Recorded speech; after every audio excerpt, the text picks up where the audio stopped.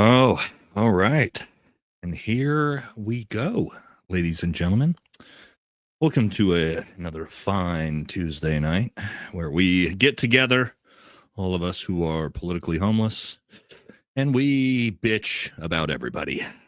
So sit back, relax, grab yourself a drink, maybe some popcorn, and let's all whine like little bitches about the state of the world together, huh? That's what we're here for.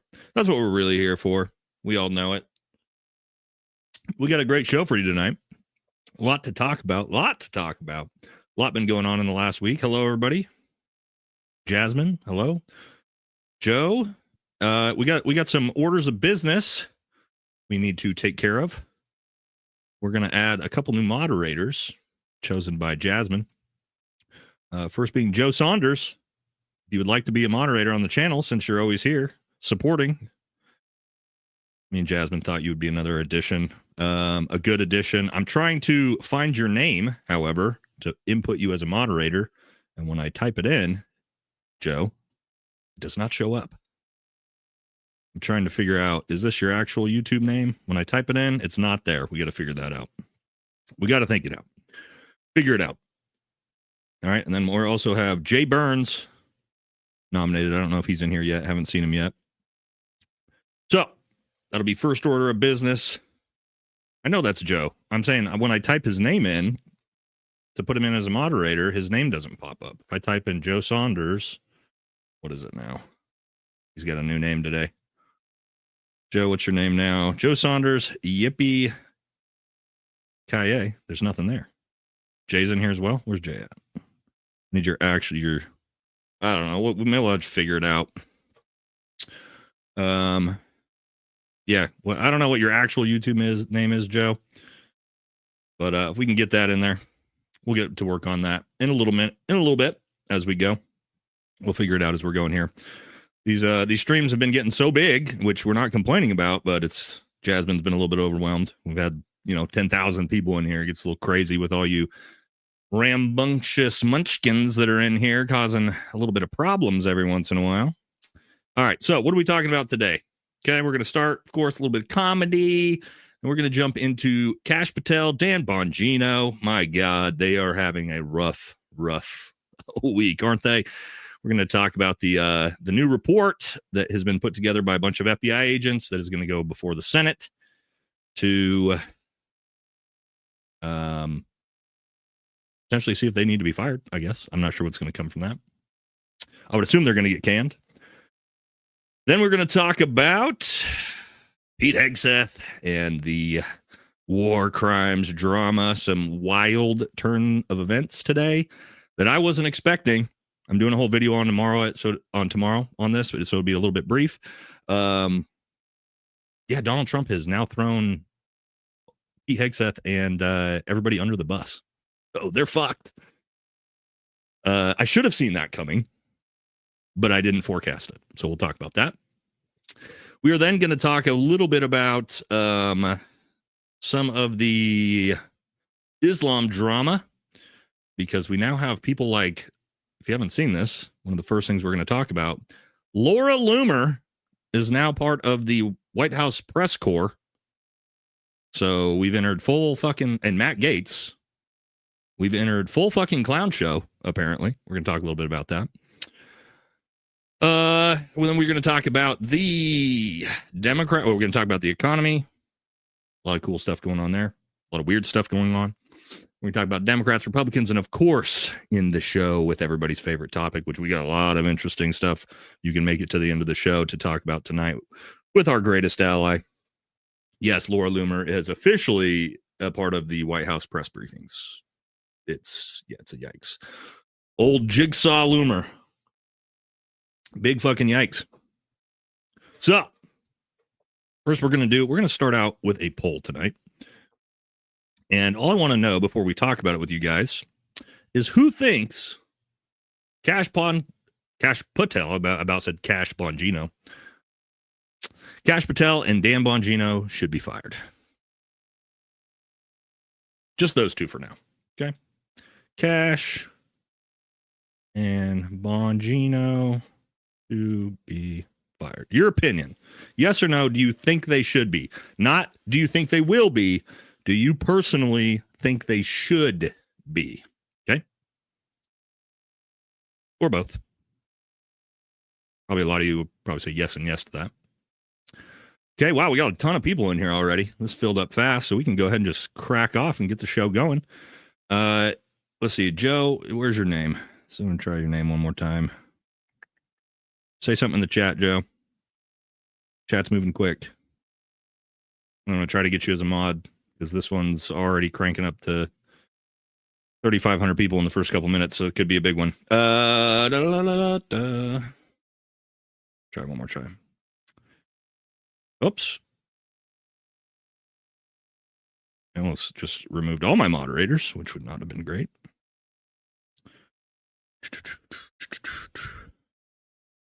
All right. One more try here. Joe Saunders.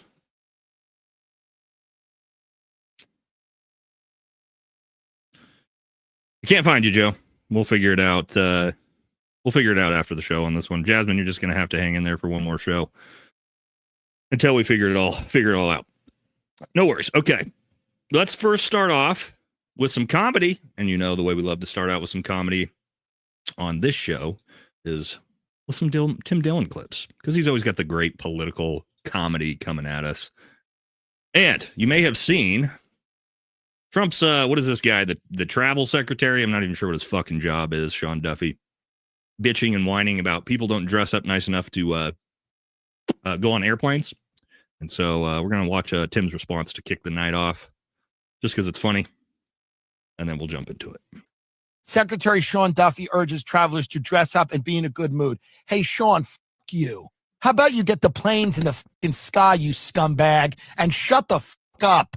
First of all, the whole entire experience of travel has become an unending hell. Everybody is understaffed.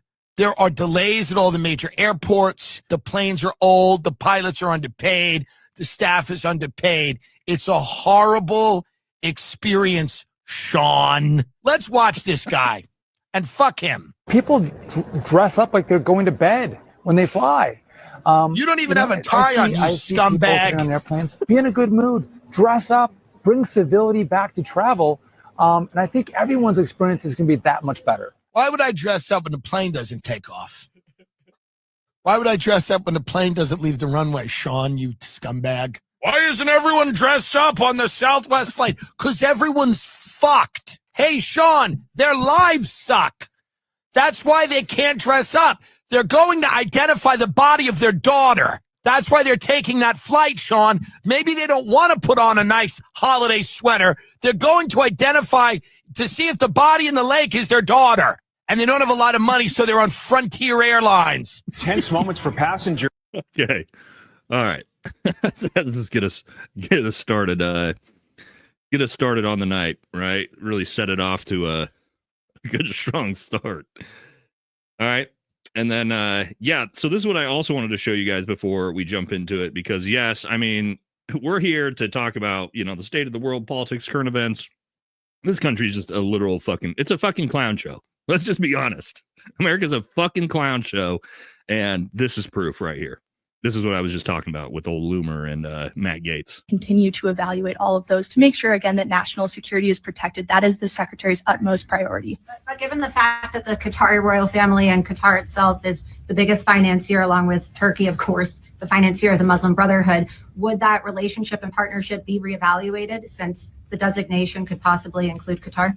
I'm not tracking any reevaluation at this time, but again, the Secretary really keeps national security top of mind, and this administration does as well. So we will always make sure that American assets are protected. There we go. Laura Loomer, the jigsaw-looking tumor, as angry cops would say, is now asking fucking questions. And not only that, we'll talk more about it. She's got her own fucking room. She's got her own office in the Pentagon now. I'm not even sure how we could take anything fucking seriously. I'm not even sure how we move forward with this show tonight with any of you taking anything seriously. When we now, though, know that fucking Laura Loomer and Matt Gaetz, who, by the way, we just found out he got caught paying a 17-year-old homeless girl for sex. So not really sure what he's doing there. But that's what we got going on. That's the new press corps.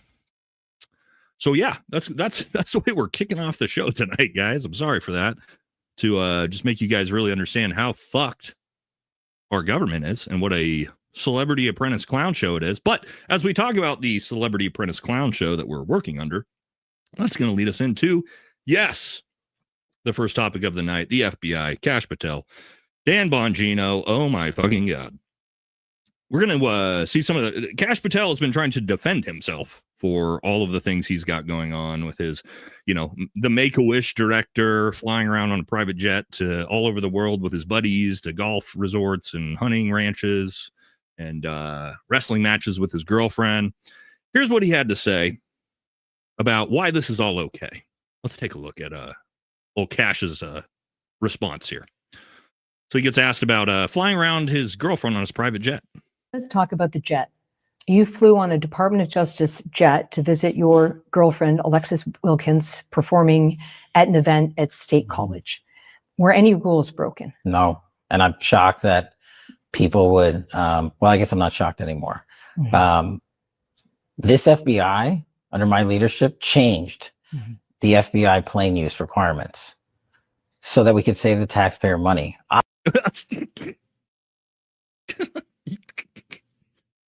This guy, guys, if you didn't know, he's already taken more private jet flights than Robert Mueller did in his entire time at the FBI, by the way. So as he's saying this, saving the taxpayers money. Let's continue. I am the only director to ever mandate the use of government airfields. The prior directors utilized airfields like Reagan National to the tune of $4 million for takeoffs and landings. And so I think this is another distraction from the work that we are doing here at the FBI. Okay. It's a distraction, guys. Him flying his girlfriend around on private, on dates to wrestling matches so she can sing the national anthem it's all for us, guys, the taxpayer. We didn't know that he was doing it for us, the taxpayer. It's all just a big distraction. And so much so that now, guys, because he's doing nothing wrong, Kash Patel is now requesting that to halt all public tracking of his government-owned, not his, but the one he uses, of the government-owned jet after reportedly using it last week to watch his girlfriend at a wrestling event. So, and not only that, this, you guys know, we've talked about before, obviously, in the last couple episodes about how Kash Patel assigning this personal security detail to his girlfriend that lives in a different state than him with FBI SWAT team members. Well, this is why. Because she has threats on her life. It's this fucking D-list country music singer that none of us had ever heard of before she became Kash Patel's girlfriend. She's got death threats on her life. That's why she needs, she needs these private jet trips. She needs this, SWAT team detail protecting her at all time. And guys, Kash also came out and had something to say to guys like me who have been critical about this. So let's take a look and see what he had to say. Give you the opportunity to set the record straight on a couple of things that have been in the media a lot. And one of them is, the allegation is there was too much of an effort in terms of the security detail, like an overprotection of your partner, Alexis Wilkins. How do you think about this reporting and these allegations? Well, first of all, thank you for letting me address that. I think it's disgusting that an agency head has to even address the fact that their partner's life is continuously being threatened.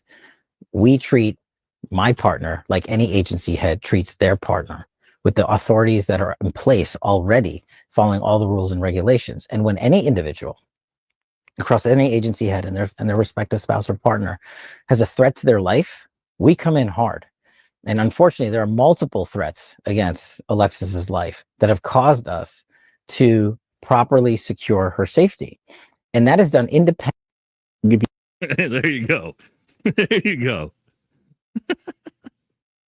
he's just treating this exactly how everybody in the FBI gets treated, guys. Nothing to see here. She's got all the threats in the world on her life. My God. But if you guys didn't see this, Thomas Massey came out and said this.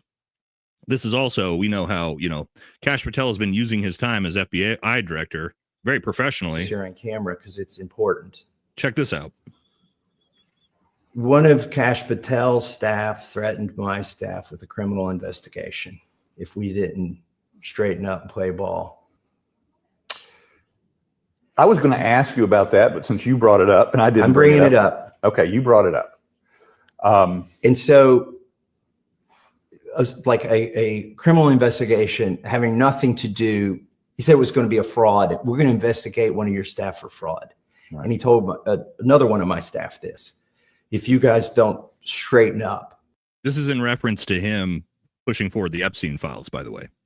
If you want to play hardball, if this is how you want to play it or something like that, this member of your staff is going to get criminally investigated for fraud. A very specific threat. Right.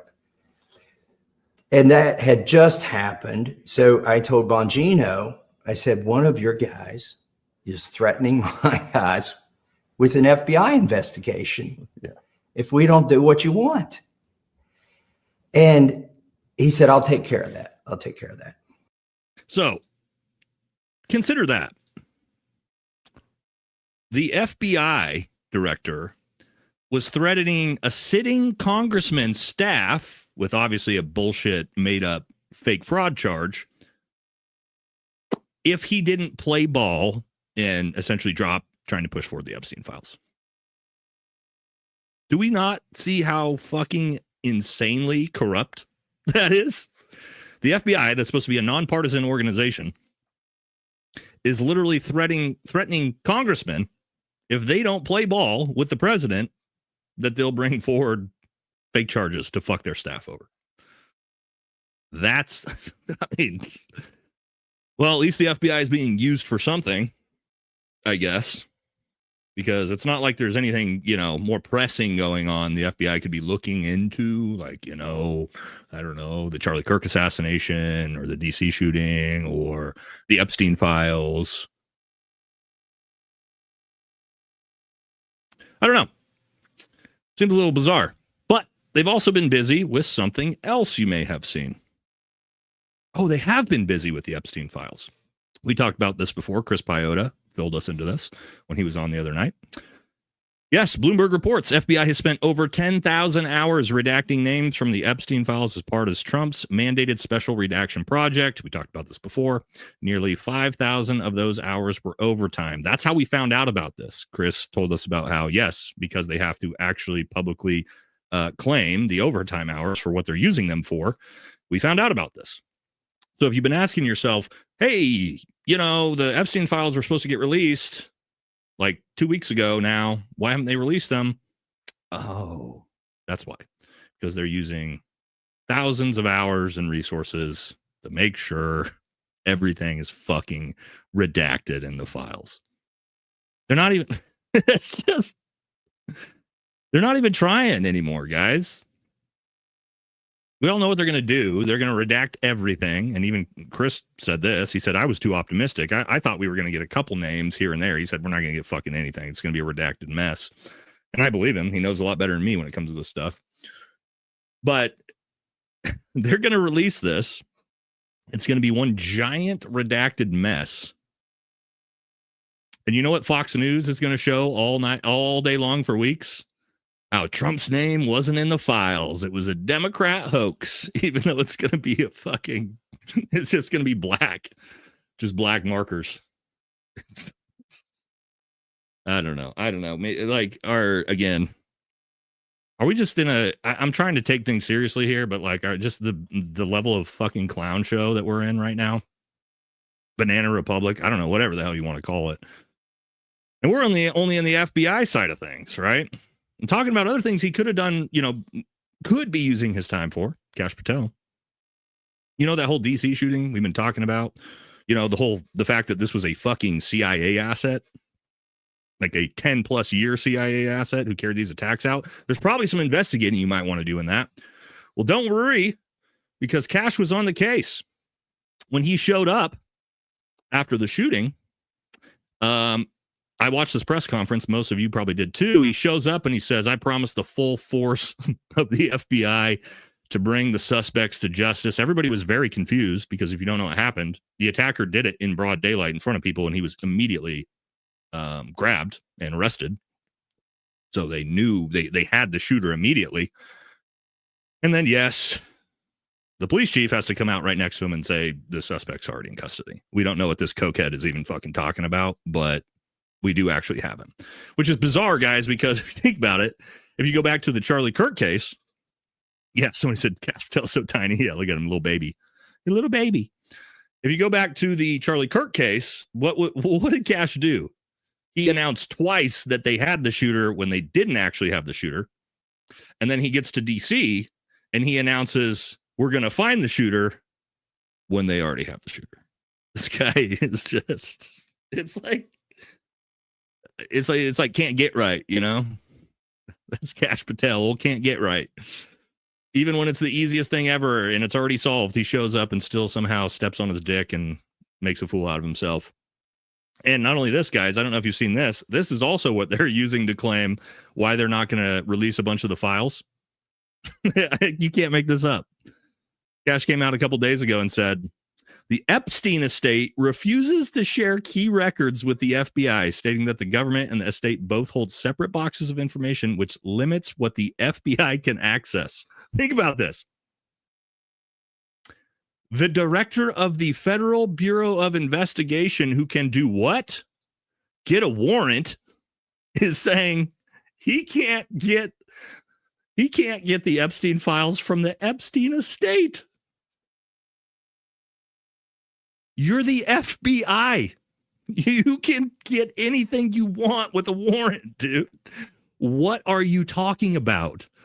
They're refusing to release the files to us. You're the FBI. What? That's going to be their excuse. Oh, Epstein's family won't release the files, guys. Sorry. It's just, I told you it's going to be a clown show night.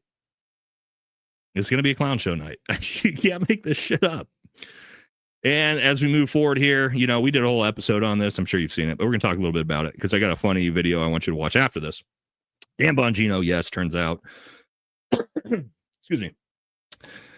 He has known about the Epstein files being redacted since March, since before he even took over, and he basically let them know he's going to do everything he can to help them redact the files. Oh, tough guy Bongino. And I want you to remember who he is, okay? You remember tough guy Bongino, right? Do we all remember him?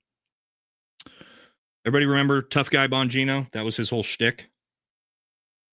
Let's take a little trip down memory lane with old tough guy Bongino. I got the best tough guy clips out there. Here we go. Tough guy Bongino at it again.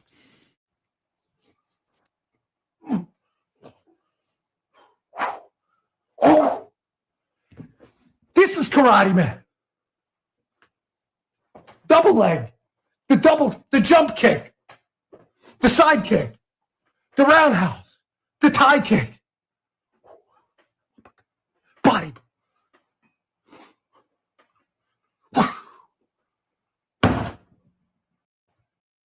Okay. So, first things first, as someone who actually does a lot of combatives, including Muay Thai, none of those things or anything you would see in karate, taekwondo, or Muay Thai. I'm not sure what that was. I can tell you this. Dan Bongino has never trained any combatives or been in a fight in his entire life. We know that. Also, when you watch that and you now realize that guy plus Cash Patel are the two guys in charge of the Federal Bureau of Investigation. Let's wrap your fucking heads around that. Let me say that again. That guy you just watched plus Cash Patel are in charge of the FBI.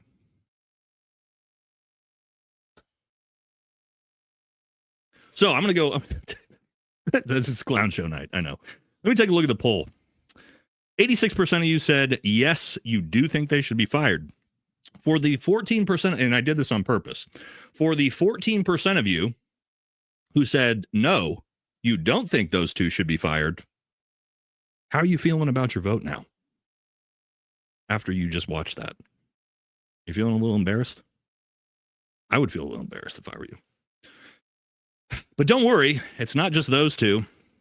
There's a third member of this clown show trio regarding the files, and that's Pam Bondi. It says, yes, Epstein files legislation allows for Attorney General Pam Bondi to withhold or redact any material that would jeopardize national security or an active investigation.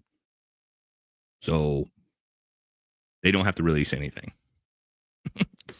That's fucking... let's also take a look at another statistic for the trio. The terrific trio here. Check it out. All right, so this was 3 days ago. It says today is day 311 of the Trump administration. Day 298 of Bondi as Attorney General, 282 of Cash as the director, 263 with Bongino as assistant director. 0 politicians have been prosecuted.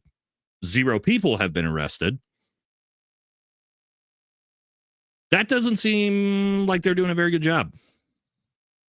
They've accomplished literally, quite literally, nothing together as the 3 of them. Literally nothing. Nobody arrested, no accountability. The closest they got was trying to indict Comey, and they fucked that up. That's it. Somebody said goose egg. It's a fat goose egg. Wow. Well done. Now, you would think, guys, that, hey, well, it can't be that bad across the rest of the Trump administration, right? It's got to be just a couple clowns. However, we have to unfortunately continue on with the show and move into Pete Hegseth. Old DUI hire Pete Hegseth. We've tried to give Pete some grace at the start. I tried to, like, hey, maybe having a National Guard major, maybe it'll be better because, you know, we've had a bunch of generals and they're fucking terrible at the job. Turns out I was wrong. Turns out just getting a drunk Fox News, Fox and Friends weekend edition host was unfortunately not the right choice for the Secretary of Defense. And you know what? Here's the thing, guys. I'm gonna start this trend. You guys might not like it, but I am not going to call it the Secretary or the Department of War. I'm going to call him the Secretary of Defense from now on, just because. Sorry, dude. You didn't earn it. You're not the Secretary of War. You're just the Secretary of Defense. Sorry, dude. I'm rescinding his rights away from trying to change the name. Yeah, you're just the sitting SecDef now. Sorry, dude. You haven't earned it. So what's going on? We've all seen what's going on. Obviously, I did a whole episode on this, the boats, and I did the episode and I explained to you guys. And I got to do a whole nother episode tomorrow on this, revising it, because I said, and I tried to make this clear, it's not that I don't think what they did was war crimes. That's not what I said. I do think it is. I've been against them blowing up these fucking fishing boats the entire time. What I was trying to explain is because of the designation of these being terrorists, which they did purposefully. Watch my whole episode on that to understand it. When the United States, and I know because I was a part of dropping a lot of bombs on a lot of people. Okay, guys, for context, when you designate people terrorists, it changes everything. The Geneva Convention, the Hague Accords, right? The laws of land warfare, the laws of maritime warfare, all of these things kind of just don't matter anymore if you designate people terrorists. That's the point I was trying to make with the video. When you designate someone a terrorist, and this is why they designated Maduro a terrorist, and they designated, I'm thinking cartels. Oh my God, huge brain fart. What's the Venezuelan cartel? Sorry, guys. It's like the biggest brain fart ever. Tren de Aragua, excuse me. The reason why they designated them international terrorist organizations is because it basically removes all the legalities out of airstrikes. Okay. You know who was very good at this? Barack Obama. Barack Obama was the drone striker in chief. That dude blew up everybody. Bad guys, not bad guys, kids, civilians, American citizens. Just bombed everybody. No war crimes because they're designated as terrorists. So everybody understands. That's the point I was trying to make, is that Hegseth would be able to get away with this because they've designated them terrorists, and it just opens up the legalities way out here, right? Like the whole no quarter, all that gets thrown out the window when you're dealing with terrorists. Okay. But again, to my point, guys, I think it's disgusting. What they're doing is disgusting. However, what I did not see coming, I figured this is the easiest from my experience as a JTAC and somebody that literally was qualified to drop bombs out of planes on people. There was 1,000 easy ways for them to legally justify this. And instead, what happened was, and this just happened today. I should have seen this coming. I almost feel it is. It's not legal. Yes, it is. When they're terrorist designations, there's 1,000 ways to make this legal. Okay. I know a lot of you guys are upset that I'm telling you this. I'm not saying that it's not morally reprehensible. I'm telling you, we decide the laws, guys. We decide if it's legal or not. You understand that? When we designate you a terrorist and then we kill you, if you're unarmed, if you're hanging off the side of the boat, it doesn't fucking matter because we said you're a terrorist, so it's legal now. Okay? I don't agree with that. That's just how it works because we make the rules. Okay? We understand that, right? We don't agree with it. We all think it's terrible. This is how the rules work. This is how the terrorist designations work. But what I didn't expect was for Donald Trump to just say, fuck it, dude. And this is what happened today. Watch this. Sunk the boat and eliminated the threat. Somebody asked me a question about the second strike. I didn't know about the second strike. I didn't know anything about people. I wasn't involved in it. I knew they took out a boat. But I would say this, they had a strike. I hear the gentleman that was in charge of that is extraordinary. He's an extraordinary person. I'll let Pete speak about him. But Pete was satisfied. Pete didn't know about second attack having to do with two people. And I guess Pete would have to speak to it. Oh. Trump immediately goes, hey, I didn't know anything about this. I didn't know about them deciding to strike two other people after that. I didn't know shit. This guy's going to have to talk about that. Just immediately throws Hegseth and the Admiral Frank under the bus. Immediately, Trump goes, fuck these guys, dude. I don't give a fuck about these idiots. That's like, which he could have, like, he's the president, he's the commander in chief. He controls everything when it comes to, like, again, these are designated terrorists. The way he could have worded this was so easy. Yeah, hey, guess what? These are international terrorists, and we had to take them out because we don't want them to have follow-on ability to have escaped, get away, all these different things. 1,000 different ways he could have said it. And what he says is, I didn't know jack shit. This fucking guy is responsible for that. Points the finger at Hegseth and goes, good luck. Good luck, you fucking idiot. So that, and this is where I screwed up, guys, is I assumed that the system would protect itself, right? The president protects the SecDef, who protects the commander because, hey, SecDef gave the initial orders. The commander is really just carrying out intent based off of the SecDef orders. No. Immediately not what happens. Trump does the Marjorie Taylor Greene and goes, I don't know this fucking bitch. Just to the guy next to him. Yeah, I don't know who this fucking drunk idiot is. Sucks to suck, bro. And so now, and this is why I have to revise the video tomorrow, and we're not going to get too deep into it. Watch the video tomorrow because I'm going to explain in the rabbit hole about what's going to happen here. Now there's a realistic possibility that Hegseth and Admiral Frank are going to get tried because Trump just threw him under the bus and didn't try to give him any justifications. Trump didn't try to say, hey, no, based off my directives for counterterrorism operations, I approve this, which he could easily do as a commander in chief. Nope. Just sorry. No, I didn't know anything fucking about it. And Trump says there, I especially didn't know about the 2 guys they bombed afterwards. Holy shit. Somebody said, will Trump pardon them? Maybe, right? And that's something that could very easily happen. It's just, and again, this was my bad, right? Because I thought, again, that the system would protect itself because that's what it's designed to do. But then I totally overlooked the fact we're talking about Donald Trump. Donald Trump is not loyal to anyone. He's not other than himself.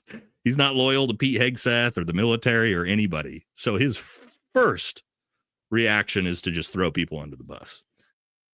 Right? And so now, coming out here, White House blames Admiral Frank Bradley for committing a war crime.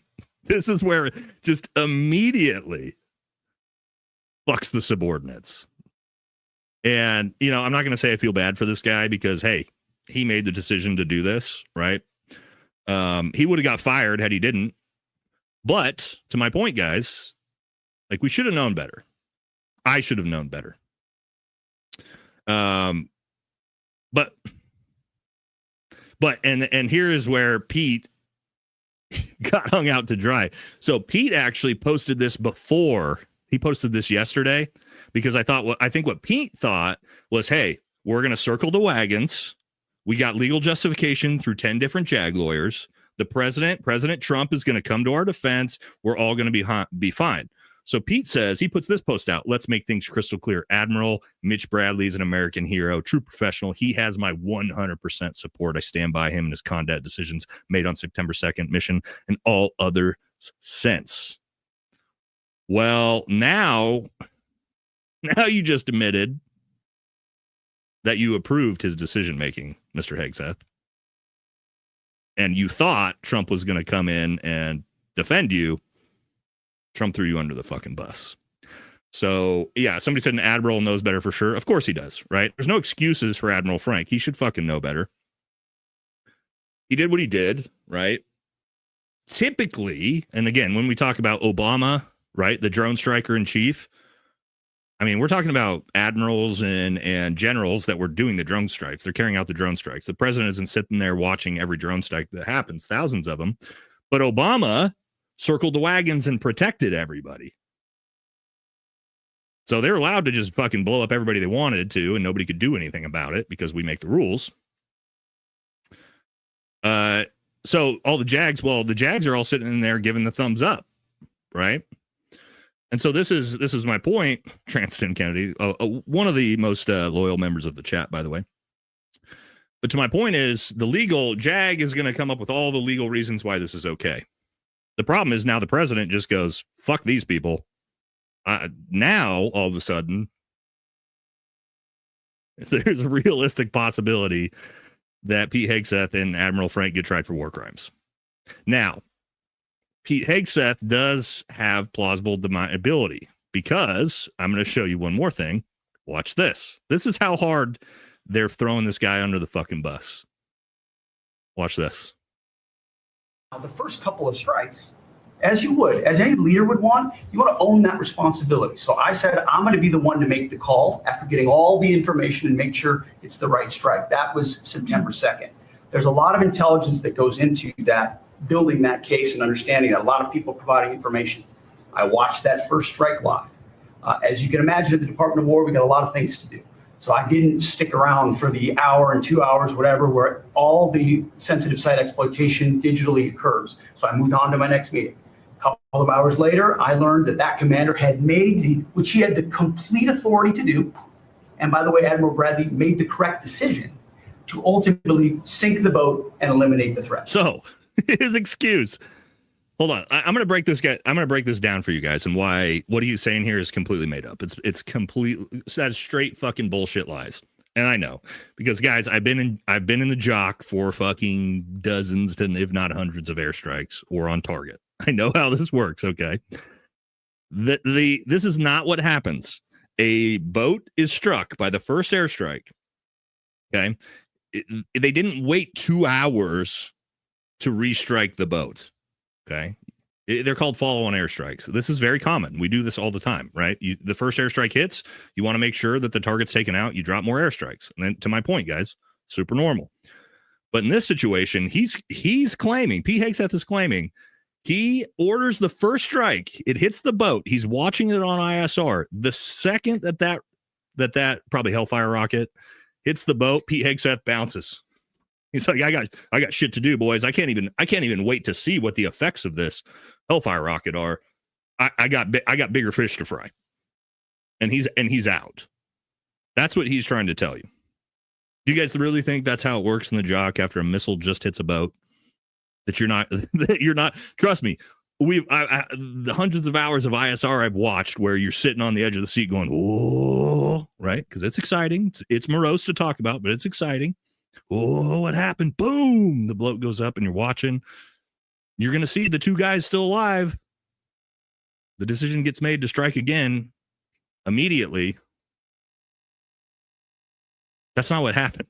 Pete Hegseth didn't run the fuck out the door the second that first Hellfire hit. I can promise you that's fucking bullshit. But the fact that he says that, he goes, I was gone. What? Well, I won't be there for that. So, all right. Anyway, so where was I at? Yeah. So the odds that the first missile hits and he just bounces, no. But the reason why he's saying that is now he has the plausible deniability to fuck his subordinates over, to be like, nah, dude, I didn't tell him to do that. Now I approve what he said. It's wild. Like, it's just so.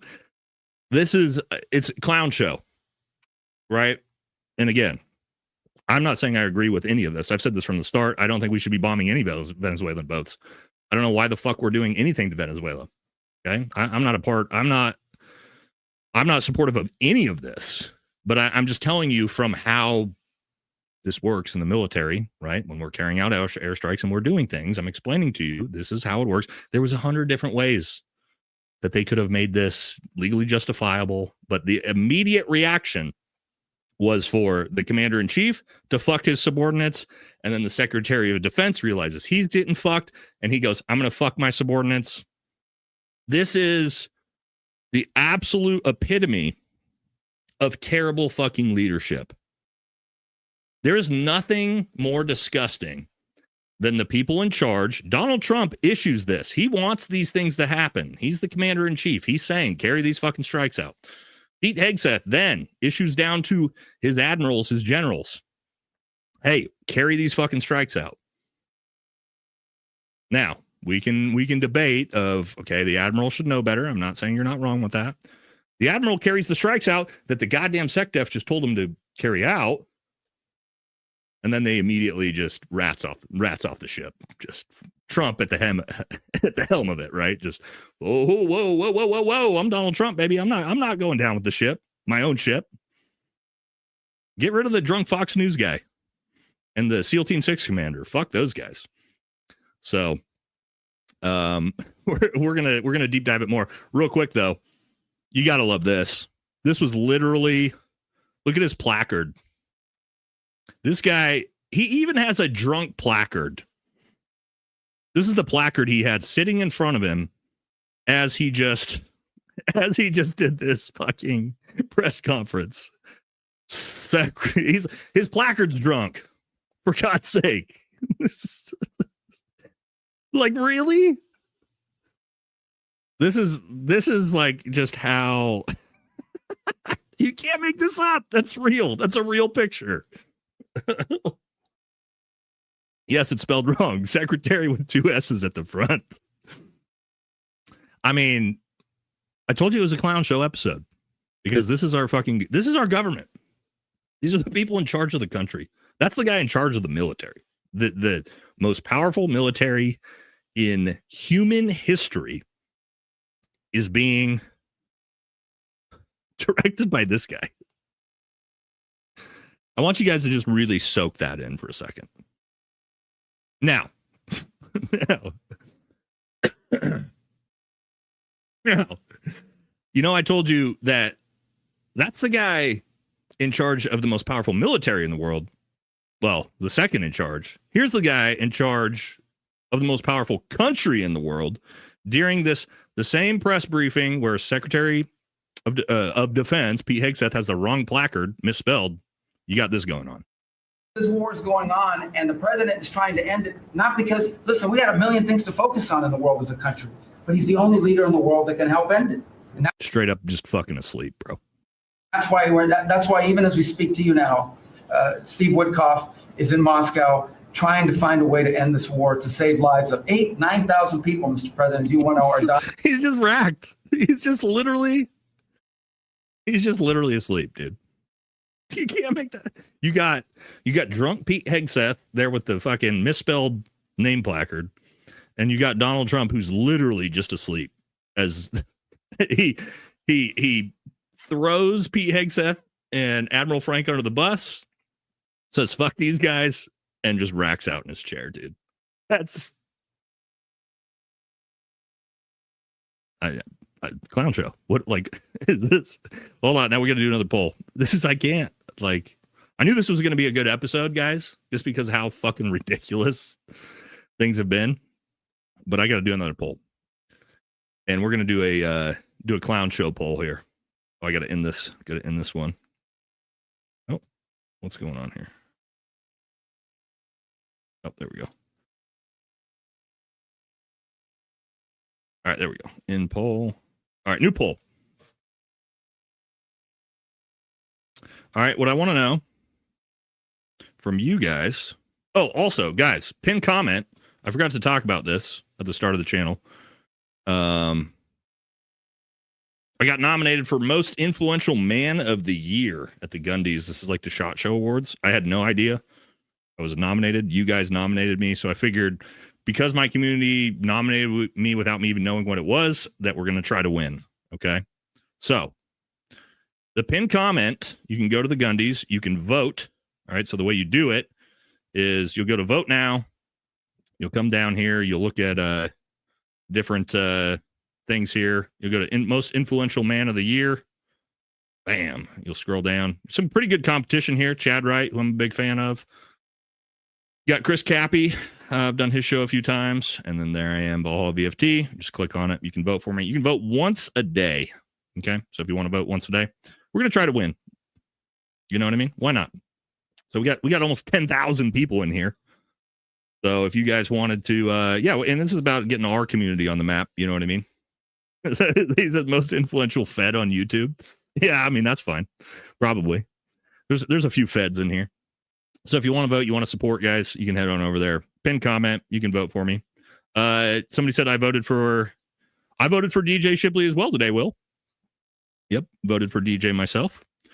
So if you guys want to support, please feel free to do that. All right. You don't have to, but if you want to, cool. We should probably hit super chats, man. I didn't realize I've just been so into the episode so far just because how ridiculous it is. All right. One more thing. We're just finishing up the Pete Hegseth stuff. Here is Democrats though, guys. And I tried to tell you this about how I knew nothing was going to happen, right? Even Hakeem Jeffries says Democrats are unlikely to pursue Hegseth impeachment following the drone strikes or following the war crimes. So Democrats are saying, no, we're good. We're not going to do anything about it. Pretty wild, right? That Democrats immediately are like, nah, we're cool. Oh, JD in here? Where's JD at? All right. Let's hit a couple super chats. Next, guys, we are jumping into I'm gonna hold on. I'm gonna prepare you for the jump scare. Is everybody ready? I literally am not gonna jump scare you guys on this stream. All right. So here's a jump scare. It's coming. All right. So next we're gonna talk about the yeah, I know, just terrified everybody with that. We're gonna talk a little bit about the Islamophobia movement. Okay. There's going to be some context to this, but we're going to do super chats, some of the super chats first. I know, guys. That's why I told you I was going to give you the jump scare warning before we we did anything. God, that bitch is fucking terrifying. Oh my God. Oh my God. She is a scary, scary looking woman. All right, let's hit some of these super chats first, and we're going to jump into old Jigsaw Loomer and what's going on there. All right, Petey selling out the commanders, not great for morale. Yeah, it's just, this is not what you do in the military. That was my point. Like, you're in charge, you don't immediately point the finger at your subordinates that you literally fucking ordered to do what you want them to carry out, and then just immediately. But this is a Trump administration, right? All right, first time on the live. Love what you're doing, and thanks for what you're doing. Lee, I appreciate it. Thank you. Mod on another channel if you need help today. Hey, I'll appreciate it. We got 2 people. I got to get people figured out first. But if these, God, we have 9,000 people in here. My God, guys. If this is going to get bigger, we probably will need the help. I was today years old. Big $50 dono. Thank you very much for that. Super generous of you. I was today years old when I learned the U.S. Army made 4 tech executives, lieutenant colonels. Okay, yeah, we covered this on the channel a while back. On July 3rd, Meta, Palantir, Tears. So here's the thing. Okay, I know a lot of people got pissed about this, right, when it happened. Like, oh, how could you just give these guys free ranks? In fairness, although I don't like this, in fairness, we do this with doctors and lawyers, okay? So if you're a fucking orthopedic surgeon and you decide you want to serve in the military, we'll give you the rank of like major lieutenant colonel, right? So it is something that happens based off of a skill set, but do we need to be giving tech CEOs lieutenant colonel ranks? Probably not. All right, Steffi says, retired veteran and daily watcher, great perspective. Appreciate it. Appreciate it, Steffi. Thank you. Yeah, I'm going to wear a 3-piece to get jammed into the economy after a 4-hour layover. I know, Bobby, right? Yeah, 3-piece suit to go wait in the TSA line for fucking an hour before I get on a plane. And here's the other thing, guys, I'm 6'3". I'm down to about 230 pounds now. I'm getting fairly lean. But like, can you imagine? I can't fit in the goddamn aircraft to begin with, and now you want me in a 3-piece suit? Fuck you, dude. I wear sweatpants and a sweatshirt when I'm on the plane myself. Pete says, get him, mate. Appreciate it, buddy. Thank you very much. Ooh, Aussie. We love the Aussies here on the channel. You think he flies that plane to Valhalla? Yeah, I don't know. He might be soon. Wish he would just be honest and say handler. Oh, well, I can't even make the joke because he might fucking sue me with his girlfriend. Cash is saying, don't watch what I do here. Watch what I do over there. Sleight of hand. I know. God, he's the fucking worst. Cash's girlfriend's proof the Epstein is still alive, maybe. Like your channel, appreciate your insight. Multiple matters. Thank you, Texas.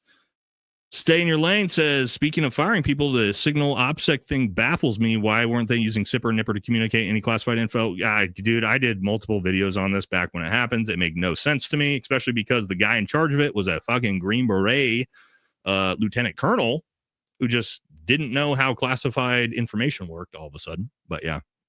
Full force of the FBI to go to the WWE. They did that. Banana Clip Republic is the current state of the U.S. It is. It's a fucking clown show. The Weimar Republic is what we're in. I don't think so, man. Weimar Republic was actually, the Weimar Republic. Okay, yeah, got it. No, I would agree with you on that. I guess my joke would be, where's our Australian painter to save us? Maybe Nick Fuentes is that guy. I don't know. We'll find out. Also, did you watch his podcast with Bradley Martin today? I watched it. Kind of interesting. Guys, what do you think? I've been thinking about it. Should I invite Nick on the show? Should we be the next sort of pretty big YouTube channel to platform Nick? Everybody else is doing it. Why the fuck shouldn't I do it, right? If Pierce Morgan can do it and Tucker can do it and Candace can do it, why can't I do it? Got some no's, yes, why not? Thinking about it. I'm thinking about it. We'll see. Is Dan having a seizure? Yeah. Old Bongino with the wide eyes.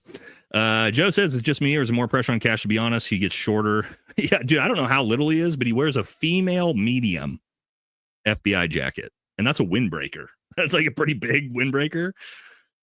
I mean, like, he's really, really little baby boy. Cocaine's a hell of a drug. Yeah, but him and Cash both. Cash Patel's the type of dude to almost join the military. Oh, this is a great one. Almost join the military and expect to be thanked for his service. Dude, the windbreaker story. I'm not going to get into it. We're already past it. But yeah, any news on Tim Kennedy? Haven't heard about him in a minute. Yeah, sure. So the reason we haven't heard anything about Tim Kennedy, one, he was obviously under federal investigation for stolen valor based off of what me and Brent did to him. and exposing him. The other one is he's also being sued in a civil suit for a couple $1 million because of intellectual property theft. He's got this school for kids that he set up, and it turns out he stole all the curriculum from somebody else. So he's in a lot of legal trouble right now. So the reason why he's not all over social media anymore is federal investigations and being sued on the civil side. So rough year for Tim, for sure. You need someone who knows how to not be a fucktard while talking about don't know. 14% office is extremely slow. Yeah, after they saw that, a couple of them might have moved over. FaZe, that's a dope picture you got there, dude. Pete Hegseth is a dumb, drunk Fox News Table's infantry officer. Do you know how bad he gets clowned on? Nobody at Table's leader serious. Dude, that's the other thing. He's a non-fucking tabbed National Guard major, dude. Infantry major. For those of you who aren't military guys, to be an infantry major with no ranger tab is like, nah, dog. I mean, I can't talk shit because I don't have a ranger tab, but I was a Green Beret, so I got the long tab. But I also wasn't an infantry commander, right? That's like requirement. All right, keep moving. We'll do a couple more. Oh, investigations. All right, I got it. So super chatting on my iPhone as I get drunk. It'll be better. Gotcha. Okay. Got it now. Love the channel for Blackhawk. Keep up with good work. Can you do an episode on Obama drone striking everyone? I'm going to have, so tomorrow's episode where I talk about all the shit show of Pete Hegseth and all this, and going to kind of revitalize my thoughts on it. I'm going to have a whole section on what Obama used to do on that for context. So check that one out in the morning. Trump is the Sergeant Schultz of being POTUS. It's a good one. Hey, Pete, the wheels on the bus go round and round. Yeah, he's struggling, bro. I guess when you're an 11, see, this is what I was just talking about. You got the infantry boys in the chat who are just immediately dogging him. It says, I guess when you're an 11 Alpha, which is a infantryman officer without a tab or jump wing. Wait, he doesn't have jump wings? Oh, God. Or never having held a command above a PL, you got to compensate somehow. I didn't know the second part of that. Ouch. Ouch for Pete. Fuck Pete. For attention to this matter. Not Pete. Pete, you know, it's funny because when Pete first got hired, I did some pretty critical content on him and I got a lot of backlash on it. A lot of people were pissed off about it. Times have changed. Everybody hates this guy. This guy's like the Kash Patel of the DOD side now. Everybody seems to hate it now. All right, True says the Trump administration is more like Bush Light administration. Yeah, they're just neocons, man. Most transparently not transparent war starting administration. I agree. All right, we're doing a couple more, and then we're jumping back into it. Trump said, F the terrorists, F the drug dealers. POTUS Trump had already left for another meeting. I wish he did it on pay-per-view. There you go. That's our 72-year-old resident Fox News boomer who gets all his news from Sean Hannity and Jesse Waters here to let us know about how amazing the drone strikes were. Thank you, brother, for that riveting take. Glad to have you here. Glad to have you. All right. Yeah, this is why Trump fired all the head jags. He did do that. Well, I was going to say that is a good point. He's watching the strikes, pants down in his office with his hog Seth. Oh, my God. With his hog Seth in his hand, cranking his hog Seth. I'm going to use that one in the future. That's a good one. All right, last one. We're going to jump back into the episode, okay? And then we'll get back to the super chats after that. All right, True says they're completely acting like the whole world doesn't see what's going on, using the handbook of starting a world war with hopes that it will all fool us into forgetting about the can of worms Candace is exposing, not going to work, and the Epstein files. You guys notice how crazy everything's gotten since Trump signed to release the Epstein files? Terrorist attack, about to invade Venezuela, war crimes. It's almost like, look over here. Where's the files? All right, one more. All right, Jeff with the big $50 dono. Appreciate it. Says, though there are those of us listening, please keep teaching. I appreciate it, man. Look, guys, I'm not the smartest guy in the world, but I think I'm honest. I speak my mind, and I think I have a decent resume and experience that I can kind of give some good context on things on. You know what I mean? I get a lot of things wrong. I think I get things right more than I get them wrong, hopefully. But just try to give you guys my best perspective I can. All right. We did it. Now, real quick, I'm going to put this up. Look, guys, I'm sorry. I have to do this. I'm jump scare warning again. Okay. I need about 20 seconds to take this sweatshirt off because I'm getting hot as shit in here with all these. You see, got all these studio lights in here. It gets warm. So here's what I'm going to do to you again. I don't know why I'm going to do to you this to you guys again, but here it comes. Jump scare. All right, stand by real quick, and then I got to take the sweatshirt off.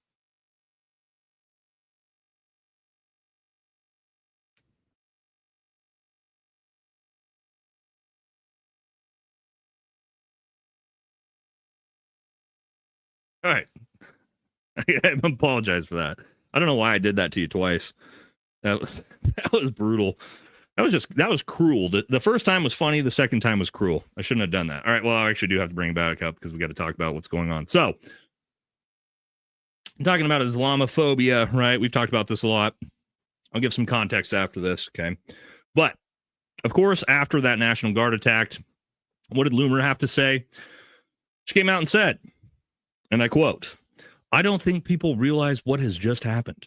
We are officially at war with Islam. Islam declared war on U.S. service members on U.S. soil. SecWar should respond by ordering military-style raids on every single mosque in America in a joint operation with DHS to mass deport every single non-citizen Muslim in our country. We are at war with Islam. U.S. soldiers are being murdered on American soil by Muslims who are killing in the name of Islam." All right, yada, yada, yada. Okay. First of all, we don't know if this is Islamic terrorism. It doesn't even make sense for it to be Islamic terrorism based off of who did the shooting. We've talked a lot about that. Now, I'm not saying it's not potential a real attack, right? False flag, not false flag. I'm not saying that. What I will say is this. Let's talk about some actual demographics here, okay? When we talk about what's the biggest threat to the United States, because it's going to be shoved. I told you this was going to happen, right? I told you last week, this is exactly what was happening. You're going to have this shoved down your fucking throats from every goddamn angle after this attack. Let's talk about some actual demographics in America, right? Islam is Islam the biggest threat in America right now? Oh, well, Islam or people followers of Islam or Muslims are less than 1% of America's population. Less than 1%. There's like 5 times as many LGBTQ members in the United States, probably 10 times as many. Like, we're talking about less than 1% of the country is all of a sudden, after really creating no problems over the last 20, I guess you could say 4 years, if you wanted to blame the September in 2001, I can't actually say it on YouTube anymore without getting flagged. You want to blame that on Muslims? Okay, we could say that going back. Maybe the Boston bombing. Other than that, has it really been that big of a problem, that big of a threat? I don't know. We do see pocketed enclaves of things that are potentially a problem in Minnesota with the Somalis. I'm not even going to say Dearborn because I really don't believe that's actually a problem there. I think that entire thing is highly propagandized. We saw that with Jake Lang, fake Christian, going there to actually try to incite violence. I don't think Dearborn's actually the biggest problem, as people are saying. I do think Minnesota with the Somalis, I do think that's a huge problem. Not even because of the religion, but because of the culture of Somalia. So Somalia is a country that doesn't have a functioning government. It's massively violent, right? You're bringing a culture over from an area that is basically just a warlord, gang-ridden country. That's a far bigger problem to me than the religion that these people are from, okay? Now, you have that. So you have less than 1% of the population is Islam. We've had, 2 supposed T-word attacks in the last 24 years? I'm supposed to be horrified, and this is the biggest problem in the world, and nothing could ever come close to this. And then I can look at this and go, now what's a real problem in America? I don't know. Let's look at top political donors. Who's here at number 1? Miriam and Sheldon Adelson. Almost $1 billion in political donations. If you didn't know, Marion Adelson, who made the agreement with Trump essentially to allow Israel to take Gaza and the West Bank, that was part of the entire agreement for his $250 million cash injection into his campaign from the Adelsons. That's number 1. Michael Bloomberg. Oh, guess what? There's another one. George Soros. Guess what? there's another one. So when I actually look at who's having the biggest impact in this country, is it, where's the Muslims on this list in the top 10? I don't see any Muslims here. I see Elon Musk. I see Pritzker. I see the Adelsons, Ken Griffin.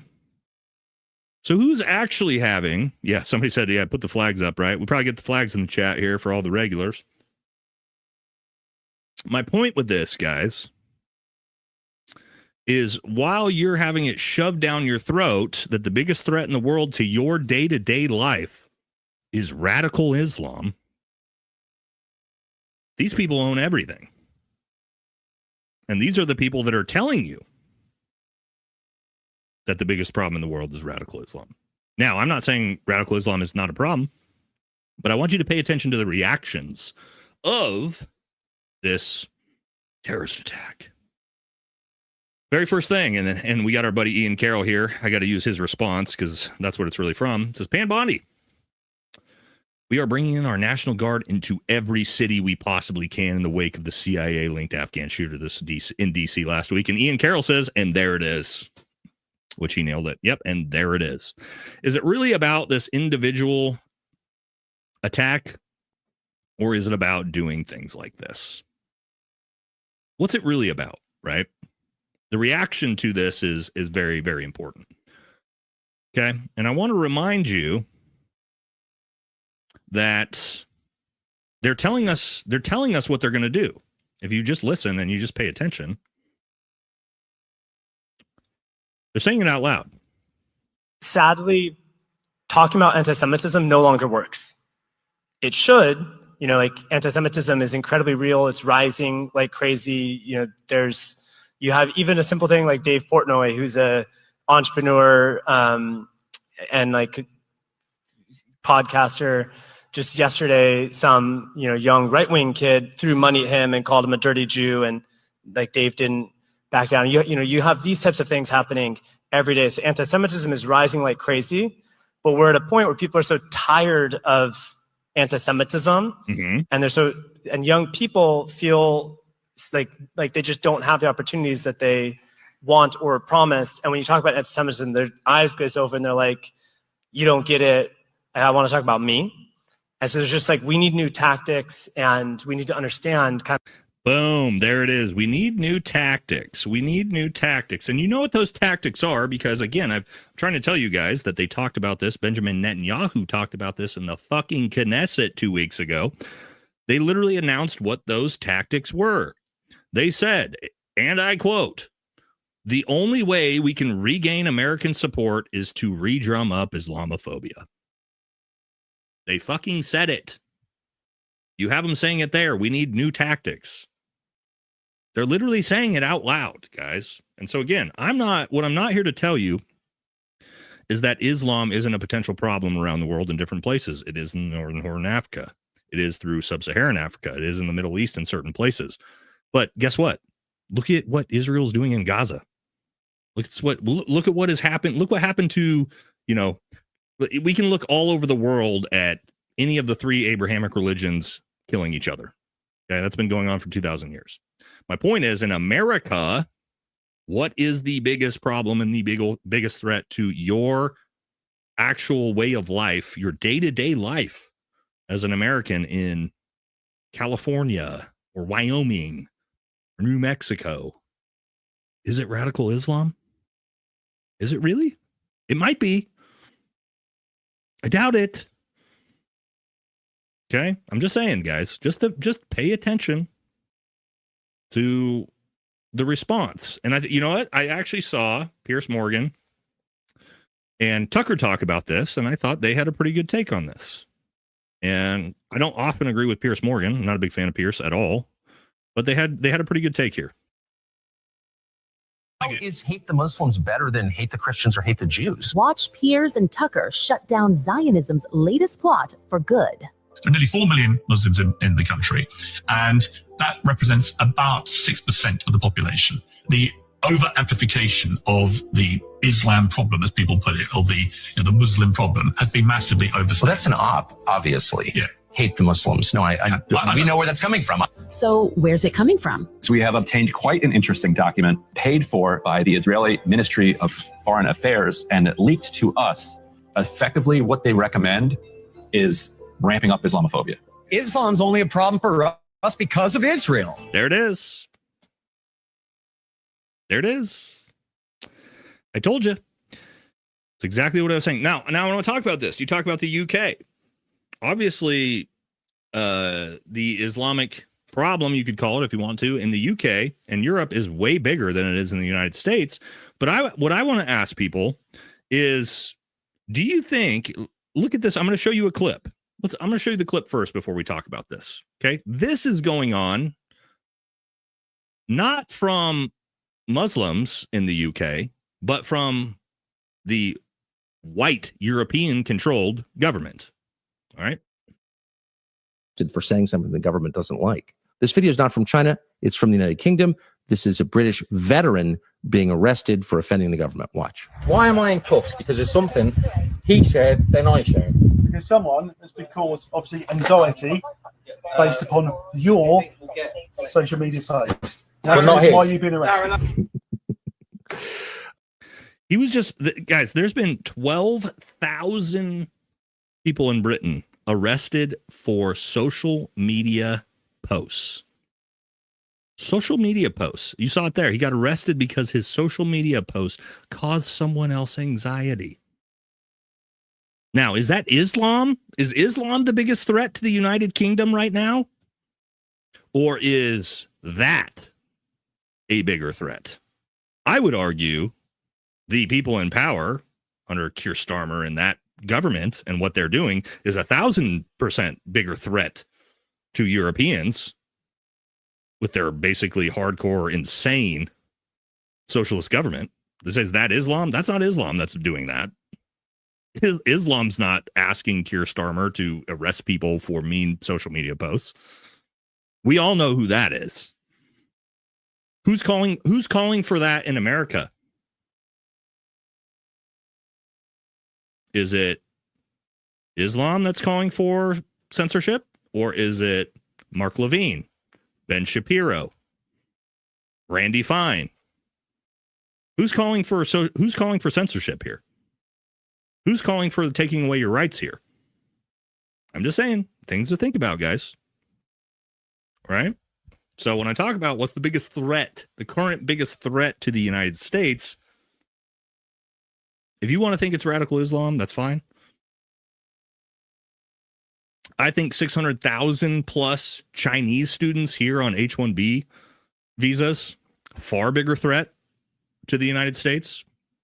Same with all of the India H-1Bs that are coming here. Far bigger threat.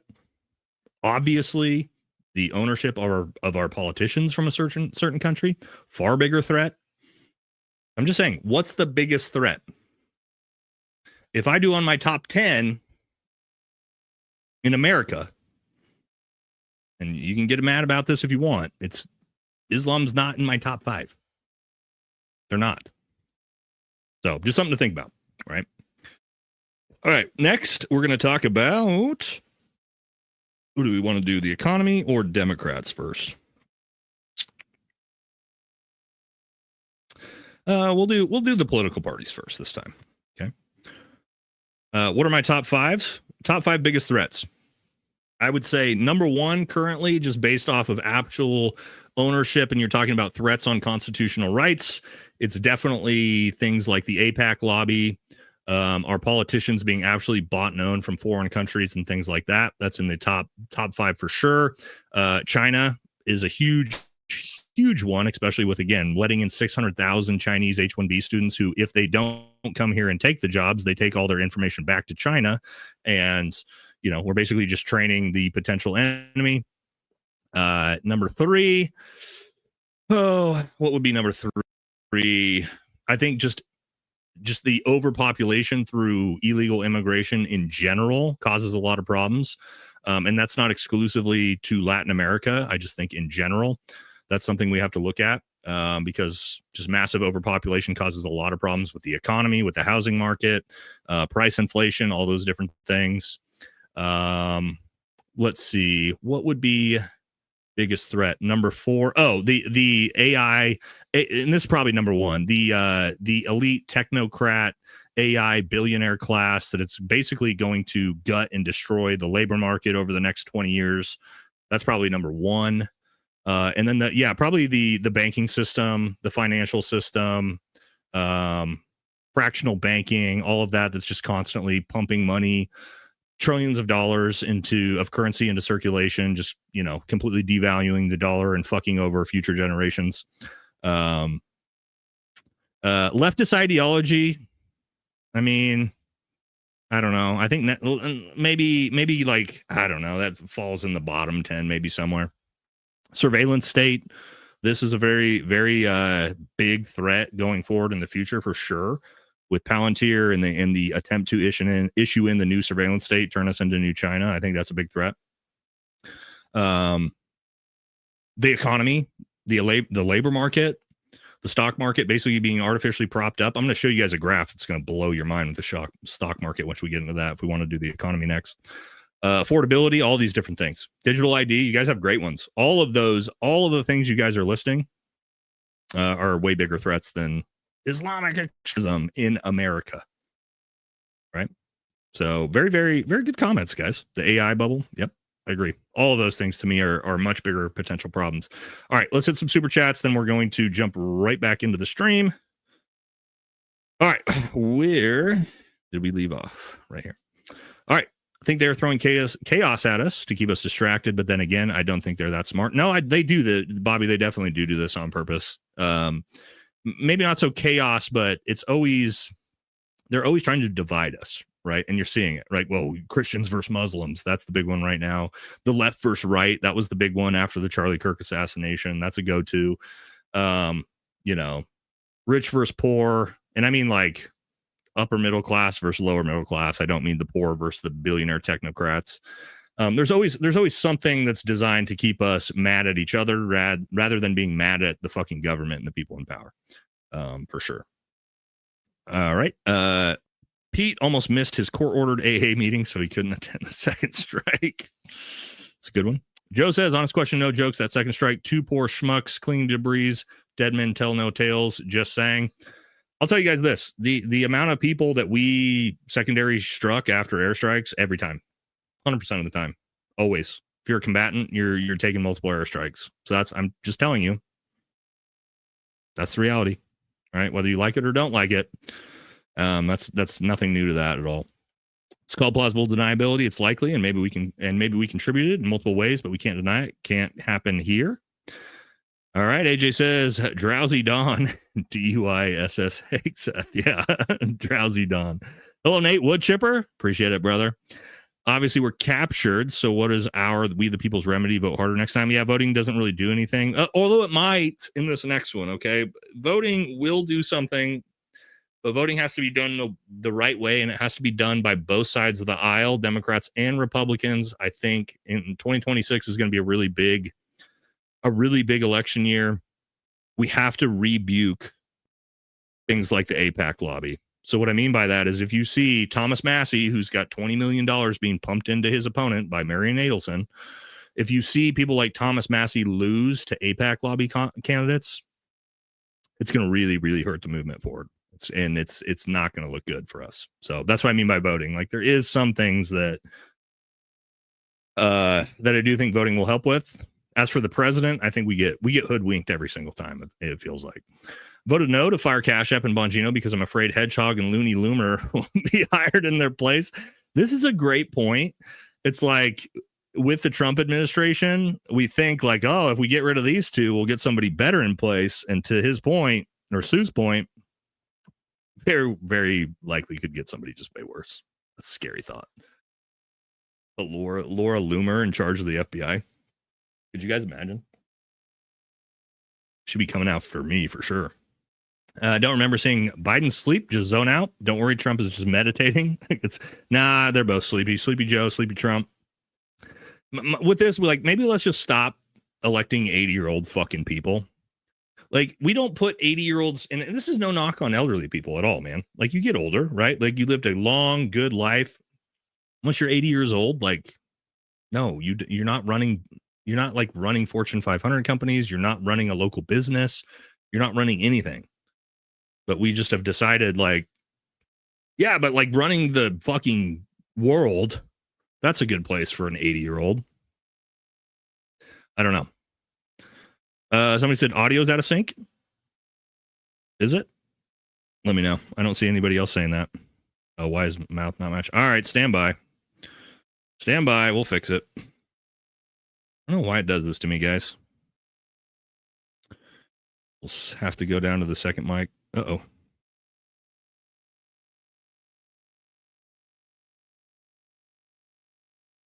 Freezing up a little bit. Hold on. I think we're lagging a little bit.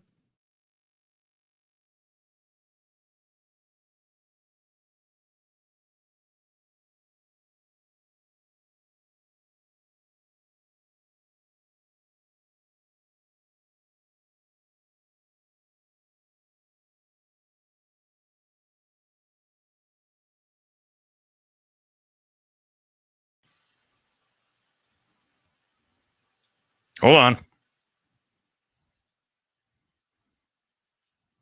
I think we'll get there. Am I back? I think we got a little too close to the sun.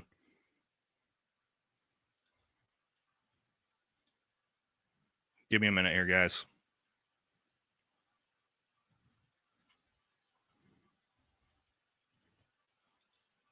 Am I back?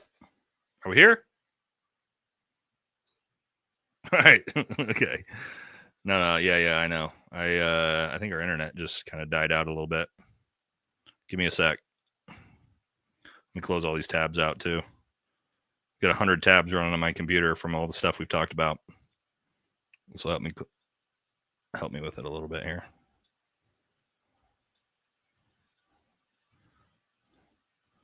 All right, stand by. Another 20 seconds here, guys.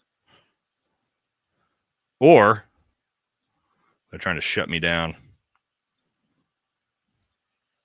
All right, there we go. Now we're moving. Now we're moving quicker. All right.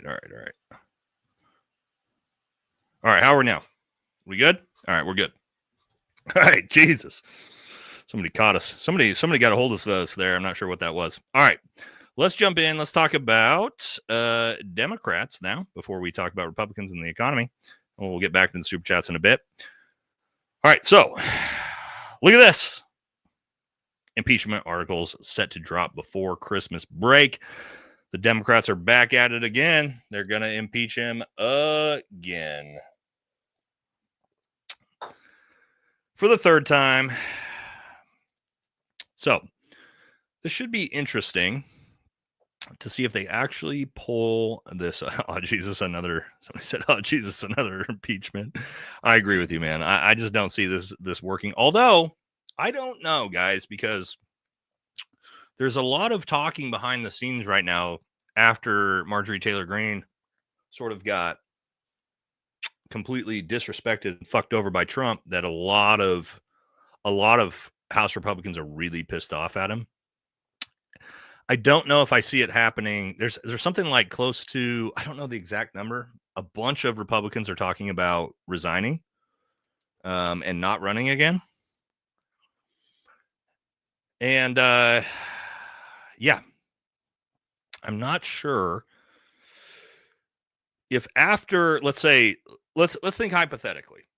If after the midterms, if Republicans get absolutely blown out, they lose the House by a shit ton of seats, they lose the Senate, you're gonna have a lame duck presidency, and you're essentially gonna have MAGA's gonna die, like officially die, not like Civil War die, but officially die, because Trump then becomes a liability going in 2028 for all these politicians, and they're all gonna turn on him. Are they gonna turn on him enough? Because I promise you, we all know, guys. Let's take a poll on this. But I think we all know what is coming the second Democrats take the House and Senate, right? We all know what they're going to do, right? They're going to impeach Trump. That's going to be their very first thing they do. So, poll, do you think Trump's going to get impeached? I do believe if the Democrats take the House, this is going to be the very first fucking thing they do. They're going to impeach him. Now, does it go through? Do they get bipartisan support? They might. They actually might. If they deem Trump is a liability, I think they actually might. Right? But that also means we get JD Vance. This is a great comment. Somebody says, oh no, where was it? Yeah. Vance is worse. Vance scares me more because that just feels like Vance feels like the Trojan horse candidate. This kind of feels like this was their whole point was to get Vance in there early. And I think like he scares me more than Donald Trump does. But to Democrats' point, I think they're going to do it. Now, here's another thing I want to show you guys. We're talking about Democrats. We're talking about Zohran Mamdani and oh my God, Islamophobia. Fox News told you this. Oh my God, this Sharia law jihadist taking control in New York. Oh my God. And then turns out Zohran Mamdani appoints trans rabbi Abby Stein to New York City transition team. It's almost like I told you guys. It is almost like I told you guys. Let me pull up a video. Sometimes I'm wrong, but sometimes Nate gets it right before everybody else. Okay. And the reason why I want to pull this up and show you guys this video, most of you saw it, or I know a lot of you saw it. A lot of people gave me shit and they said, this is absolutely ridiculous. This will never happen. Remember this video right here? It says you got tricked. Picture of Zohran Mamdani with all these rabbis. The whole video on me was about how Zohran was actually Israel's choice of the candidate. And everybody said, you're ridiculous. He's a jihadist. He's a jihadist. Well, are we sure? Because from what I just showed you, looks to me if you're hiring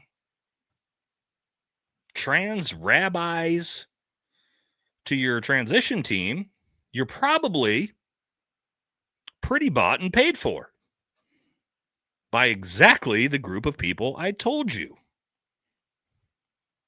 I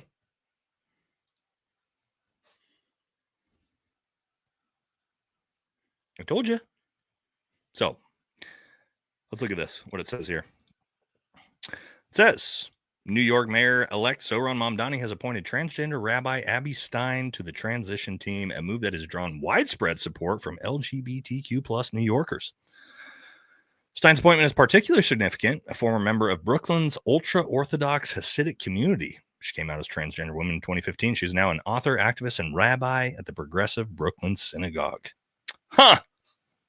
Now, I couldn't imagine if you were a Islamic jihadist that kind of seems like the last person in the world that you would ever hire to your. I know, I get it. I see the jokes.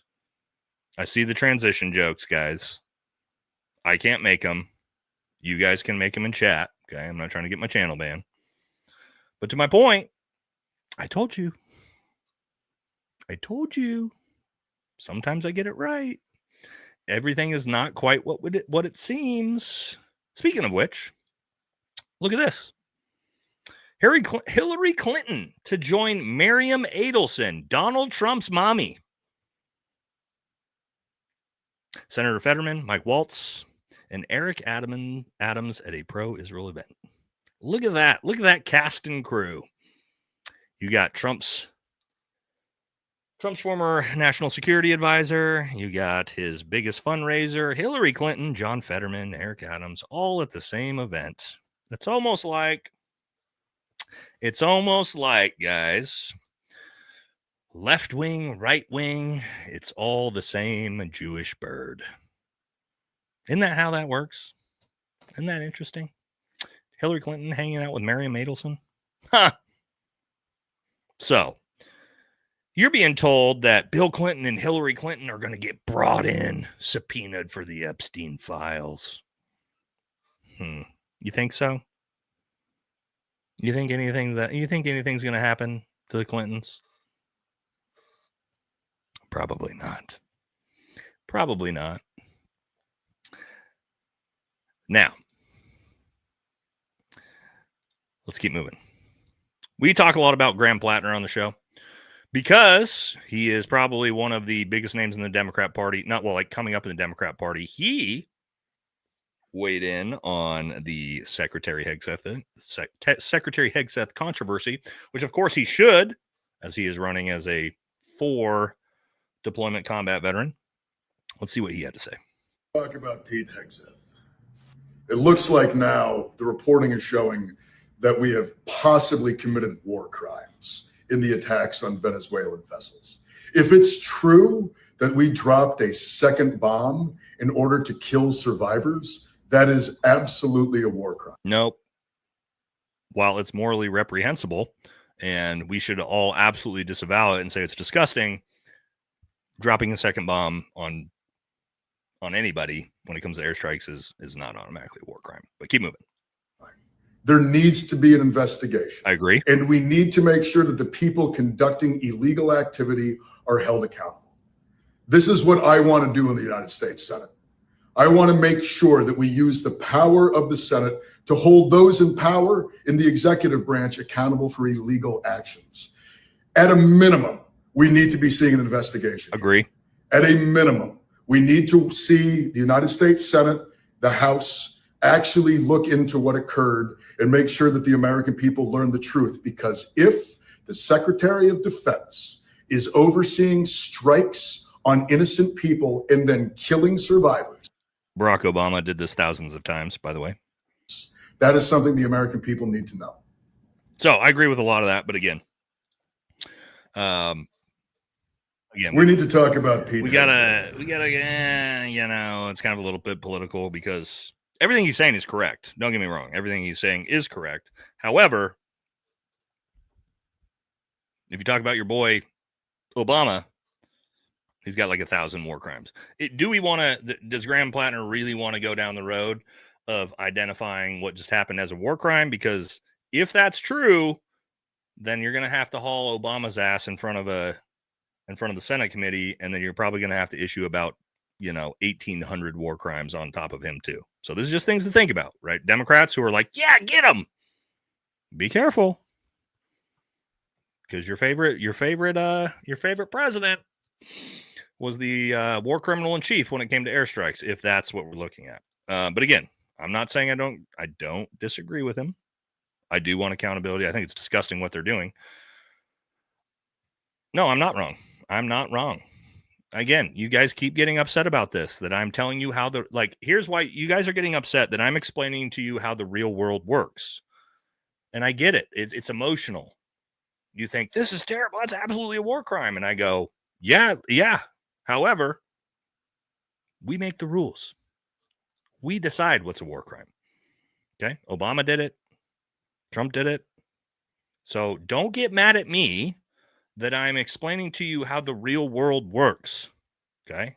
I'm agreeing with you that it's terrible. I'm agreeing with you that I think they're war crimes. But I am telling you how the real world works when it comes to all of this.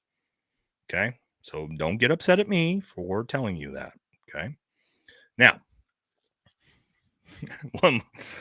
this is pretty wild. You see Donald Trump bragging about his immigration successes. I don't know if you guys knew this. Let's take a look at this. I knew about Obama. Actually, Obama's 8.1 million. So this is actually a little low. Bill Clinton, 12.5 million deportations. George Bush, 10.3 million deportations. Obama was actually 8.1 million deportations. Trump, and this number is highly inflated. Trump's only at about 400,000 deportations, actual ICE-led deportations. So it's pretty wild that, one, people are upset about this, but two, that the Trump administration has done such actually a terrible job, objectively, at deportations. He's essentially on path to do about maybe 2 million deportations in his entire term, which is like 1/5 of what Clinton did. That's his one claim to fame. Keep in mind, the only thing Trump really has that he can say is a success that he ran his platform on, which was mass deportations. Well, and he's not doing mass deportations, was closing the border and deportations. Yeah, Biden. Somebody said Biden had more at this point. Yeah, no, well, that's not true because Biden let everybody in. He let 10 million in. But the other presidents, Obama, Bush, Clinton, all deported 5 times more than Trump did. Somebody said, please don't use your hands so much while talking. How about those? Go fuck yourself. Go watch somebody else. I'll jazz hands if I want to, bitch. This is what people that do content and interact, they use their hands. Go fucking watch somebody else if you don't like it. Nobody's forcing you to be here. Okay? That's for you. All right. Anyway, guys, got a little bit distracted there. Somebody said 20 million deportations under Biden? What? I think you mean 20 million. I hope you mean 20 million into our country under Biden. That would be closer to the truth. I think that's what you meant. But yeah, I mean, Trump's not doing jack shit. Even the one thing that he's got his claim to fame on, he's doing worse than Obama, Bush, and Clinton. It's just, you can't make this up. The one thing he's got that's supposed to be, yeah, okay, gotcha. Tracking, correct. The one thing he's got that's supposed to be his big thumbs up, he's still doing worse than Obama at. Obama did 8.1 million, brother. You guys know that, right? Does everybody know Obama deported fucking an absolute metric fuck ton of people from our country? That used to be a Democrat. You guys realize, like, deporting people used to be a Democrat talking point. Because Republicans in the South didn't want to deport people. Why? Because they owned all the agriculture and all the farms in Texas and New Mexico. They wanted the illegals. Republicans wanted the illegals, guys, for cheap labor. It's always been a Democrat talking point to deport people. That all switched, right? Recently, on the back half of Obama and then into Biden. Now it's completely switched, but Trump's doing a terrible job at it. This is like everything he does is just not good. All right, perfect timing for us to move into actual straight up Republicans.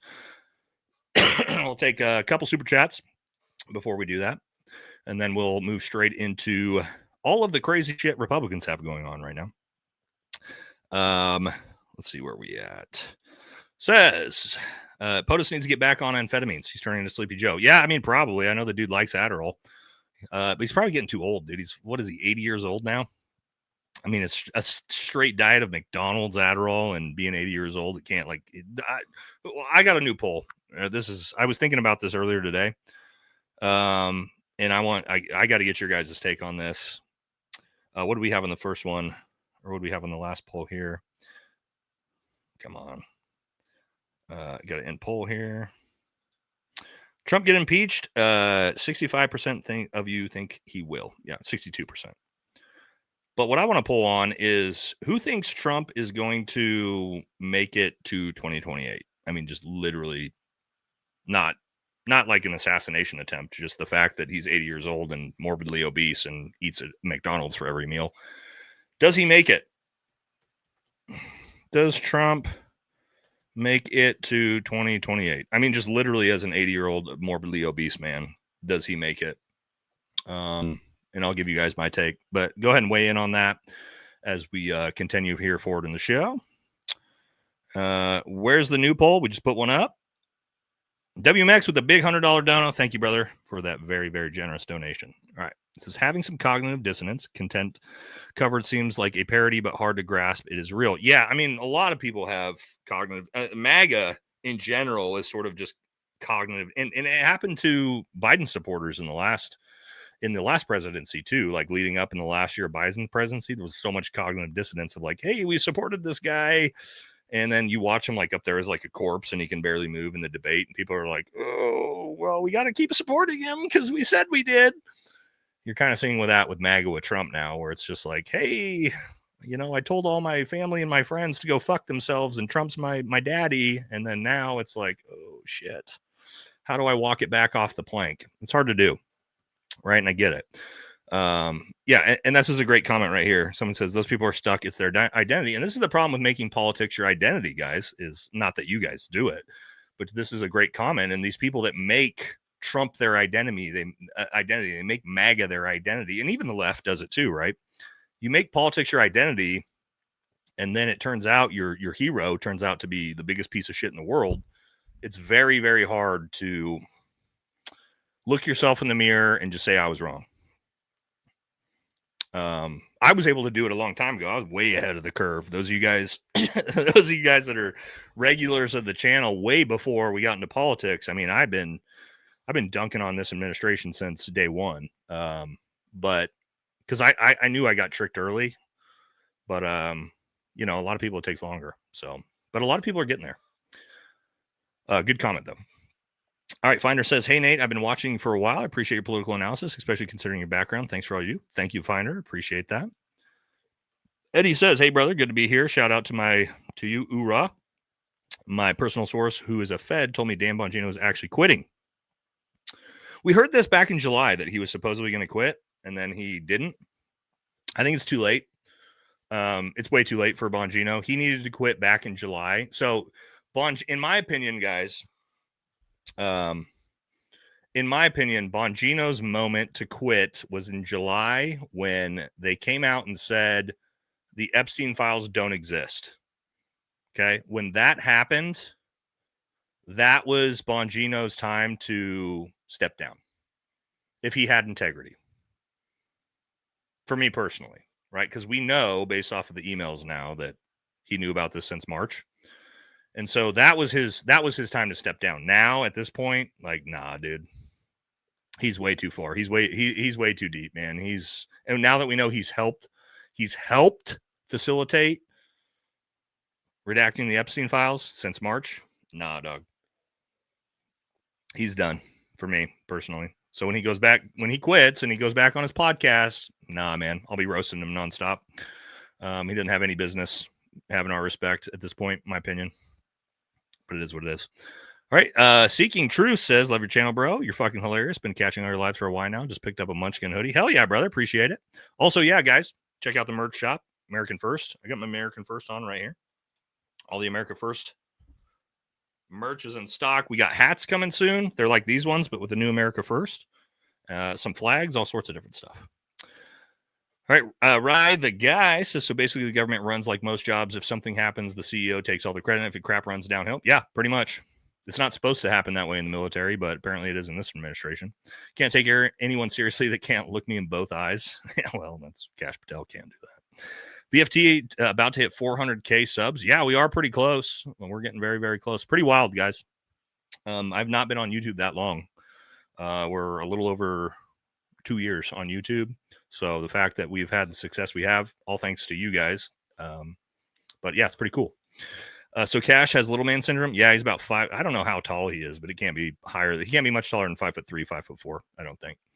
Voted no because I know what Trump will do. Did you know if you press the button under the YouTube stream, it tells more people to come here? You should press it. I don't know what you're talking about. Wonder if Cash told Pete he wasn't getting into Valhalla. Nah, neither of those guys are getting into Valhalla, to tell you the truth. Cindy says, all the shit Trump talked about Biden sleeping, Sleepy Joe. Yeah, here he's. Oh, and this isn't the first time. He's been caught sleeping on camera multiple times. Jeff says, let's hear your interview with Nick. It will be valuable to dissect. Yeah, I'd like to do it. I got to get a hold of him first and see if he wants to. I don't see why he wouldn't want to. Our channel's bigger than a lot of the people that are hosting him. So we just got to reach out to him and talk to him. Pete was a bitch at IOBC back in 2003. Hell yeah, Jeff. If you know more about that, let me know, man. I would love to hear about if he was a bitch back in combat. All right, Dangerous Freedom says, for the boys overseas and the girls on their knees. All right, that's a good one. Good picture there too, brother. All right, that jawline has a jawline. Oh, probably talking about Loomer. Gundies nominated SOB for firearms instructor. Dude, I saw this. Guys, could you imagine? Could you imagine if I win and he's there? Oh, that will be a little bit interesting, won't it? Wonder if he'll show up. I bet you he won't show up, but we'll have to wait and see. Yep. All right, where were we at? A couple more, and then we're jumping back into it. Should have on Jay Dyer on. Y'all have a great show. Jay Dyer. Who's Jay Dyer? I probably know who this is. Jay Dyer. Oh, there's like 5 different people it just showed me. Jay Dyer. No, I don't recognize who that is. Interesting. I'll look him up. No judgment, but did you serve with locals over there that were a lot younger and useful for 0 ROEs? I'm not sure what you mean by this question, man. Serve with locals over there. I mean, most of the guys I served with were military age males. There was no kids. So I'm not sure what you mean by useful for 0 ROEs, man. Somalis are overwhelmingly Sunni Muslim. Yeah, we get into some real deep conversation if we wanted to go down that rabbit hole, which we're not going to do on this episode. Love this channel. I watch whenever I can from Sydney. This U.S. government is all smoke and mirrors, no loyalty to people at all. Yeah, well, we just saw that. All right, 2 more, and then we're jumping back into the episode. The normies need a boogeyman so they can maintain distraction. You know, weapons of mass destruction type stuff. 100% true. Bobby, great point. It's a great tool for control. Fear mongering is a great tool for control, and Islamophobia is a great way to do that. We figured out. Cute. They think Islamophobia is going to make me support our greatest ally. Yeah, I mean, most of us probably not. All right, let's jump into it. Actually, hey guys, we're going to take our halfway show break. 2 minutes. I got to pee, refill my drink, and we're going to jump straight in to a clip from my buddy Ricky, Ricky HD, who we need to get on the show. We've talked about having him on the show. Man, he's like, political views are exactly the same as mine. So this is what we got coming up as soon as we get back, as we jump into Republicans. Grab yourself a drink, use the bathroom, 2-minute break, and we'll get back into the second half of the show. Stand by.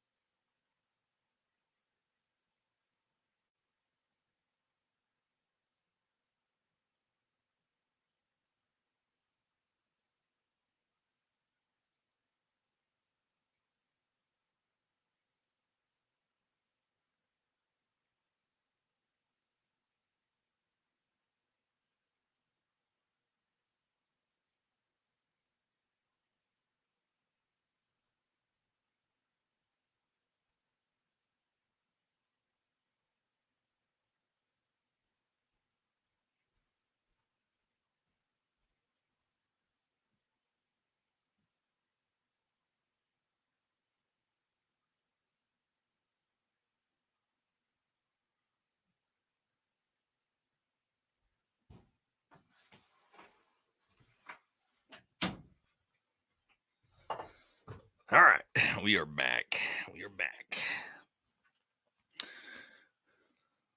Here we go. We're back.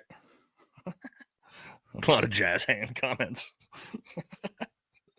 Heard the farts. Oh, come on now. I got a Shure SMB7 microphone. You can't hear farts. That's how good this microphone is. I know you're lying. I didn't wash my hands. I never wash my hands after I pee. I've got clean urine. It's one of the things I'm well known for. You guys are talking a lot of trash in here. All right. Jesus. Come on. Stop trying to roast me, chat. Come on. Stop trying to roast me, chat. I see you guys. All right. Okay. Now, let's jump into it. Let's talk MAGA, baby. And we love a good Ricky HD clip on the channel. So, this is kind of exactly how I feel. And let's let it rip before we jump into Republicans here. Myself to be a Christian. I consider my moral foundation to be in conservatism. Over anything else, it's in fiscal conservatism for sure. And you know who the demographic that I get the most hate from? It's not the Jews, it's not the Muslims, it's not the liberals, it's not the blacks, not the Hispanics, it's not the fucking rednecks, not the Appalachians, not the Toasters. It's the fucking MAGA community, the right-wing Christian bullshit community. That's what I get the most hate from, because I refuse to sit there and not expose the bullshit that we call the Trump administration, because I refuse to cover up and not expose Christian pastors that are touching children, Christian pastors that are extorting their congregations for money, that brainwashing them with this fucking Zionist rhetoric that they're getting paid to push in their churches. Do you think that spending $40 billion in Argentina for beef, when we have American farmers that are losing their farms and going into foreclosure and can't feed their families, do you think that's conservatism? Do you think that hundreds of billions of dollars to Israel to carry out a genocide, do you think that's conservatism? Or Ukraine? Do you think that spending personnel, resources, and money down in fucking Venezuela, do you think that's conservatism? Blowing up drug boats? Do you know where the majority of drugs comes from? Mexico and China. Why don't we do those operations in Mexico and China, which is actually on our border? Why? Because they have oil underneath their fucking ground. The neocons went regime change, and big fucking oil like Chevron and all the above that contributed to the Trump administration wants that fucking oil to make more money. Do you think that gaslighting the American public that knows that there are Epstein files, that knows that the uber elite and the millionaires and billionaires are involved in child sex trafficking? Do you think that gaslighting the American people and saying, oh, there's no such thing? Do you think that's conservatism? Do you think that's Christian in any way, shape, or form? Do you think that proposing 50-year mortgages is conservatism in any way that helps the American people? No, it helps nobody but the fucking banks. And who are the banks? The donors of the Donald Trump administration. Do you think that? Well,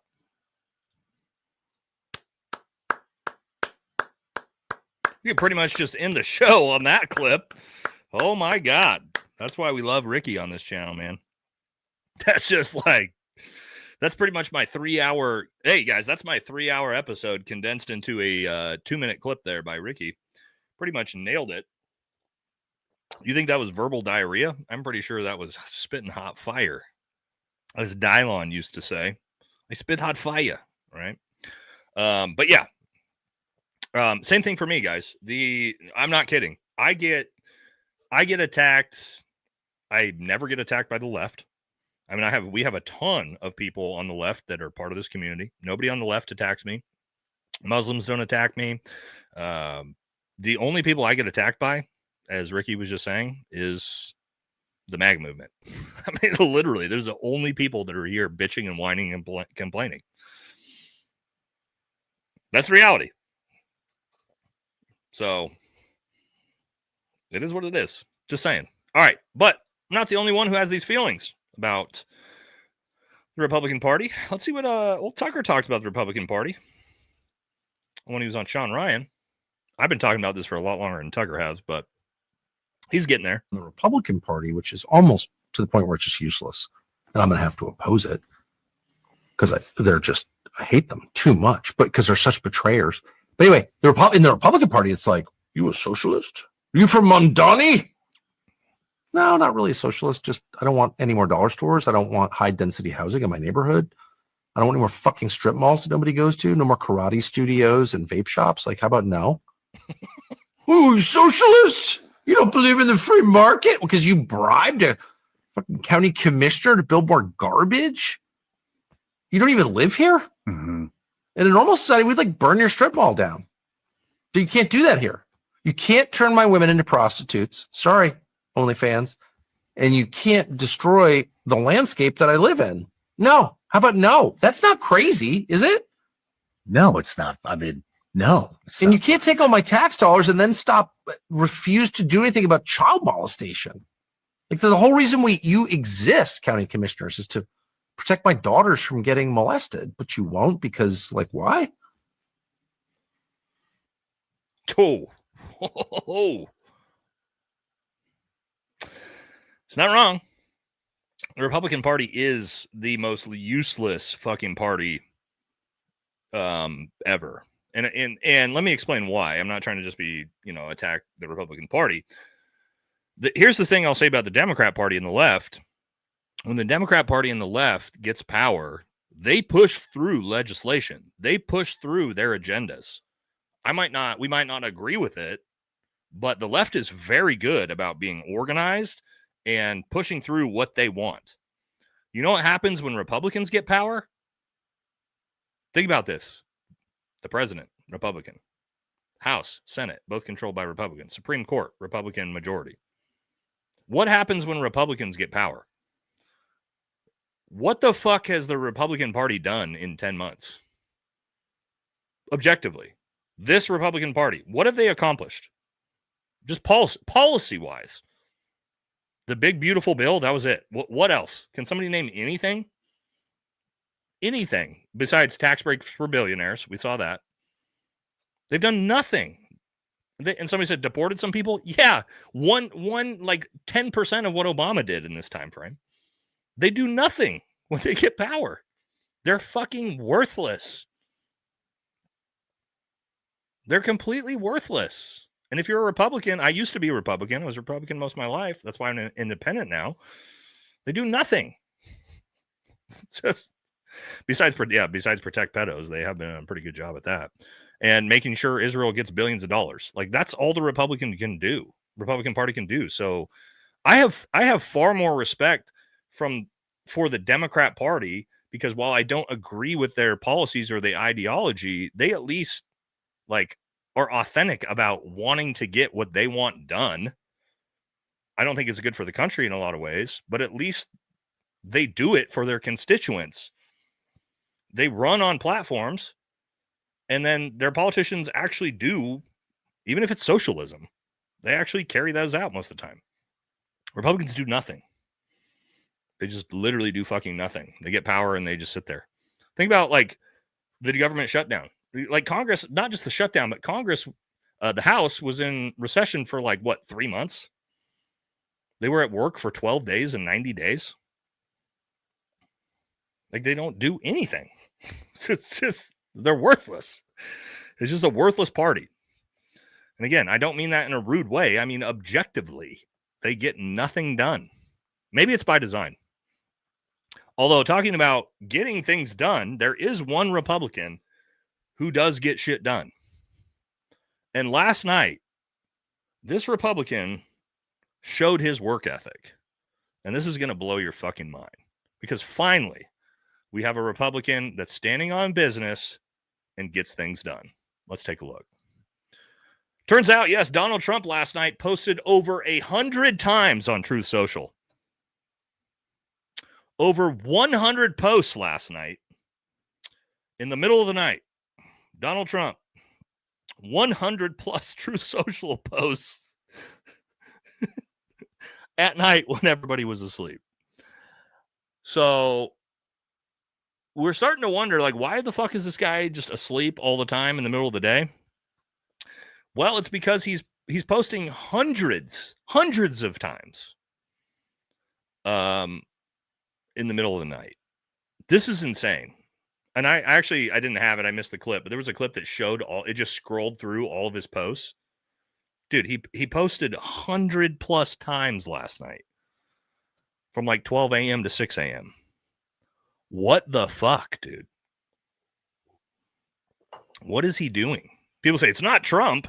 Yes, it is. You think this is some random person posting on True Social? That is 100%. That is 100 fucking percent Trump on his phone. 100 times. He's insane, dude. And you can't. Here, we'll just keep moving, all right? And we got a lot of clips from the press conference today.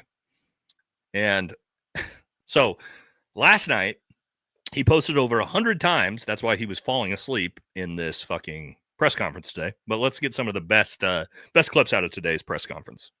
But they said to me, would you like to take a cognitive test? I said, is it hard? They said, yes. I said, well, I'm a very smart person. Who was the last president to take one? No president has ever agreed to take one. Because when you get into the mid questions, meaning 10, question number 10, 11, 12, 28, 30, they get harder and harder. Just so you guys know, the test he's talking about taking was a dementia test, by the way, for context. And they said, would you like to do it? I said, well, no reason to do it. Nobody's ever done it. I'll do it maybe, but there's really no reason. He said, sir, the problem is this is Walter Reed Hospital, and that's a military hospital. And that means that things are, you know, sort of open. It's not like private where you have, if you do poorly, we'll have to, probably you'll find out. I said, I won't do poorly. I'm a smart person, not a stupid person. And as the doctor will tell you, I aced it, right, Susie? I aced. I got every question right. And these are tough. All right, let's give him a round of applause. If you haven't seen what the dementia cognitive test looks like, I would encourage you to Google it. It asks you to identify what things like a giraffe is, what a tiger is, what a rhinoceros is. It asks you to connect points like 1 to 2, 2 to 3, 3 to 4, 4 to 5, because it's a dementia test. Okay. It's basically what a 4-year-old could pass. So let's give him props for doing well on the draw a clock. Yeah, see, a lot of you guys know this. So not just draw a clock, but like draw a clock and make it say 2 p.m. So well done. He did it. We gotta give guys, we give credit where credit is due on this channel. Okay, we do. All right. So let's give credit to President Trump for doing pretty well on the Alzheimer's test. Well done.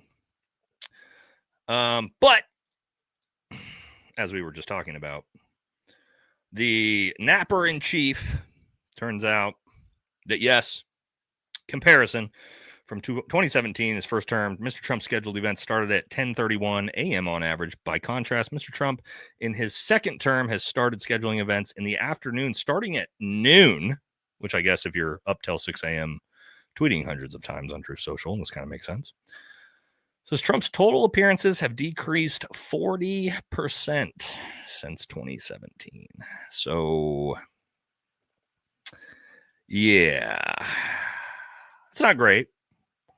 And we already saw one of those clips. But let's see what Trump's been up to. Okay, so maybe he's got some good policy stuff going on, right? And we know he's falling asleep and he's bizarrely tweeting hundreds of times in the middle of the night on Truth Social. What's he got going on? Oh, that's right. Trump just let us know that he's going to give a full and complete pardon to former Honduran President Juan Orlando Hernandez, convicted of drug trafficking last year in the United States, sentenced to 45 years in prison for essentially trafficking over, I don't know what it was. What was it? 2,000 tons worth of cocaine into the country. So it makes you wonder. We're pardoning someone who is a convicted, massive scale drug trafficker from a Latin America country, while we are at the same time bombing Venezuelan drug boats and trying to regime change Maduro while pardoning a convicted drug trafficker.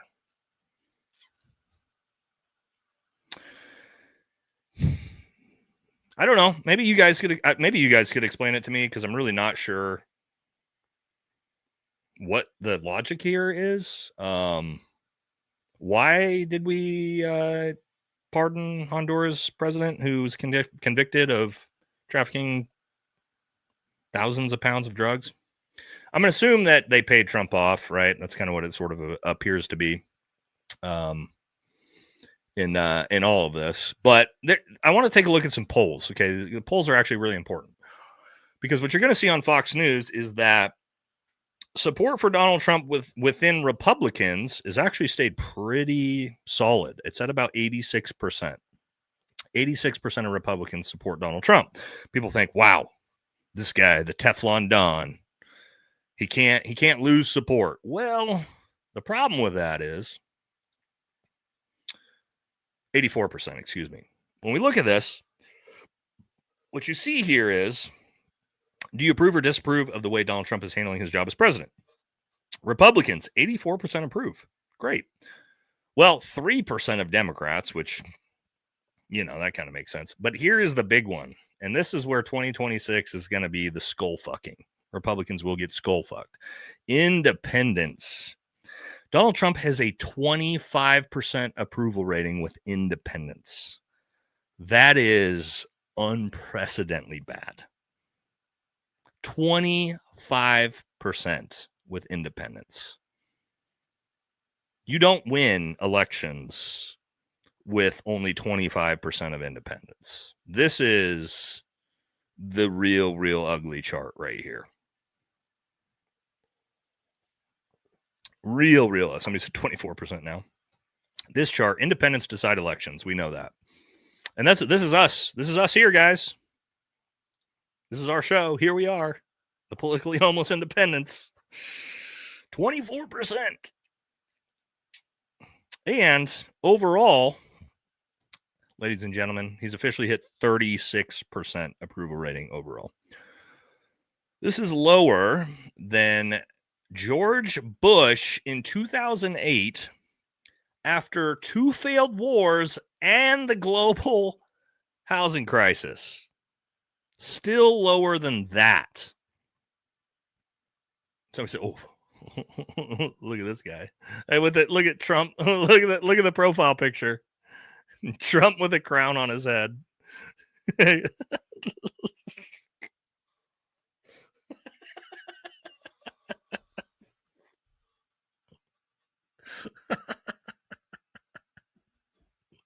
Oh my God, dude. Just the level of fucking cope, dude. Just huffing copium straight from the fucking bottle, dude. This guy, dude. Oh my God, what a fucking idiot, dude. Oh, okay. All right, we got to keep moving, dude. You got to keep moving. I can't get hung up on that. All right, let's talk about some like other Republicans, not just Trump. What's going on, right? Well, who else we got going on? Oh, that's right, Mike Johnson. Mike Johnson, who just came out and said he hasn't. Okay, I know. I'm going to try not to laugh at this too. I haven't had a vacation day in 2 years. I haven't been off in 2 years, literally.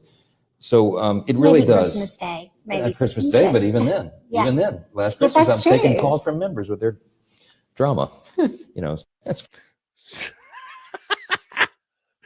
Mike Johnson says he hasn't had a day off in 2 years. Shoot. The House was just out of session for, I believe it was something close to 78 out of the last 90 days before the government opened back up. It was like none of them were at work for almost 3 months. What are you talking about, dude? Oh, I don't know what word. Yeah, but I couldn't even get the grinder jokes out before chat's already nailed them. Maybe, yeah, like, oh my God. Oh, this fucking guy, dude. He hasn't had a day off in 2 years. Well, okay, Mike. Yeah, you were literally just off for 3 months, you fucker.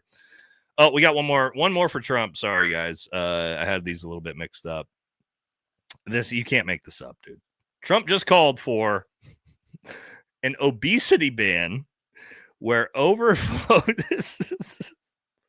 overweight foreigners can't enter the United States.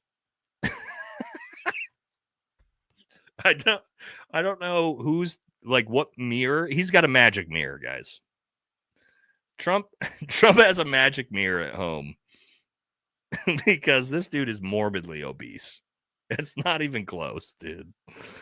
And he's saying, yeah, no fats. no fatties. The most obese president since like William Taft is now going to say no fat people are allowed in the country. Oh my God. You can't make this up, dude. Oh, I mean, I'm trying not to. Oh, when we talked earlier about we're talking about more MAGA. We talked about a little Jigsaw. She's got her own goddamn office in the Pentagon now, guys. When we're talking about the clown show, Laura Jigsaw Loomer has her own fucking office in the Pentagon. So we have that going for us. Great job, Republicans. This is really pulling things together. All right, let's keep looking at what other Republicans got going on. Senator Mullen had some things to say. He says Mark Kelly is saying the most ridiculous things I've ever heard right now. He's encouraging men and women in uniform to question the orders of superior officers. He just got done saying that the president was racist because he doesn't like brown people. Yet I sat in front of you as a Cherokee Indian, and I'm very close friends with the president.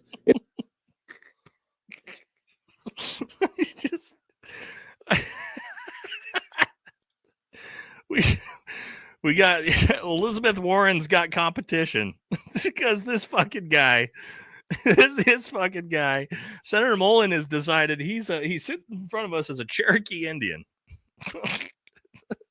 This proves Donald Trump. Sorry, I'm losing it, guys. It's just, I told you, it's fucking clown show.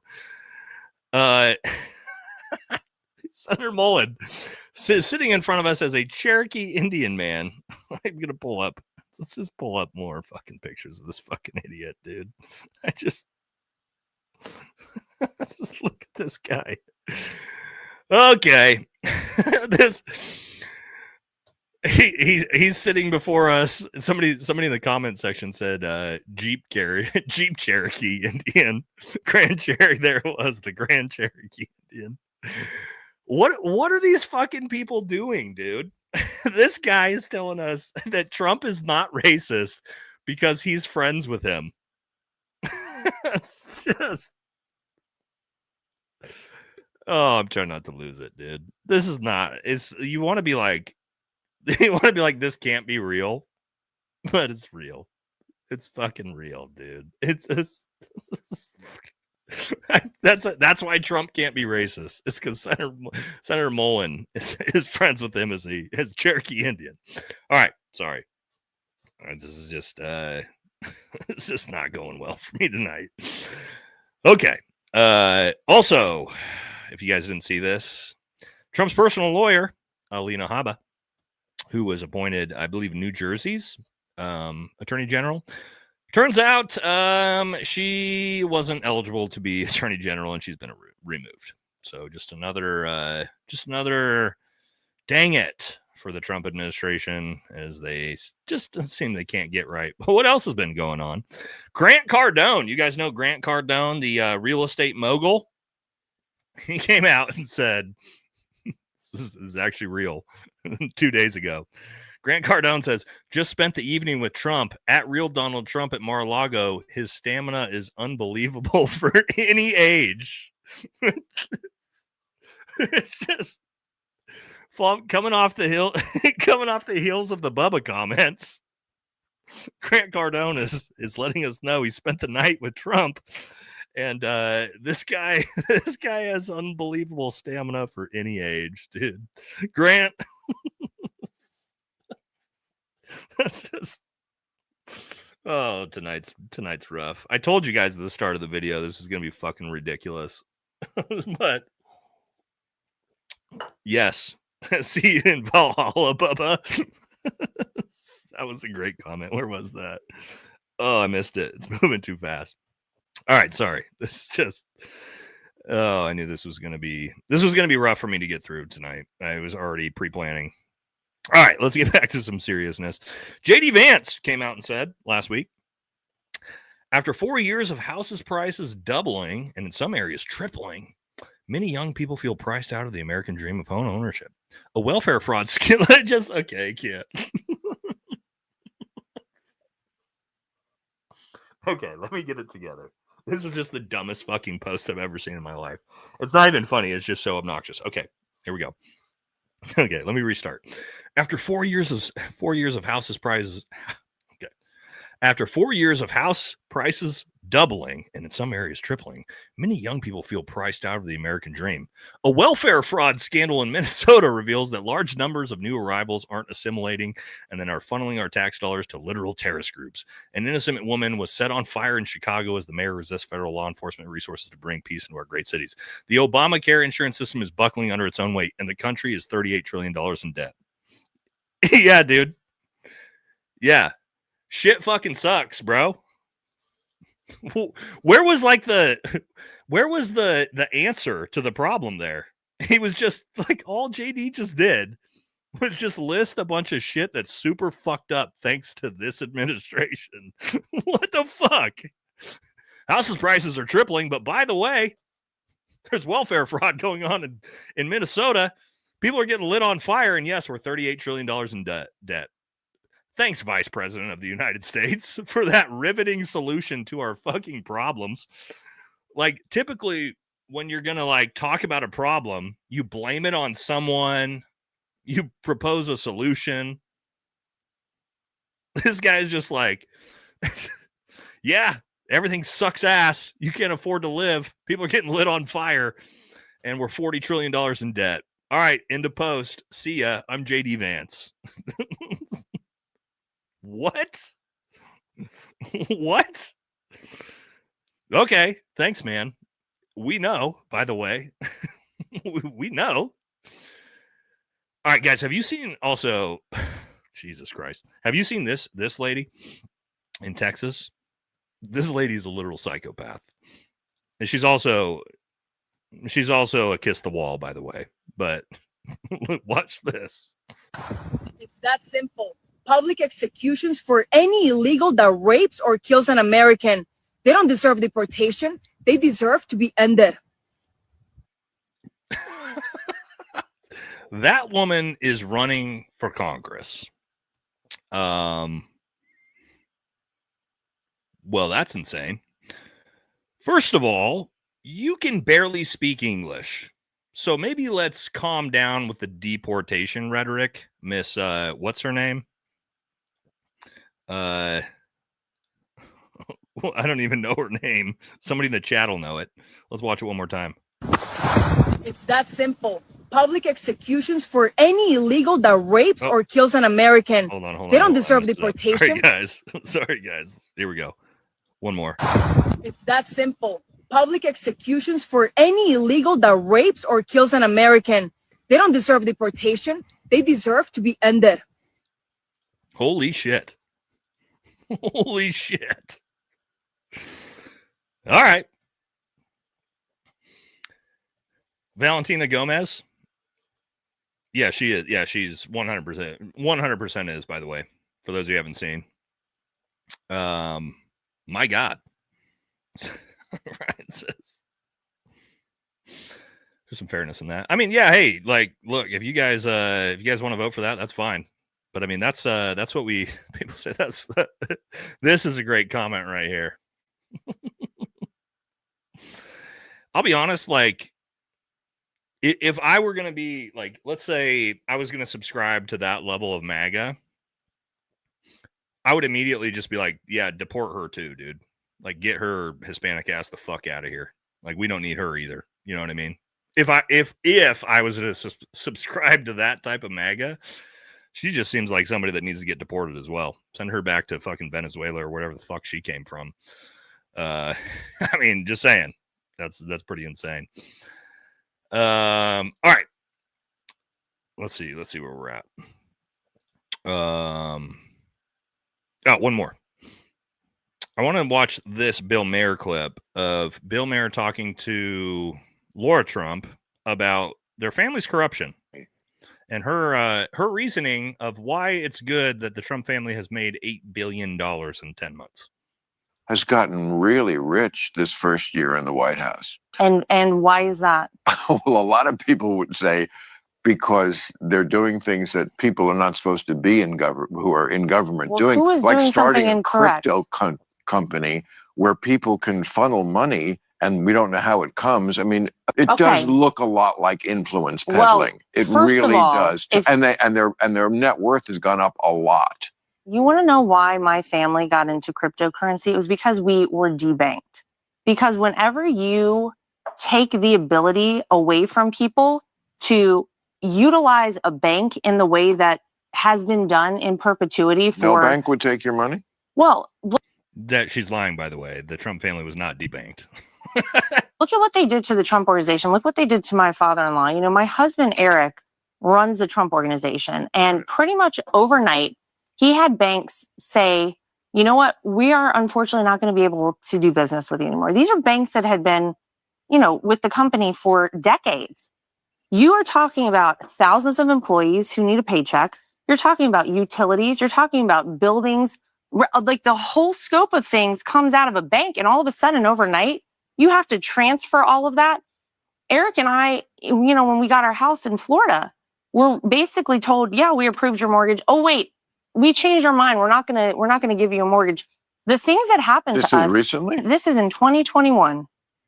The things that happened to our family were really outrageous. And actually, you couldn't get a mortgage in 2021? Well, we had a. See how every single time he pushes back and asks her, she goes, well, actually, it wasn't that we were debanked. It was, well, actually, we could get a mortgage, but no, the reason why you've made $8 billion in crypto is because Donald Trump and even Melania did 2 rug pull meme coins that made them billions of dollars, on top of the fact that your, well, for her, I don't know what you would call it, but Trump's, son just made $120 million shorting Bitcoin 2 hours before Trump came out and announced 100% tariffs on China. And then as soon as he reversed the tariffs, he sold it all. So I don't think the reason why you've made $8 billion is because you were debanked. Sorry, Laura, or whatever the fuck her name is. Yeah, I mean, come on, guys. Nobody actually believes any of that. But, you have to give Trump credit, and I'm going to give Trump credit for this, right? Because we always give credit where credit is due. And that is, Donald Trump donates his $400,000 a year salary to charity. Okay? No other president has done that. No other president has donated his $400,000 a month charity. And so, look, you cannot criticize Trump based off of the finances. I know he's made $8 billion, on the outside of that, but he donates the 400,000. Okay. No, he does. He donates the 400,000. He doesn't take it. And then he's profited $8 billion in other ways. But that's an aside. Okay. Give him credit, guys. Give him credit where it's due, please. 400,000 a year. Yeah, that's my bad. 400,000 a year. Yeah. Sorry, I don't want to get this wrong. $400,000 a year he donates. Okay. So give him credit where credit is due, please. All right, good. We're going to get in the economy next. All right. We're going to take a couple super chats before we jump into the economy because, yes, there's a lot going on with the economy. All right. A couple of super chats. Let's hit the economy. We'll keep it moving. Brian says, cute. They think Islamophobia is going to make me support. Oh, no, we did this one already. Got it. Not the boomer jokes from the nightly drunk. Slurred again. 92-year-old boomer. GTFOH. If you don't see the drug-related deaths, you're not looking. I don't get it. Trump said. So is this a Trump account? Or are we supposed to? Can somebody translate that for me? I don't get it. All right, Nate. Do you think I lied? Nate, do you think we were lied about World War II? Oh, man. What about World War II were we lied to about? Dude. Here's one of those things. If I were to tell you what I really think about this, I'd probably get kicked off of YouTube. So we're not going to get into that. But do I think we were lied to about World War II? Yes. Not going to get into details. All right, the governments of Europe are controlled by blank and around the world as well. Stacy says, most influential man of the year. I voted every day. Thank you, Stacy. Appreciate it. Yeah, guys, appreciate it if you vote for me. We'll see if I win. I'm going to, if we do win, okay, I'm going to get, here's my plan, guys. It's like a very professional. Everybody dresses up in suits. You know, it's an award show like the Grammys. So what I'm gonna wear, I'm gonna get a black, you know, like a suit vest, and then I'm gonna get the giant America First logo screen printed on the back, and I'm gonna just wear a giant. I'm just gonna wear a giant America First dress vest with no sleeves or anything. They'll love that. With we got the new America First hats coming in, by the way. We just got them done, so I'm sure they'll love that professionalism. But we'll see if we win. We got some stiff competition. Chris Cappy, again, Chad Wright. All right. Joe says, step 1, watch Nick Fuentes. Step 2, regurgitate his talking points on my show. Step 3, sell merch America First. Oh my God, Joey got me. Yeah, that's what I do. I just regurgitate Nick Fuentes' talking points. Oh my God. I constantly actually disagree with a lot of what Nick says, but you got me, dude. You caught me, Joe. You caught me. Good one. Good one, buddy. You don't even watch Nick Fuentes, so how would you know if I'm regurgitating his talking points? Christian Zionist alert. Christian Zionist alert. 7K. Yeah, good one, buddy.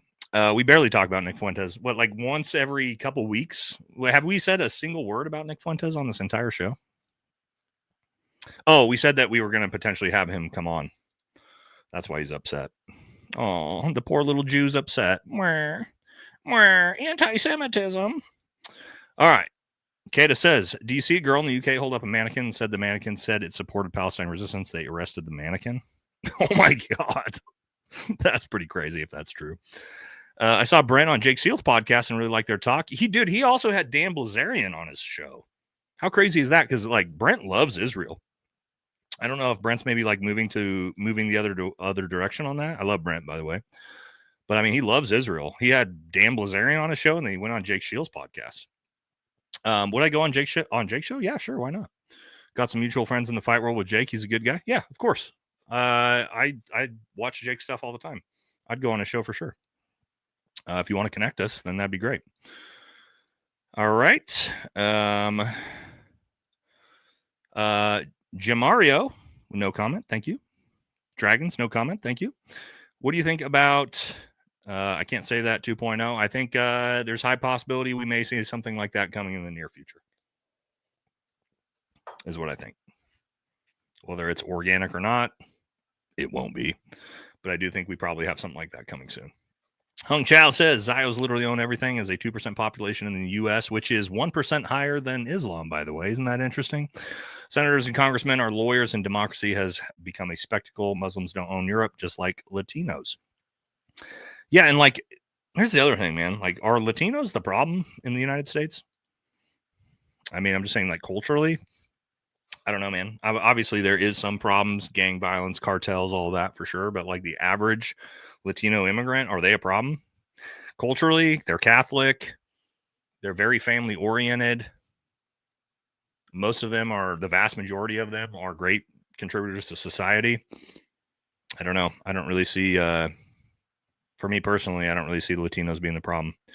Now, like illegal immigration, yeah, that's a big problem. But as for, Latinos culturally, and we're talking about assimilation, like Latinos actually assimilate into American culture a lot more than like Somalis or different cultures like that.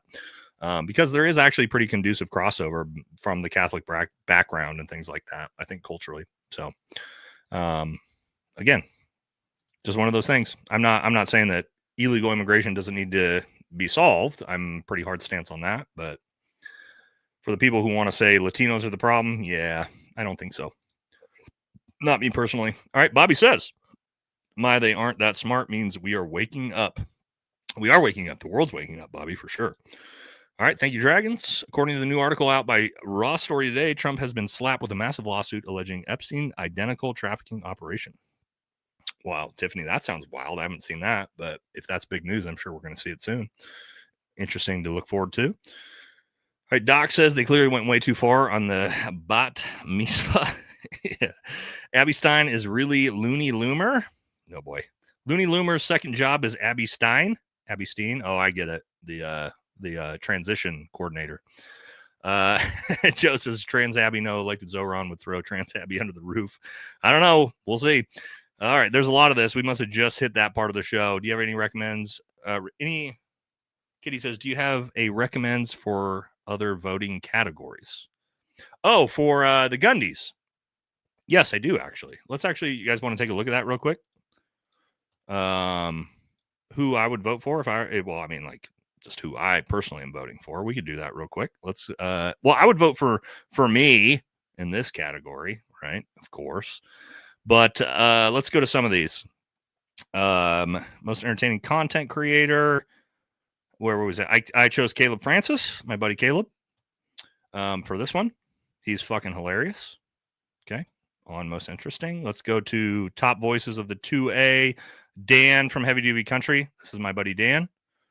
I would definitely pick him. Let's see. We had most influential female of the year. Our friend April. Where's she at? April Nicole, our friend here. You can see I voted for these people. Let's see. Let's go to Farms Instructor of the Year. Of course, our buddy. We did not vote for SOB Tactical. Kyle Morgan's a good choice. We chose, of course, where is he at? DJ Shipley, our friend DJ Shipley here. So those would be my choices for those. Cole Fackler, but I mean, that's GBRS, right? So that's kind of a lot of competition. But those are the ones I would choose, guys. If you're looking for other people to vote for. This is just because those are people I'm friends with. So, but anyway. All right. Okay, I can't keep saying the word trans or I'm going to get banned. The rest of the world been pretty quiet about Venezuela. Nobody gives a fuck. True. Tell them how many times we had to 2-tap once they downgraded Hellfires. Yeah, say Doc knows 100%. Like airstrikes, like the whole idea of like, oh, you can't airstrike a second time. We do this literally 100% of the time, guys. What if they can't prove who was on the boats? Doesn't matter. We designated them as terrorists. And what they could say is they can prove it through the targeting cycle. Okay, I explained the targeting cycle in my last video on Pete Hegseth. I don't want to go all the way through it. But the intelligence targeting cycle is what allows us or gives us the legal authority to hit.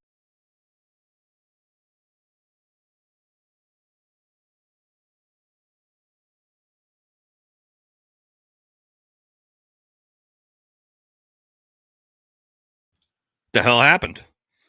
Just somehow whopped myself out of there. We're back. Don't worry. Yeah, I just hit a button. Apparently the side button on my mouse will just literally take me out of the lobby. I got to be careful of that. Jesus Christ. Jesus Christ. That was close. Oh, I lost where I was on the super chats though. God damn it. Okay, here we go. We're doing a couple more and then we're jumping back into the show. All right. Do you still do firearms training? I'm in Oregon. I would like to train with you. So glad you and Ian Carroll appreciate sports for CO. So right now, no. The reality is, man, I just don't have time. I mean, we were doing a ton of training last year.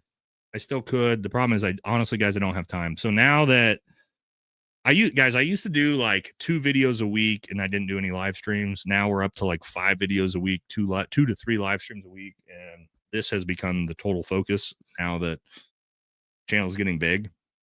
So I just don't have the time to do the training anymore. So the in-person business has taken a unfortunate hiatus for now.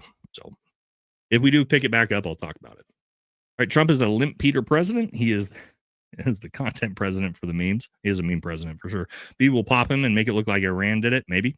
How do you feel about the wannabe tier 1 operators from ICE throwing women around, handcuffing children, beating up, harassing brown people? Yeah, like I do think that I don't want to blanket it, man, because there's probably some good people working at ICE, but it does feel like a lot of like, do I want to say this? Do I want to like, I don't know. It's kind of like going to be offensive for me to say it. All right. So you guys always force me to say shit that's going to get me in trouble. Audio's off. All right. Stand by. And then all right. So here we go. Here's how I feel. Does it feel like whenever I see these ICE agents and they're wearing their masks and they're all 40 pounds fucking overweight, wearing their stupid fucking tack vests that they don't have set up correctly and they don't have their kit put together correctly, does it feel like these are a bunch of fucking mall cops that didn't have the grit to fucking join the military, who now see an opportunity to join an organization like ICE that's way fucking easier to be a part of so that they can LARP as soldiers that they fucking aren't? Yes. Was that probably something I shouldn't have said? Probably. But here's the thing. You don't turn into my channel to have Nate fucking tiptoe around the subjects, okay? So that's what we do here, right? I just kind of say how I feel, and usually a lot of times it gets me in trouble. But that is, I'm not saying all of ICE is that way, but I will say whenever I fucking see some 40-pound overweight fucking dude in a mask, and here's the thing, here's what I'll say, guys. When we were fucking fighting in like raiding Taliban and ISIS fucking compounds, I wasn't wearing a fucking mask, dude. Like, I get like, oh, well, we don't want to get doxxed. Like, okay, dude. I don't know. Like, it all just seems, again, I'm going to get myself in trouble. It all just seems very bitch made by these people in ICE. Okay. And not to say that they're not doing their job or anything like that. I'm just going to say they just feel like the fucking mall cop who could have never made it in the military. And, they found an opportunity to LARP is live action role play. So think about, the guys that go to Renaissance fairs and pretend that they're warriors and, soldiers. That's LARPing. So they kind of just feel like people who couldn't make it in the military that are LARPing as soldiers now domestically. But anyway, that's probably going to get me in trouble. Probably shouldn't have said that, but fucking whatever. It is what it is. We're just gonna keep moving and not worry about it. Okay. Again, I'm just being honest, just from what I've seen. I just haven't really been that impressed at all. All right. So where were we at? We were hitting a couple super chats, right? And then we're gonna jump back into the show. Okay. America first, beer and hot dogs, not money for other countries. Fuck yeah, dude. There we go, Aqua. Root beer and hot dogs, not money for other countries. That's what it's all about right here, boys. That's just a great one to look at. We're talking about like, hey, what's America? When people ask me, what's America first really mean? Aqua nailed it. Fucking root beer and hot dogs, bro. Baseball. Fireworks. Fuck yeah. Fuck yeah. Love it. Conjure says agreed. Jay Dyer is awesome. He's a comedian, writer, biblical scholar, friends with Alex Jones and Sam Hyde. Oh, I fucking love Sam Hyde. And Alex, by the way. Debated Nick Fuentes 5-7 years ago. He'd come on your show. All right, I got to look this up. Let's look up Jay Dyer. A lot of people have been saying that's a good person to talk to. Excuse me. I love Sam Hyde's stuff, by the way. He's hilarious. All right. Cindy says, I watch your show all the time. I know it's a place to go and get truth and facts, even if it's not pretty. Thank you for that. I appreciate the knowledge you bring, and always thank you for your service. By the way, always wash hands. Yeah. That's what I try to do on the show is again, even with the Pete Hegseth stuff, I knew people were going to get upset. I knew people were going to get upset when I explained about why he's going to get away with it. But that's what we try to do is just bring real world perspective from, what I can from my experience. So, Techie says I voted for you and SOB. Okay. A lot of people won't understand that, but those of you who've been around a while will get the joke there on that. Yeah. I mean, I don't have anything against the dude. I just don't, he's a fake Green Beret and, it is what it is. All right. Ozzy's Mind, $20 says, congratulations on building a killer channel, brother. I appreciate the constant flow of content and information. Have a few buzz balls on me. Appreciate it, man. We're trying not to do gas station booze anymore. My wife's been beating me up about it. We got white wine tonight. Okay. I'm trying to, get it together. but you know, sometimes it happens. All right, the Alexei, who this is Slavic as shit. Alexei Verdenikov. I can't speak it, brother. I'm not Slavic. I'm Scandinavian. This is the longer assassination on Trump is not investigated, the more it feels like it was staged BS. Thoughts? Any Egyptian planes around the area then? Oh, didn't Tucker did a really good episode on this recently. So did Jesse with Fire. Talked about this. Do I? Oh my god, you guys are trying to get me in trouble tonight. I thought I was Italian based off my last name. So here's we'll get back to it. I don't want to get sidetracked here. So Cornacchia that's my last name, is an Italian last name. Okay. However, my grandpa was adopted by Italian parents. So that's why we have an Italian name. But no, I am, as you can see, very, very Scandinavian. All right. Anyway, back to the Trump assassination. Fuck, dude. I don't know. Look at Trump's ear, dude. I'll just say that. When we talk about do I think any of that was real? I don't know. Look at the guy's ear. I don't want to get into it. I don't want to get in trouble. You know, it is what it is. Just supporting, I think we got attacked because we're not cheap and see the reality on both sides. Probably true. Azrael gifted 10 of all of EFT memberships. Awesome. Thank you. All right, America First ain't no participation trophy.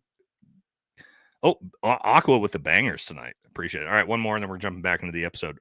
Azrael, $5 says, Trump, where are the files? No more distractions. What are you afraid of? Yeah, where are the files, guys? Because you signed the fucking memo. You signed the bill 2 weeks ago. We still aren't seeing them. All right. Let's jump into the economy. Only got a couple of things on the economy before we jumped into our greatest ally tonight. Okay.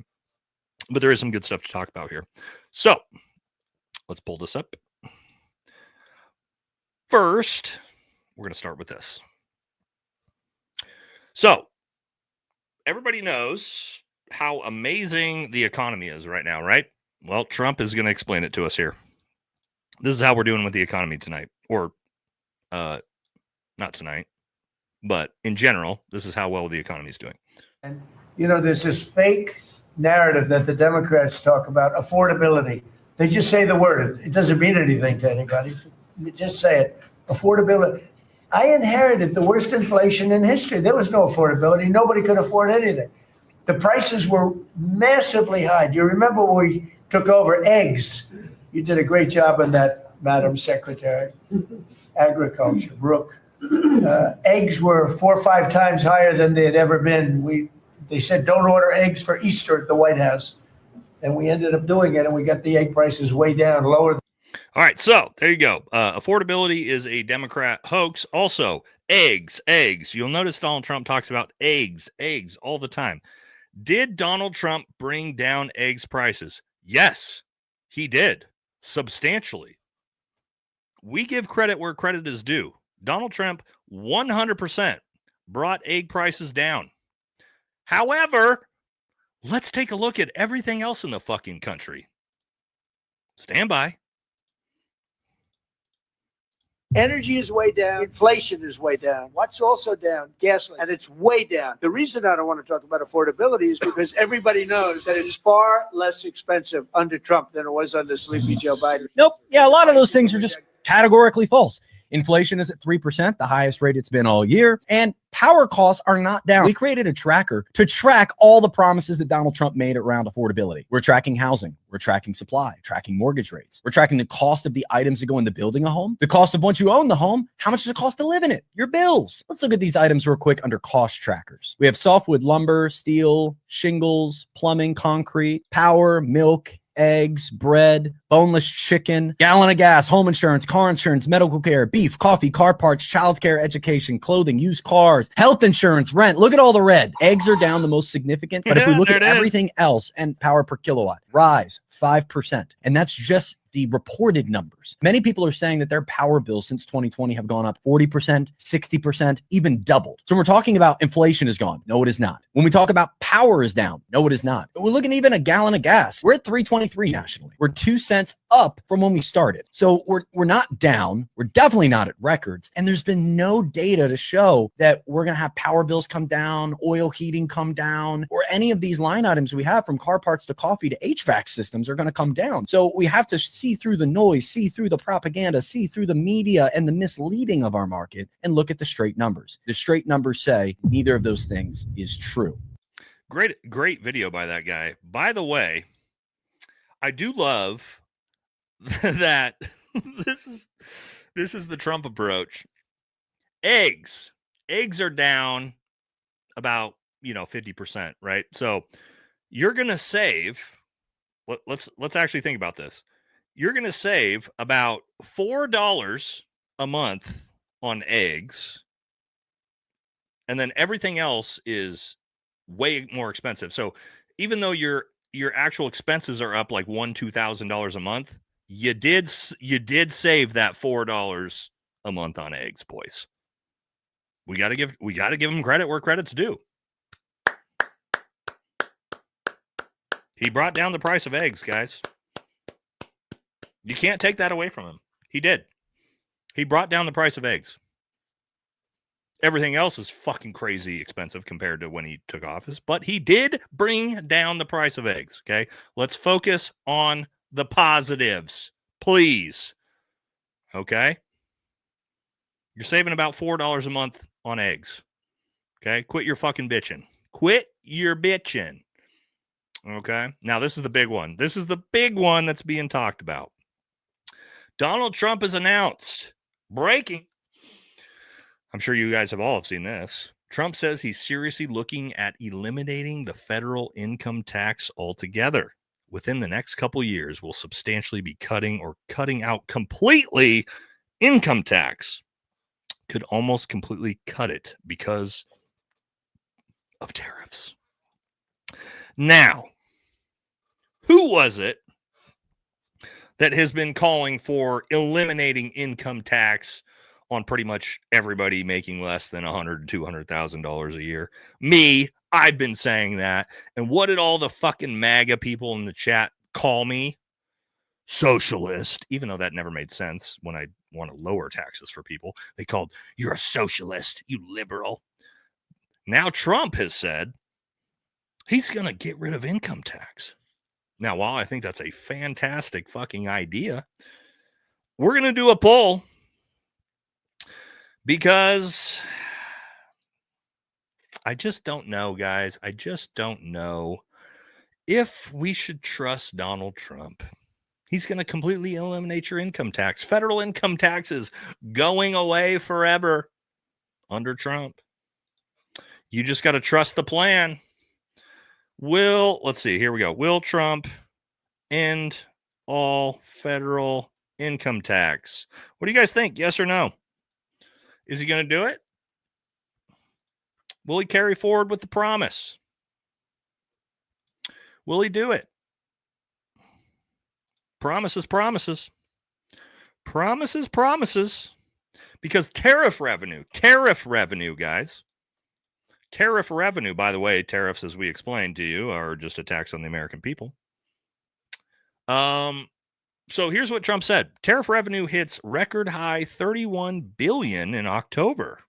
Okay. $31 billion. Let's extrapolate that out. Because, again, Trump is saying because of this tariff revenue, you won't have to pay income tax. So $31 billion was last month's tariff revenue. We extrapolate that out times 12. We'll say around $360 billion a year in tariff revenue. Do you think $360 billion is going to offset all of the money collected from federal income tax? The trillions of fucking dollars? Do you think that offset's going to work? I don't know if the maths on that one. Also, those tariffs are just taxes on you anyway. But a lot of people are already talking about it. Yeah, the what do we got? The $2,000 the Doge checks, or no, the $5,000 Doge checks. We have the $2,000 tariff refund checks. We're eliminating federal income tax. They sound fantastic. And yeah, this is the guy that's going to bring it to you, Donald J. Trump. Let's look at this quote. He says, because I have invoked favored nation status for the United States of America, drug prices are falling at levels never seen before. 500%, 600%, 700%, and more. No other president has been able to do this, but I have. This is the guy. Those of you who are pretty decent at math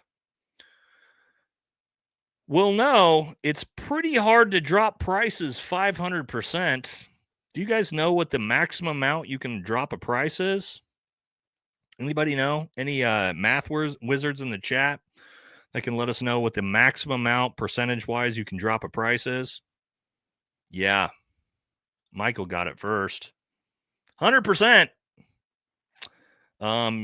That's the maximum amount. You can't drop prices 5, 6, 700%. It turns out this guy is fucking retarded and doesn't know that you could drop it 50%, 60%, 70%. But our retarded president, and I don't mean that offensively towards mentally handicapped people, I mean it to actually retarded intellectual people like Donald Trump, doesn't understand that you can't reduce prices more than 100%. So that's rough. But this is the guy. This is the guy that's going to bring you your $5,000 Doge checks, your $2,000 tariff refund checks, and is going to completely eliminate federal income tax and replace it with tariff revenue. That's the guy. That's the mathematician that's behind this whole thing. Yeah. Well, okay. I think that's probably good for the clown show. That is our politics for the night. What we're going to move on to, of course, the last part of the show, which is our greatest ally. So, this is what we have to start with. If you haven't seen this, guys, there's a new top 10 ranking going around. Let's get our flags in the chat. Let's get some flags in the chat real quick. Actually, stand by. I'm going to refill the drink for this. Flags in the chat. Give me 20 seconds. We'll be right back. I'm going to need it for how crazy this is about to get.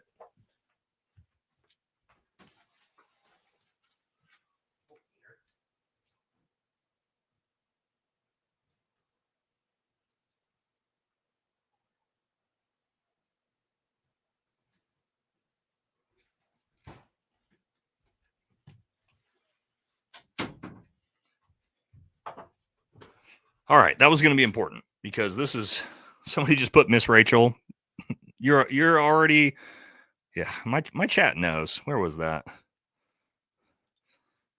Well done to Toodle773.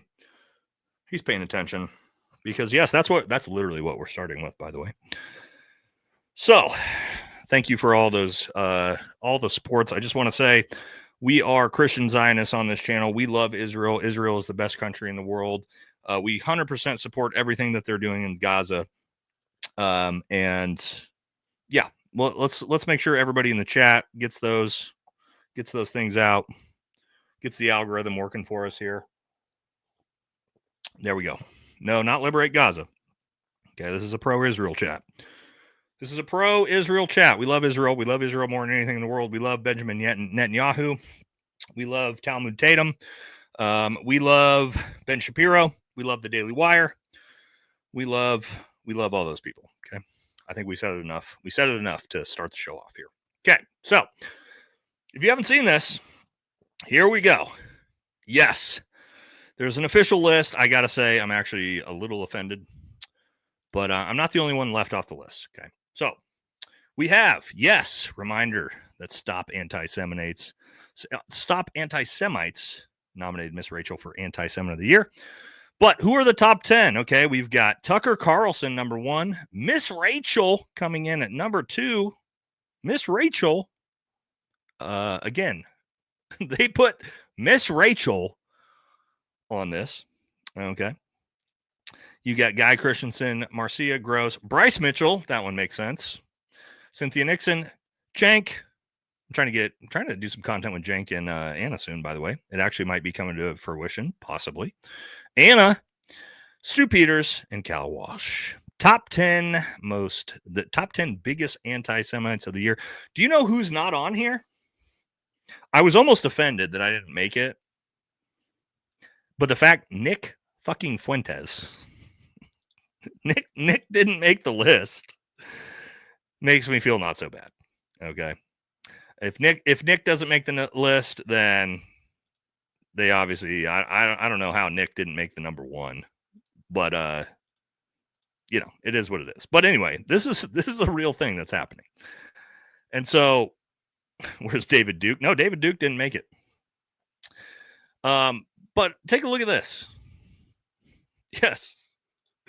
Jewish organization calls for Miss Rachel to be named Anti-Semite of the Year. Do you know how fucking pathetic and obnoxious you have to be to try to nominate Miss Rachel, the nicest fucking lady in the world, as Anti-Semite in the Year simply because she's come out and said that she's against Palestinian babies being blown up? That is fucking insane. Like, so people say you don't know who she is. Okay, let's show you who Miss Rachel is, by the way, to give some context about who they are putting up.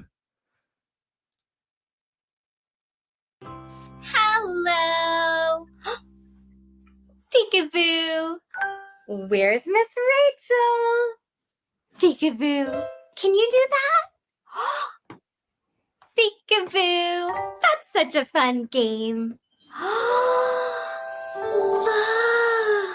This is it. It's a surprise. The number 2 anti-Semite in the world right here. By the Jewish whatever you want to call it. Look. Should we take out a surprise? Okay, let's say our special rhyme. Okay, so for those of you who needed context of who fucking Miss Rachel is, to be the number 2 behind Tucker Carlson.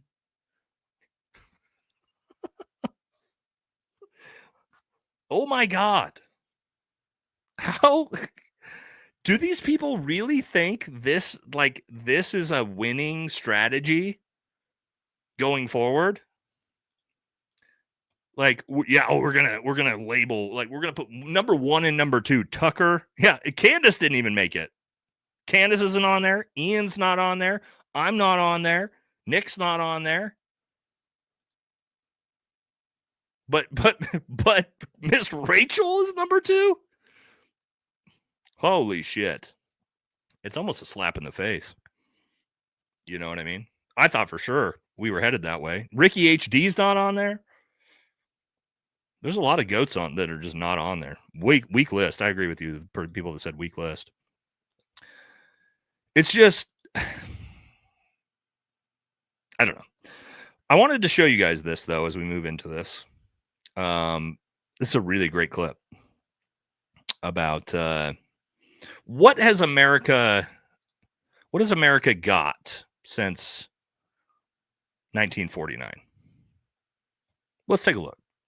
I just heard an anti-Zionist Christian podcaster say something very interesting. I don't know if I totally agree with this, but it's interesting no less. He said, when America started blessing Israel on May 14th, 1948, what did it get? What did America get since then, since the Nakba?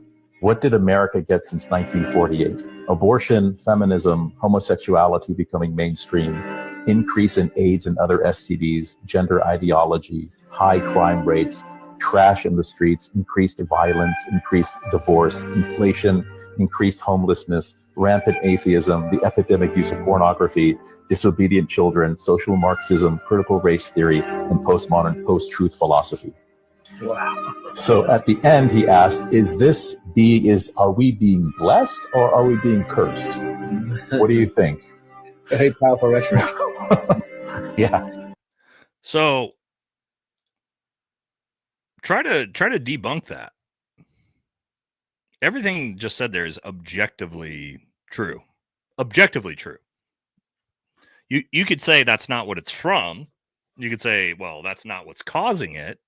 But you can't say that anything that he just said there was objectively untrue. Bit of a stretch. How? 100% of those things have happened. And none of those things were present in America before 1949. Not a single one. All of those things have happened since. So how is that a stretch? How is that a stretch? See, I get it. I understand that you're like, oh, I hate that you're fucking pointing out the truth. Right?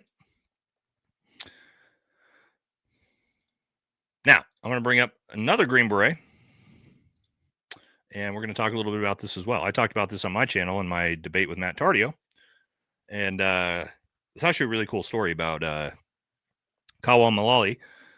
And he was an Iraqi who came to America and then became a Green Beret afterwards. Let's see what he has to say about, the whole reason we got into all of the wars in the Middle East to begin with. It wouldn't look good for America to just bomb Riyadh but Iraq, we can make Saddam look like a bad guy real quick. He's already the bad guy. He's already the bad guy. And you got Bin Laden, you got this boogeyman in the cave somewhere. Well, we got to go after him too. One other thing I wanted to add before we move on, Mike, is that when I said we were lobbied into World War II, we were lobbied into Iraq too. Don't forget that in 2001, it was Netanyahu that came in front of Congress and told every member of Congress that if we take out Saddam, it would have positive reverberations in the entire region. Yep. And it would guarantee the safety of the entire region. Don't forget it was that man that came in front of Congress. It was 100% true. That's exactly what happened. I talked about this before in my debate with Matt. The clean break, the strategy, right? And that was that, yes, we needed to go in. We needed to overthrow 7 different countries, right? Iraq, Syria, Sudan, Libya, Lebanon. And then what was the final one? What was number 7? Iran, which we haven't quite got yet, right? But yeah, I mean, that was literally Netanyahu in 2000. I believe it was 2002. I think he had the year off by 1 year. Whatever, it's irrelevant. 2002, he came before Congress with the clean break strategy, and he said, you have to overthrow Saddam Hussein, and it will have positive reverberations across the entire Middle East. That's why we invaded. Oh, Lebanon. Excuse me. I missed Lebanon. That's why we invaded all these countries. That's the truth. And it didn't have it turns out it didn't have positive reverberations around the world. It actually destabilized the entire Middle East, created a massive refugee crisis that has now obviously plagued Europe and is starting to be a problem for the United States, all because of us and our greatest ally, it turns out. It's funny how that works. But it is what it is. But don't worry, because they're going to figure it out for us here, guys. You guys should see this. Old Barry Weiss. You guys know Barry Weiss? She's here to explain what freedom of speech really is and who we're going to be allowed to, people like me are going to be removed from social media soon. And she's explaining why. Son Piker and Tucker Carlson or Nick Fuentes and, Andrew Tate, the kind of people that are rising in the podcast charts, those don't actually represent our values. And I don't think that they represent the values and the worldview of the vast majority of Americans. Well, you don't let them, right? That's the reason why. It's because they got banned. And so this is an opportunity to speak for the 75%, for the people that are. You hear that? 75% of America disagrees with us, by the way. This is, what Barry Weiss and the mainstream media has to say. On the center left and the center right that still believe in equality of opportunity, that still believe passionately in the American project, that still believe in all of the things that everyone in this room believes in, which is liberty and freedom and individual responsibility and in the most basic level, the right to know what is actually going on in the world. Hassan Piker and so she says there, she's trying to push forward the idea that the moderate, and this is a big fucking problem, the moderate right and the moderate left, which are the ones holding together American constitutional values. Is that really what's going on? Is it the far left and the far right? Is it America? Is it me and Nick Fuentes and Candace Owens and Ian Carroll calling for censorship and deplatforming? Is it Cenk Uygur and Anna Kasparian and Hassan and Destiny calling for deplatforming and censorship on far left and far right? No, it's not. In fact, I watched Destiny the other day, defend Nick Fuentes for his right to be platformed. And I've watched the far right defend, me myself included, defend people like Anna Kasparian for her right to be platformed. Okay, so it's not the far left and the far right who are trying to attack American fundamental values. It's the moderate left and the moderate right who are trying to attack those things. It's not, and it's the populist right and the populist left is really what it is. Okay. It's not the populist left and the populist right, which she's claiming is the problem. That's not fucking true at all.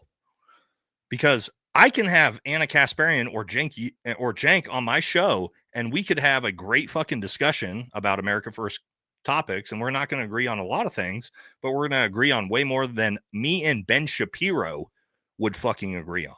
I have nothing relatable ideologically to agree on with Ben Shapiro or Matt Walsh at this point. Nothing. I could find zero common ground with that guy who's a supposed conservative.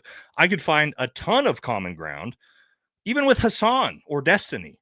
And while so much of that would be like, oh, we don't agree on all of these things, we would agree on a lot of things that I can never find common ground with the moderate right or the moderate left. Because they're the ones that want to deplatform. They want to censor. And they're doing it. And we've seen it. Right? So listen to Barry Weiss, who, by the way, she's being implanted by David Ellison, Larry Ellison's son, the owners of TikTok and Paramount and all these different companies, so that she can be the regulator of what's allowed to say, of what we're allowed to say on media. That's what she's basically being set up to be. She's going to be the regulator. Yeah, I'm not saying I agree with the vast majority of what Destiny or Hassan say. I don't. I'm just saying I could get more common ground with people like that than I could Ben Shapiro or Randy Fine or Lindsey Graham or Mark Levine. There's zero fucking, look at this. Are you in? Of course, we got the Trump fucking profile. Anti-Semite. Like, anti-Semite doesn't mean anything, dude. What does anti-Semite mean? Anti-Semitic? Well, nobody in Israel is Semitic, first of all. Like genetically, none of them are Semitic. They're all fucking Ashkenazi Eastern European Jays. So me being anti-Israel would have nothing to do with Semitism, by the way. If I was anti-Semitic, I would probably be anti-Palestine, because the Palestinians have infinitely more genetic Semitic DNA in them than anybody in Israel does. So what does anti-Semitic mean? Ben Shapiro? You think Ben Shapiro is Semitic? They're not a Semitic. I've got more Semitic DNA in my body than that fucking idiot does. What does anti-Semitic even mean in 2025? I'm against the people of Palestine, essentially? No, I'm not. So no, I'm not anti-Semitic. I'm anti-Zionist. 1000%. That's for sure. But you guys got to see, like, being called anti-Semitic, that doesn't mean anything. In like right now and 2,000 years later, that doesn't mean anything. It means nothing. Right? It has nothing, like, Semitism has nothing to do with the Jewish people in 2025. Nothing. That's not my opinion. It's just the truth. You know? So, here's another one. Another one of their winners here to regulate us. Sarah Hurwitz, who said, the problem is that young people have access to like, really, I want you guys to absorb this quote, okay? It's very, very important that you just absorb what she's saying here, especially the first sentence. The problem is that young people have access to information and are forming their opinions on Israel. Think about that fucking sentence for a second. The problem is that people have access to information and are forming their own opinions. We cannot have that. We need politicians, academia, and the mainstream media to curate a narrative and tell young people which opinions they're allowed to have. Think about this. They say this shit out fucking loud. She said this out loud. Guys, how you don't have the winning ideology if you have to say this type of shit. If you lead the conversation with, the problem is that young people have access to information or are forming their own opinions, yes, that is what freedom of information should be. We should want young people to have access to information and form their own opinions, right? Isn't that what we should want? Somebody said, why is that a problem? Well, why do you think it's a problem? Because that Gen Z, by the way, is like a 12% support for our greatest ally. That's why it's a fucking problem, because they have access to information and they've made their own opinions based off of that information. That's why it's a big fucking problem. Read this quote. Is this not insane? People are saying I can fix her. Yeah. It's insane. They say this out loud, guys. And here we go. God, these fuckers at the Daily Wire, dude. Again, I'm not a big fan of Pierce, but Pierce been on most people. This one was this week. Acknowledge that there's been no starvation, correct? No. You don't acknowledge I that? don't acknowledge that. Where are the videos and images of the starving Gaza? Piers dismantles Dave Rubin's Gaza argument and destroys the starvation denial on the spot. You can say there's no starvation. I can say there's starvation. The UN says there was starvation, but you guys don't believe a word the UN says. The other official bodies say there was starvation. You don't want to hear a word they say. Israel denies everything. And in the end, the biggest problem is that Israel will not allow, to this day, international journalists into Gaza to do their jobs. And I keep asking, why is that? I've seen a lot, but you would dismiss them all as fakes. My number one problem with this? Yeah. Well, because they're virtually all activists, not journalists. No, I don't mean Palestinian journalists. Yeah. I mean international journalists. Yeah. I mean the international. So let in Reuters, let in AP, let in the BBC, let in Sky, let in it's also NBC, a war zone. let in It's a NBC. war zone. Yeah, but they operate in war zones all over the world. You acknowledge that they're It doesn't matter what you fucking say to these people, right? It's a war zone. Yeah, there's journalists in war zones all the time. What are you fucking talking about? Like, and this is the problem. There's nothing you can say to these people because they'll just say exactly what Dave Rubin said there. Nope, it's all fake. It's all lies. It's like, yeah, but it's not, because we can literally see people starving to death, like, on our phones. It's 2025. This isn't 2001, where you can just like make shit up and nobody has access to information. And again, we just talked about access to information. Like, no, sorry, we have access to information. I can look. I can literally do this Like, this will take me, like, look at this. I can pull this up right now. This took me no time to do this. Right? Let's just look. This is From Gaza. the air, the scale of Israel's 15-month bombing campaign in Gaza is clear. This shows the destructive force of 85,000 tons of explosives. It's difficult to understand how anything or anyone could survive what aid agencies describe as appalling and apocalyptic conditions. And even with a ceasefire, how anyone could return. Juma Shadi says he built his house piece by piece. And like many others at the moment, he has mixed feelings. So that's my point. Like, you can't trick us.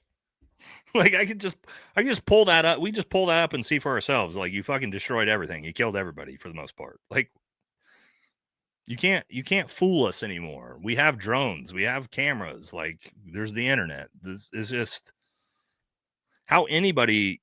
Yeah, they call it fake news. That's not fake news. Like, you know, and this is my point, guys, is that it was one thing, like, you know, right after October 7th and all the drama and like, okay, you know, Israel has a right to defend itself. And a lot of us, even me, kind of agreed with that. And then we see 2 years later and we're like, oh, but like you destroyed everything. It's like, it's worse than Hiroshima and Nagasaki. And you can't debate that. I can look at it. I can pull it up in videos and see it.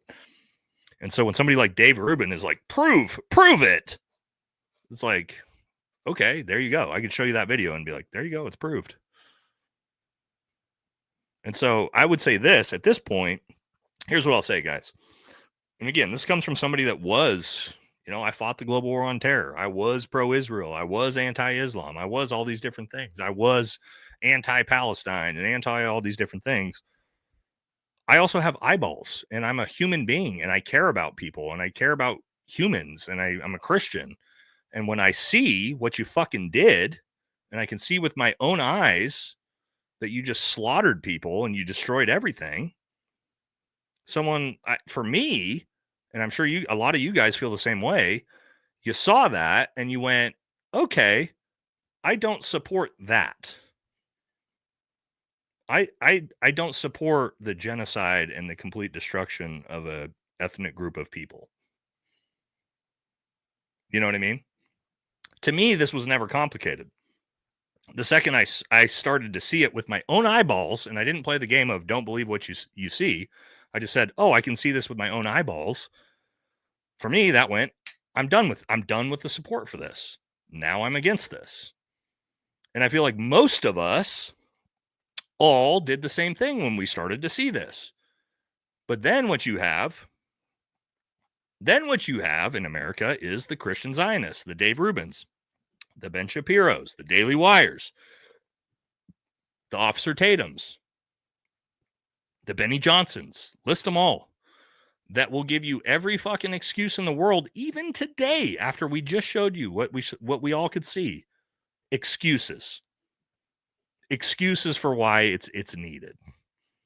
And so what I'll say, I've gotten to the point, guys, and I've never done this. I'm going to get a little personal with you guys here. I've never done this with anyone over any topic ever in my life. I have begun to completely cut off people that are supporting Israel and the genocide in Gaza out of my life, including friends. And I've never done that over anything because I'm not a big political guy. It's like you got your opinions, I got my opinions. I've gotten to the point where now for me, what it tells me is you are morally bankrupt and you are a disgusting fucking human being if you can look at that and you can try to justify it, reconcile it, defend it. I'm just fucking done with it. Yeah, including that. Matt texted me a while back. I didn't text him back. I'm just fucking done with it, man. I'm so disgusted. Like, you're not even a fucking human being. You have no morality in you whatsoever. At this point, in 2025, knowing everything we know, that it's just, I'm sorry. I'm done with it. Like, I can't do it anymore, man. And it's not about politics. It's not about anything. It's like you're just closing your eyes while people are being fucking slaughtered. And we're supposed to be okay with that. And I'm supposed to just still be your friend. And it's like, I'm just not going to do that anymore, man. You know, there's very, very few things, there's almost nothing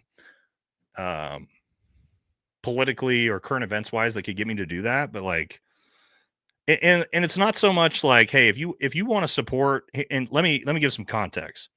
If you want to support Israel and you just want to be honest about it, which is like, hey, and some people do this, and I can deal with people like this, and my friends that are like this, and I do have some that are like this. Look, I support Israel for XY reason. I know they're committing fucking genocide. I know that they're doing this. I know that they're doing this, but I support them because, well, Hamas did this or whatever reason. That I want to condemn, but I also be like, well, you're being fucking honest. Okay, at least you're being honest. It's the people who will try to do what Dave Rubin just did, which is try to gaslight you, try to misinform you, try to convince you none of these things are happening. None of these things are happening. Don't believe your eyes.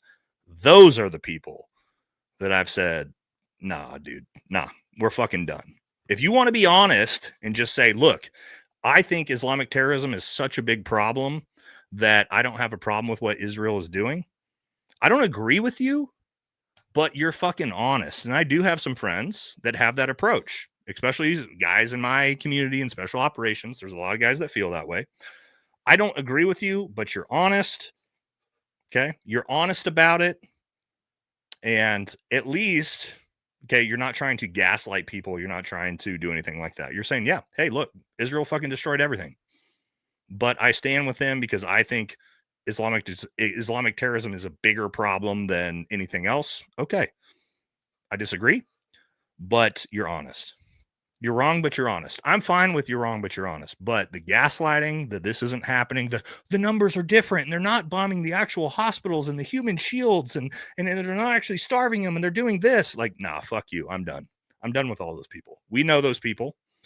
We all know those people. Okay. Those are the people that we're done with, right? Anyway, it's a little bit of a rant, but I think you guys understand what I'm saying, right? Chat, do you understand what I'm saying? Like, it's one thing if you have ideological, feelings that are different than me and you're honest about it. I can deal with that. It wasn't great that we invaded Iraq and killed 1 million fucking people. But there was people that said, I know what we're doing and I support it for XYZ reasons. Okay. That's somebody that's got integrity. They've got their own personal beliefs. We can disagree but the gaslighting, the fucking, it's not happening. Look over here. Nah, dude. We're done with that. So again, I do have buddies that are super pro, and you know who they are, that are pro-Israel, but they're honest about it. They say, I know this is happening, but I think it's worth it because Hamas and Hezbollah are being dealt with. Okay, cool, fine. But this whole thing, there's no genocide, there's no ethnic cleansing, and there's nothing going wrong, and like, oh, Gaza's a paradise. They can leave whenever they want. Nah, fuck off with that. We're done with that. All right, anyway, a little bit of a rant, but I felt like it was needed. Okay. Now, to make it worse, guess what? Oh, we're already in the West Bank. Turns out we weren't done in Gaza. They have started to kill people in the West Bank. Who saw this coming? Yes, UN says Israeli forces killing 2 West Bank Palestinians. And when they say 2 West Bank Palestinians, I believe it was an 11-year-old and an 8-year-old. I might be off by 1 year on those. But yeah, This is coming next, by the way, for those of you who aren't paying attention. The West Bank is next. And we're going to do, 2 little kids. Yeah, I think it was 11 and 8. We're going to do nothing about it. We're just going to allow this to fucking happen as well. And it's getting rough out there. It's getting rough. And guess what? Oh, don't worry. Israel's back up to their old tricks. Mobile phones being permitted into Gaza. Turns out they're blowing up. They're blowing people up. They're just detonating people. Just like the pagers, but, they're just Palestinian people. So that's fantastic. It's never going to end, I guess. I don't know what we're going to do. At some point, maybe somebody does something about it. But we do have people speaking out, even people like Tucker, and Nick and a bunch of other people, which is good. And Jake Shields and Ian and Candace, right? Maybe we're on the right track. And this is what Tucker had to say. Last month, I don't think a single person has ever made the case that I'm wrong, that Nick Fuentes is wrong. The Jew hatred stuff is wrong, period. And I said that the white hatred, black hatred, Jew hatred, Malaysian hatred, Bedouin hatred, it's all wrong. I believe that as much as I believe anything. Okay. But the rest of it, his analysis, which is actually smart and in a lot of cases true, no one's even attempted to rebut it. 95% or whatever the number is, if members of Congress take AIPAC money, how is that good? Shut up, Nazi! So if that's your only defense, you've lost. You've lost. He's not wrong. Here's another one. Israel has way too much influence over our Congress. Obviously, 95% of members of Congress take money from a foreign lobby, AIPAC. Like, how is that defensible? What is that? Why is that allowed? It's certainly America's most insulting problem. It's so insulting to be ordered around by a country of 9 million people when you're the United States. Like, what? It's a totally irrelevant country. Its only relevance is we promised to protect them. Therefore, we're like involved in all this crap. You fought some of the wars. But if you take that out and you're just like, hey, good luck. You're great. Wish you well. We've imbued the country with all the significance that is not deserved. There are no resources. It's the size of Maryland. It's got 9 million people. Like, this is a big world, very complicated. And somehow our Congress and successive White Houses have decided that the only thing that matters is this tiny, irrelevant country. 95% or whatever the number is, if members of Congress take AIPAC money, how is that good? Shut up, Nazi! I mean, he's not wrong. All right, last one I want to hit before we do super chats is there's been a lot of people have been talking about this for way longer than we realize. Farrakhan being one of them. This isn't new. This goes back 80 years of people talking about this. And it's just like it just now, due to social media, is finally becoming mainstream. So we're going to look at a couple of these. Who's angry with me? Because they are the absolute master of their world. That's the boss. You know, the Jews, they don't fight. They let the Italians, the Irish, the Polish do their fighting. When the Jew comes out to fight, you've gotten to the top. Did you see Raiders of the Lost Ark? Whenever you're getting ready to get to the real prize, that's when you got to go through the hardest test. That's when the big dragon comes out. Well, I'm telling you, when you bring the Jew out of hiding, that's the last barrier you got to get by. Do they control education? Do they control the American Medical Association? Do they control the American Dental Association? The psychologists? The psychiatrists? Come on, they do. Are they over the teachers union? Mm-hmm. Who runs the big publishing houses in America? Who is masterful in all forms of communication? Who is controlling the movie picture industry? Mm-hmm. Who is controlling the record industry? Jews angry. So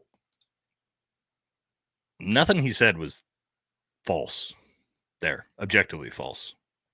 That's from like 40 years ago, which is pretty crazy. So my point is like some of these, and here's another one before we jump into super chats. This has been going around. This was the year after I was born. Hello, I'm Ted Pike, and this is my wife, Lynn. Today, a foreign government, Israel, operates the most powerful lobby in Congress. This is AIPAC, the American Israel Public Affairs Committee. Through control of Congress, Israel demands and gets nearly $5 billion annually. No elected official dares criticize Israel for fear the Jewish lobby will accuse him of anti-Semitism, the kiss of death for any politician. The president also knows what Israel wants, Israel gets. To act otherwise is political suicide. The mass media, founded and controlled primarily by Jews, manipulates the spigot of information out of which Heartland America drinks. The message of this contaminated source is, if you criticize Israel, you are anti-Semitic. Be safe. Keep your head down. Hello, I'm...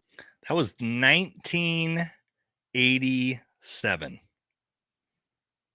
1987. AIPAC is the most powerful lobby in America. 1987. People were talking about this. You realize this has been going on for 80 fucking years. And we are just now, as an American society, waking up to this. That's actually insane when you start to think about it. That was 1987. That was a day before. I'm 40 years old. That was a day before I was born, or a year before I was born. That's insane. And he said, like, if you listen to what he just said there, if we were to just, let's say we took that exact speech and just had it as a Nick Fuentes clip, you'd be like, oh, yeah, it's 2025. We know that, right? Like, oh, yeah, normal. But then you see that was 1987 saying the exact things that we're saying right now. It's crazy. Right? Okay. Excuse me. We made it through the show. This was kind of a crazy show. We laughed, we cried, we got angry, we got real. This has been a good one. It's been a good one. It's been a good one, hasn't it, chat? We still got almost 6,000 people in here 3.5 hours later. Man, the fact that you guys sit here and Martin says I'm still drinking. No, I'm 1986. 1986. The fact you guys all stayed with me this whole way. Good. I told you it was going to get good. Very good show. Thank you. All right, now let's hit the super chats before we head on out of here, okay? We got quite a few because we got a little backed up. So those of you who are just here for the show, thank you very much, guys. These shows, I got to tell you, I'm honestly, like, I'm blown away by the support from you guys from the show. This is, I never expected to be where I am. You know what I mean? I started this, I'm going to get a little bit emotional with you guys. Not emotional like I'm going to cry, but I started this show, I started this YouTube channel, you know, right after I retired, basically because I didn't have social media. I had an Instagram account with 100 followers 2 years ago. And, you know, I retired. I didn't know what I was going to do with my life. Retired Green Beret. I could go work for fucking Lockheed Martin or do what everybody else does. And I decided to try to start a firearms instructor company, which went well. And everybody told me you got to have a social media. And I said, okay, well, I'll start an Instagram channel and a YouTube channel. And no idea what I was doing. And, you know, 2 years later, we have almost 400,000 subscribers on YouTube, doing, you know, almost 10,000 concurrent live viewers a night on these live streams. Man, it's super humbling, man, for you guys to be here night in, night out. And trust me, I know, you know, all the regulars. It's just, I just never expected to be where I'm at. And I appreciate it, guys. I'm not a guy that's, I can promise you, those of you who've been around forever, like Jasmine, Joe, a lot of the regulars, I'm never gonna change. That's the one thing about me. again, when it comes to, I'm here, I'm authentic. I'm not always right, like I said, but I try to always just bring you guys the truth from my perspective. The one thing you never have to worry about is somebody's telling me what to say, or that I'm adhering to some political party or shilling for some politician. It's never going to happen, right? So thank you so much, everybody, for being here. Because again, it's crazy. Just the growth of the channel. All right. So, I got a little emotional there, a little heartsy. So for everybody who wants to stick around for the super chats, let's do it. Let's jump into the super chats. All right. So, all right, let's keep it moving. All right, here we go. America first, ain't no participation trophies. Agree with you on that one, brother. All right. Azrael says, oh wait, we got this one, right? Trump, or did we get this or not? Trump, where are the files? No more distraction. Yeah, we got this one. Okay. It's the adrenochrome. Dude, I learned about what this actually was. Is this a real thing, guys? I learned about this like last night when I was doom scrolling. Adrenochrome, they gave him too much, just like the time he got caught lip lock on Bubba's Numb. Have you guys heard about this shit? Adrenochrome? I don't know if this shit's real, but if it's real, like, I know everybody's saying it's real. Dude, this shit is crazy. I mean, I don't doubt it's real, but we're talking about like siphoning the blood out of like tortured children and shit with electricity. I mean, I wouldn't be shocked, but I didn't even know this was a thing until I just learned about this. But yeah, dark shit. All right, America is the Michael Jordan of regime change. Yep, 100%. We're the goats. And guys, I'll tell you guys, the thing is, I've got it buried somewhere. You guys don't even know the number of regime changes we've been behind. You guys get the popular ones. What I can tell you as a Green Beret, because we've been unfortunately behind a lot of them. We've regime changed like 40 fucking countries in Latin America alone in the last like 70 years. Just Latin America.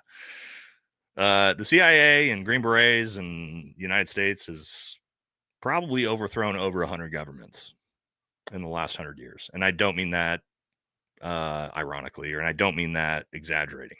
I'm talking about like probably 100 governments over the last 100 years. It's pretty fucked up. But yeah, we are the goat of regime change.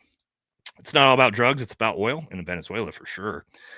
All right, Trump pardoned Hernandez after meeting with Usay and Uday, which, you know what, guys? I'll tell you.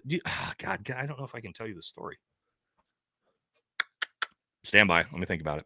Trump pardoned Hernandez after meeting. I could even put the picture. I don't know. No, I can't put the pictures up. I can't use the pictures. That might be too far. Trump pardoned Hernandez after meeting with Usay and Uday to consummated that big, beautiful Trump bribe. I mean, deal. Uday Hussein, huh? A friend of mine. God, can I even say this?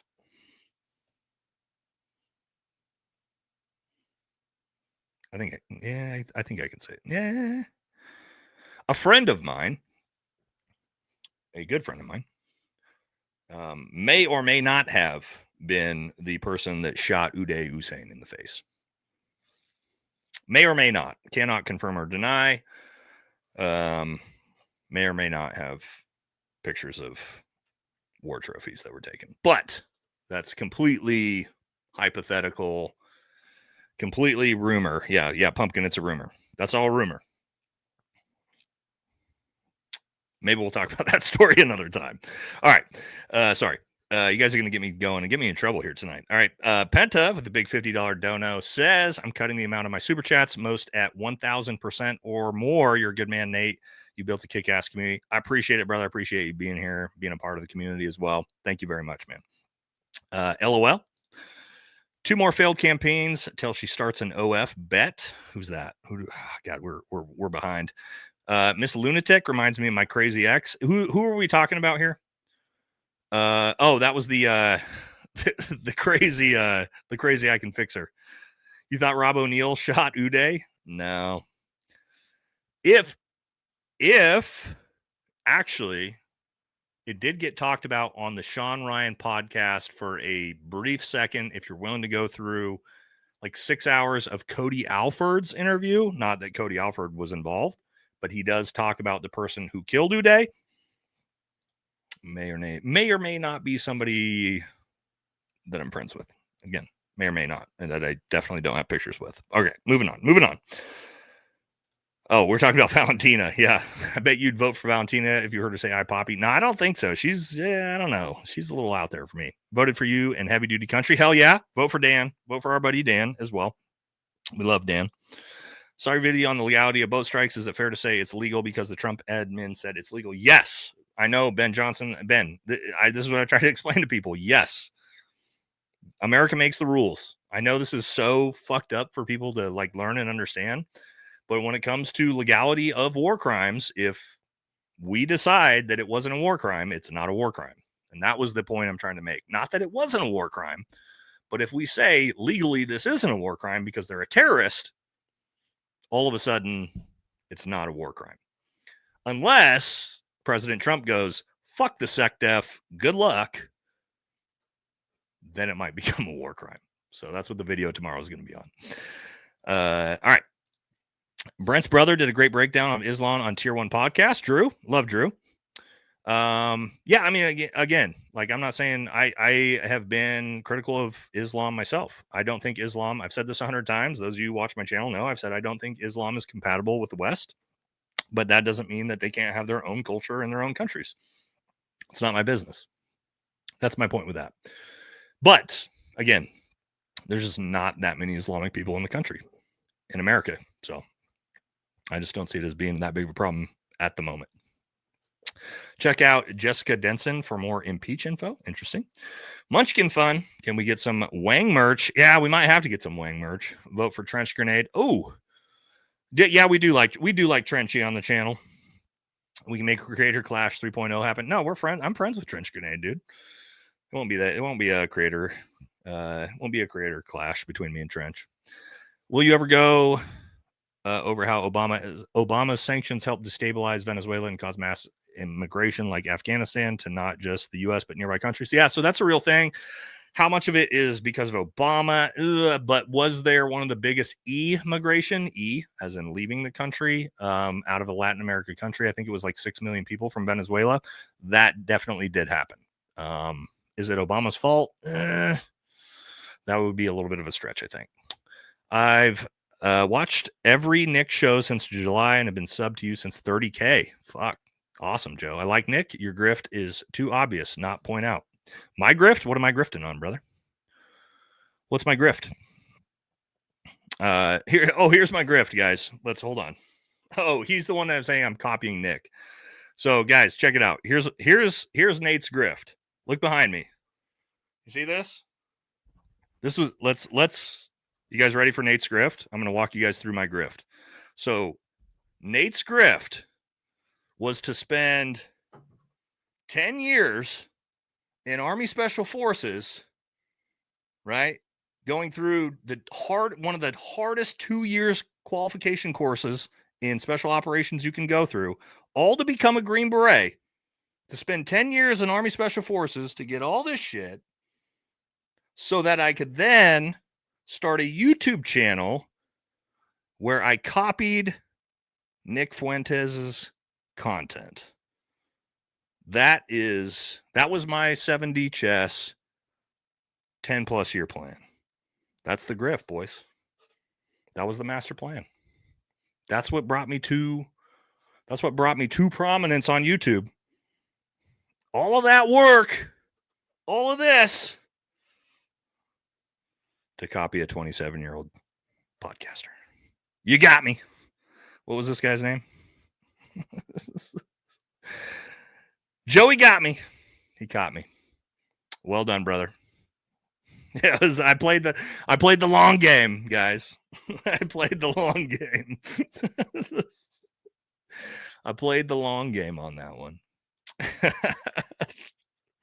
All right. Obama demonstrated how to deport. Yeah, he did, actually. Yeah, he was the deporter in chief. Although he didn't hit Bill or Bush's numbers. That's the thing. We call Obama the deporter in chief, but he was short of both the others. All right, I can't say Blickscale. Yes, I dispatched and had a few in my town the other day. That's what they looked like. I've also seen a few Dominicans in the chat. We love you, bro. Thank you. Is it about deboarding or a standing army? Yeah, we saw that. People were talking about, like, are they going to import the third world to create some fake army? That didn't really come to fruition. Joe says, we still got to get you modded, Joe. I got to message me on Instagram. Or Jasmine, get me connected to Joe so we can get his YouTube channel. We can figure this out. All right. Want a LARP live action roleplay tutorial? Watch the movie Knights of Bad Assam. I promise you have a good time. Check your brain at the door. You guys want a fun fact on LARPing, live action role playing? You want a fun fact? You guys are going to like this, I think. So, when we talk about LARPing, live action role playing, did you guys know that the world record for the biggest LARPing event in the world is Robin Sage Exercise? It's the Green Beret culmination exercise in North Carolina. The world record for the largest LARPing event is our culmination exercise to become Green Berets. We have that. That's not fake. That's real. We have that as a claim to fame as the largest LARPing exercise in the entire world. Robin Sage Exercise. There you go. What would you say about veterans joining ICE? Hey, if you want to join ICE and you're a veteran, I guess then you'd bypass the whole fake rent-a-cop thing. But I would say, I mean, the money's good. They're paying a shit ton of money, so there's that. I couldn't do that job, dude. I'll tell you this. Like, I could not roll up on a minivan with some fucking, 30-year-old lady who's got 3 kids in the car, yank her out of the car, break her windows out, and like deport her ass, even if she was illegal. I couldn't do it, dude. I couldn't go. I personally, even if I want to say like, hey, the mass deportations are important. I don't think I could do that. Like, with my heart, I don't think I could do that, dude, personally. But if you could,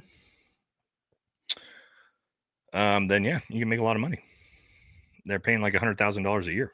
So the files are in Valhalla, brother. The Epstein files are definitely in Valhalla for sure. The files are in the boat. Yeah. They got drone strike.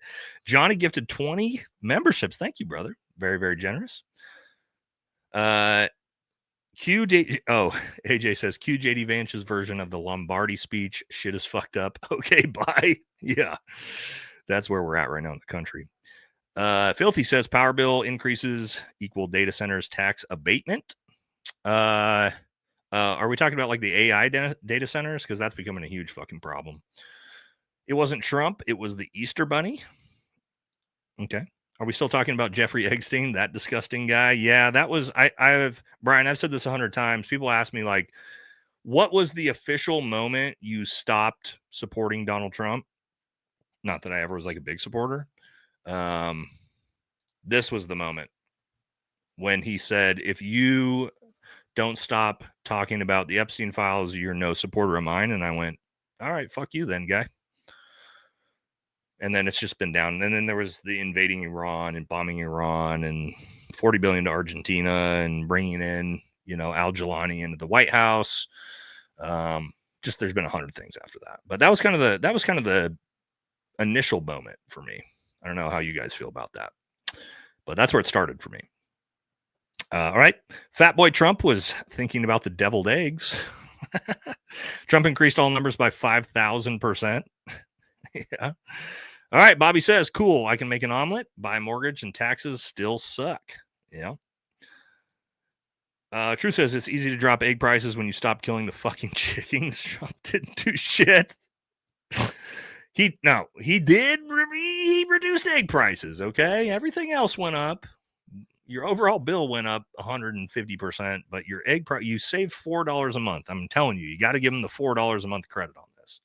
All right. Buff Like Jesus says, Trump's on them. We have to pass the bill to see what's in the bill. Vibes of late. If you're upgrading your booze, try Garrison Brothers. Okay. And Aberfeldy 24. Interesting. All right. I'm fucking pissed you didn't make the top 10. Maybe next year. Yeah, Zuby, the anti-Semitism top 10. I will say I've been in a few. Ricky actually, maybe I can pull this up. I don't want to actually pull our DMs up. But Ricky actually DM'd me, and we both made it on. Somebody was pointing out. I can't pull it up right now. That'll take too much work. Somebody on Twitter included me, Ricky HD, Tucker Carlson, Ian, and Candace, and being like some epic anti-Semites. So, I thought that was kind of a nice shout out. Fucking my spot was snatched by Miss Rachel. Yeah, I mean, guys, like, I'm not anti-Semitic. I have nothing against Jewish people at all. Just like all of us really don't. You guys know I'm very, very like. I get a lot of shit from people that I'm not like white nationalist enough, because I'm always defending Muslims and defending Latin Americans and Hispanics, and I'm always like defending everybody based off race and religion. So I'm actually like the opposite of what they call out, but like, being called an anti-Semite here, like in 2025, yeah, it's cool, dude. Nobody gives a fuck about that. Doesn't mean anything. Miss Rachel 2028, yeah, she's got street cred now. Mr. Rogers must also been a Nazi. Yeah, I mean, that's Mr. Rogers. Jasmine said, did Kyle's mom make the list? Yeah, that's a good one. That's a good that's a good joke. Vote for what? All right, vote for Wang. Yeah, all right, Wang gang in the chat. This is a good profile picture right here. Batman Rock says a similar thing was happening in Germany in the 1920s. You're not wrong. And don't forget the CCP in 1949 and the One China policy. You mean the One Child policy? No, that was later, I think. I don't know. Oh, One China policy. Okay, got it. 1979. When analyzing America's descent, it wasn't just those people. Yeah, I'll say this, like, comparing China and the United States in the next 30 years, we're not on a great track of competition. I'll tell you that. But we'll see what happens. Doc says far left and right can combine and agree to keep the government the fuck out of things we don't agree on. 100% agree on this. I keep saying this. The populist left and the populist right could very easily. I don't know how you join together politically, because we'd never vote on the same like candidates, but there should be like some type of way we can work together. Not sure what it looks like. BMU, what's up, buddy? Says gas station booze. All right, appreciate it. Brian says, saw a post about Israeli Prime Minister nut in my yoo-hoo. Said the Pope going to Lebanon is antiseptic, asking Trump for $43 billion. I saw that. Did you guys see that the Trump went the Pope went to Lebanon? He got threatened not to go, and he said, fuck off, I'm going no matter what. That was actually pretty wild. They got pretty butthurt about that. And then they bombed Lebanon while he was there. Did you guys see that? Yep. So Israel bombed Lebanon while the Pope was there. That happened if you weren't paying attention to what's going on in the world. Jake's in the chat? Where's Jake at? Our buddy Jake is in the chat. Oh, Jake, where are you at? I don't see you. Jake's Zweg. Yeah, I got a bunch of Zwegs in the chat. Where is he? Where are you at, Jake? Our friend Jake's in the chat, apparently. The best Navy SEAL in the world, Jake Zweg. The best Navy SEAL in the world. My closest friend that's a Navy SEAL in the world, Jake Zweg. Where is he at? Love to see that. All right, I don't see you in here. I don't see Jake saying anything, but everybody says he's in here. Well, we love Jake on this channel. Hold on, let me hold on a second. Where's let me pull this up real quick. Jake Zweg. All right, hold on a second, guys. Let's look at this real quick. We got one of my good friends, Jake Zweg, in the chat. Guys, I'm going to put this in the pinned comment. we've got, how many people we got in here still? Even in the super chats, we got 5,000 people in here. I'm going to put Jake Swag is 500 subscribers away from 100,000. He is right on the doorstep.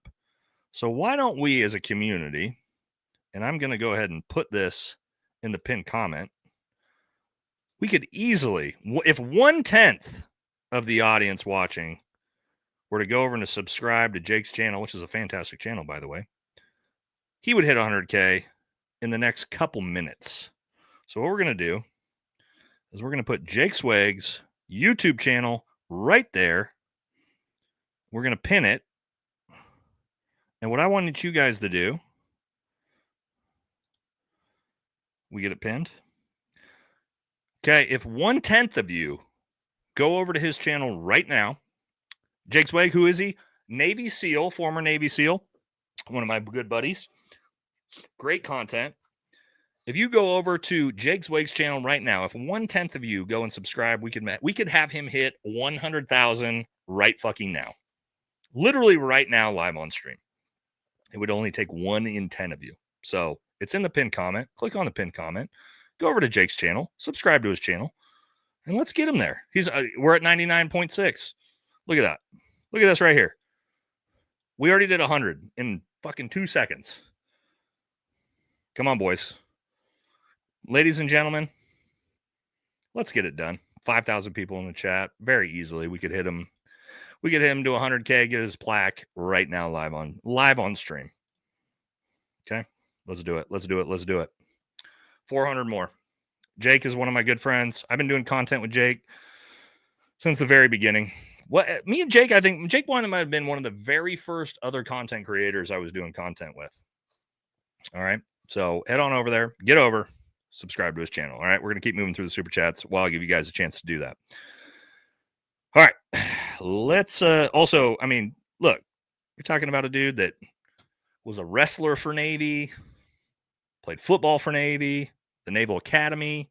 He also produces, if you don't know this about Jake Swag, he actually produces, I believe, we'll pull that back up, more Naval Academy, West Point, and Air Force Academy officers than any independent person out there, which is insane. I mean, that's incredible. The stuff that he's doing behind the scenes, guys, for the U.S. military is incredible. So give him some support. Are we already almost there? That's going to be crazy. Yep. Look at that. We're already 300 away. All right. Keep going. Get over there. Keep subscribing. All right. Let's keep moving through it.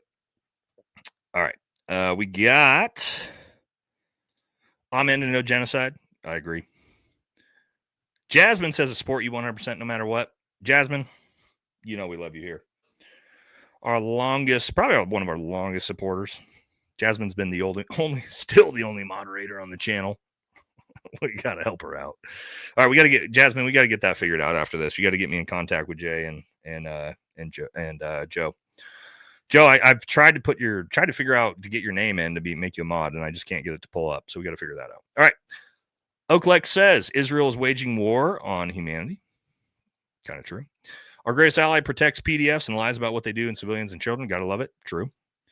Oh my God. This is the gigantic super chat from Mr. Bruce Lee. $200. Didn't see this. It says, to end the night, per Aqua, let's all have a root beer and a hot dog. We were just talking about this.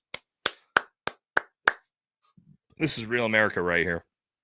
Baseball, hot dogs, root beers, real beer, barbecuing, fireworks. What else? Movie theaters, strip malls, all of the most America things that there are out there. Thank you very much, brother. I appreciate you. That's super generous of you. Thank you. Appreciate it. Mr. Bruce Lee. Great. I love Bruce Lee, by the way. Love Bruce Lee. Big fan.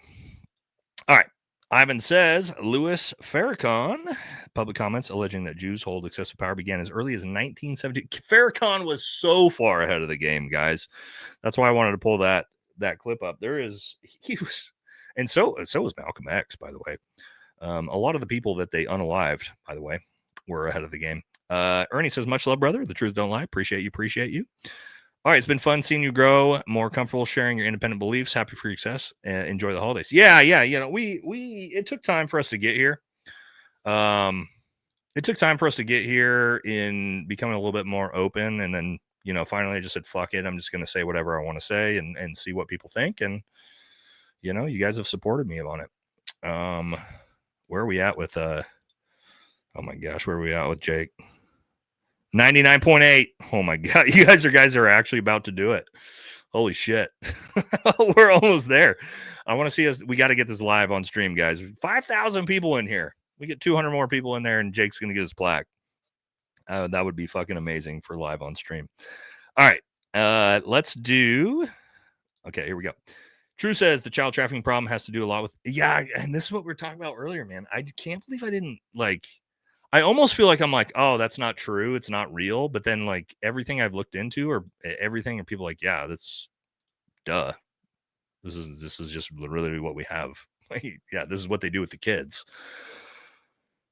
Scary. Andrew Chroma would make sense from a biblical perspective if you know what the Canaanite practices were in the old days. Yeah, I know. That's the truth. That I know it's been around forever and this has been talked about forever. You would I don't know. Maybe I was naive to think like, oh, that's not going on anymore. And then I saw I watched an entire hour-long podcast on it, like really describing how it all works. And I was actually horrified, but then realized like, oh, this shit's actually real. It's dark. Rye says it's weird that ever since Trump said they agreed to a ceasefire, we haven't heard much from the mainstream media about what's going on there. Other than they just keep breaking the ceasefire and just keep killing people. Yeah, there's that. All right. Richard says, Nate, deep respect to you for giving us political homeless a home. It's important for all of us. Thank you, brother. That's what we're here for, brother. Rich, we are here. We're all the politically homeless. Maybe at some point we'll all find a home. I don't know. We're going to do that together, guys, over the next year or 2 years. Together, maybe we find a home, or maybe we don't. Bring Jake on the show? Yeah, we bring Jake on. Jake's been on the show. Me and Jake have done, I don't know, we've done probably like 20. I've done more content with Jake than anybody by far. But we could probably get Jake.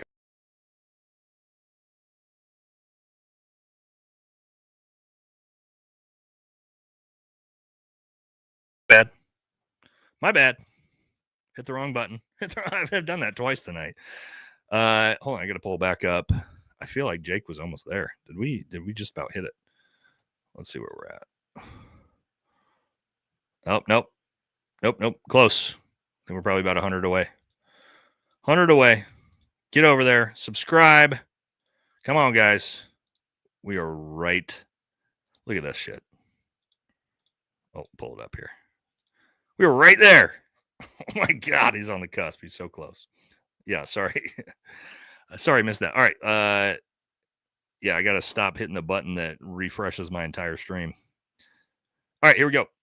Halos fan says, I don't see any grifting, just too much Trump bashing. I like Trump because he says the word fuck. Too much Trump bashing? No, dude.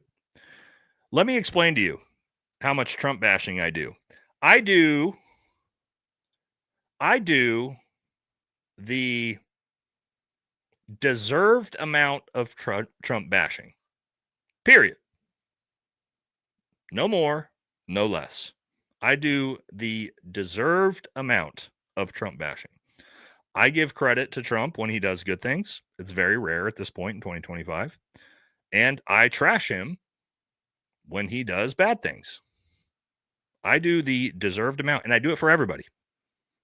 I've defended Trump before, and I've shit on Trump. I've defended other politicians. I've defended Democrat politicians and then also shit on them. Graham Plattner, we have supported Graham and said, this is really good. We've also seen some of his stuff and said, this is really bad. This is what we do. So no, I don't think I do too much Trump bashing. I probably, honestly, guys, I probably don't do enough Trump bashing. I think it's probably, he probably deserves a lot more than I do. But you know, it is what it is. So no, we will not stop bashing Trump. We'll stop bashing Trump when he starts putting America first. I promise you. If Trump all of a sudden tomorrow went 100% America First policies, we would support him on this channel. Not completely, because I know he's still a disgusting fuck that obviously, we still know this guy in the 80s and 90s was doing this shit. So I'd never really support him, but like I would support policies at least. For sure. Because again, like everybody in politics is fucking disgusting. They're all pieces of shit. So at least if he was doing something that's American first, we could give him some, thumbs ups. But haven't seen that yet. Venezuela has large deposits of rare earth elements. They do, including the mineral. I can't even say that, dude. I can't say all those words, but I'm sure you're right. Necessary for AI. Way too big of words for me, brother. Poll. What do we want to poll on? What do we want to poll on? What do we mean? What do we mean poll? What do we need to poll for? Hold on. All right. Let's do. All right. Would you be willing to advocate for Democrats over the next 4 years to make sure Trumpism loses political power? No, not specifically for that. I would advocate for specific Democrat politicians who run on America First policies, like Graham Plattner, who I don't agree with everything he has to say, but for the most part, I would say I agree with a lot of his policies. So somebody like that I would support. But if you want me to randomly support Democrats just to get rid of, let me give you an example of what I mean.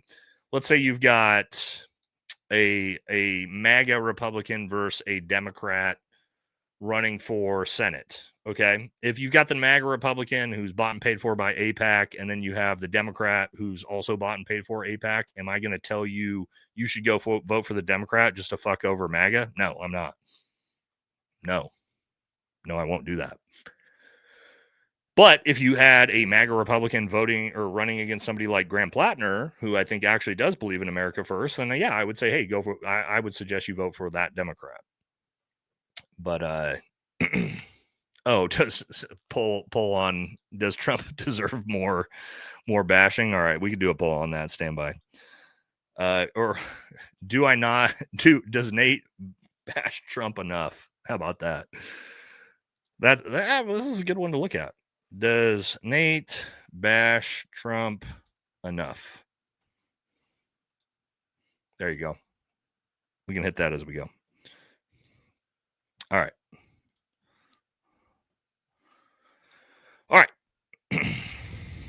There's the poll, guys. All right. But no, I don't care about politics at this point, whether you're left, whether you're right, Democrat, Republican. I'm looking at your actual policies and what you're running on and who you're taking money from specifically. If you're somebody that is, like even AOC at this point, although that's kind of a she's got a $0 AIPAC score. I mean, I know that the people who put her in power, there's a lot of backstory to that, but just hypothetically, right? Somebody that is actually, she's not America First though, but that's not a good example. Thomas Massey, maybe, right? Like that's somebody that I would 100% say you should vote for that person because he actually believes in America First policies.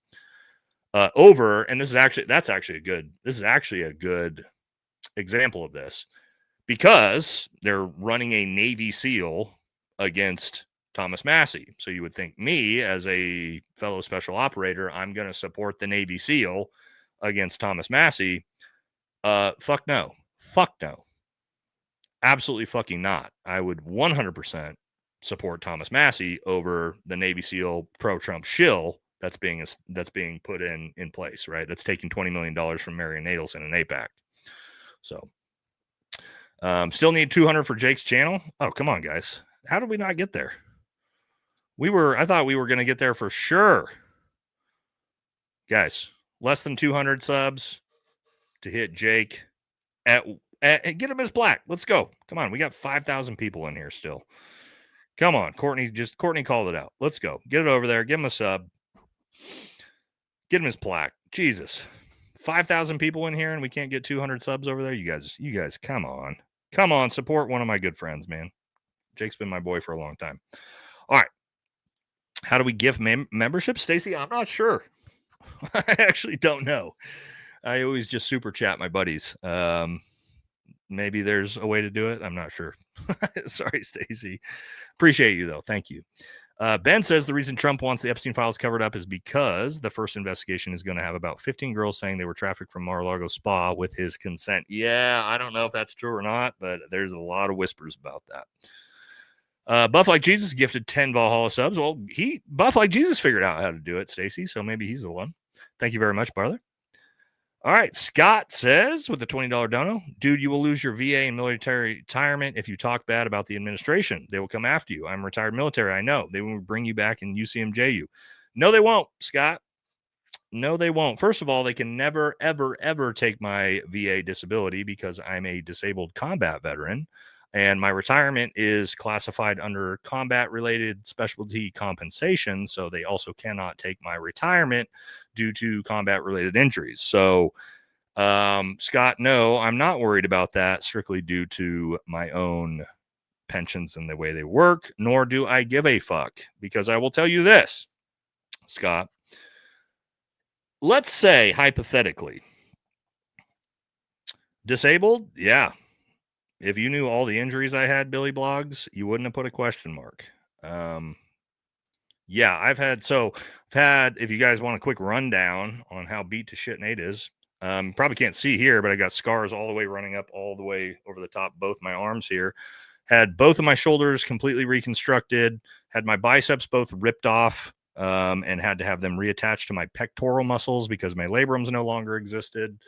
Left side had my AC joint have to be completely replaced, labrum torn, rotator cuff torn, right side same thing, bicep tendinosis ripped off, reattached my pectoral, fully destroyed labrum and rotator cuff. That's just my shoulders.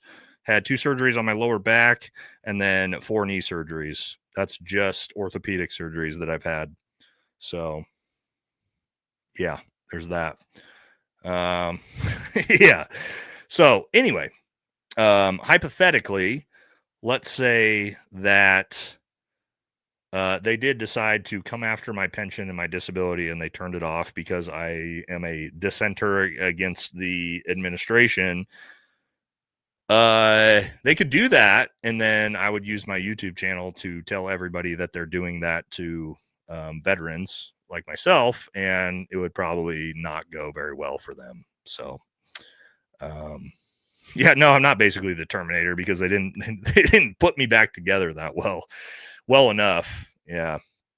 But anyway, so yeah, I'm not worried about it, man. I like, what are they gonna, you're gonna come after me because of my opinions?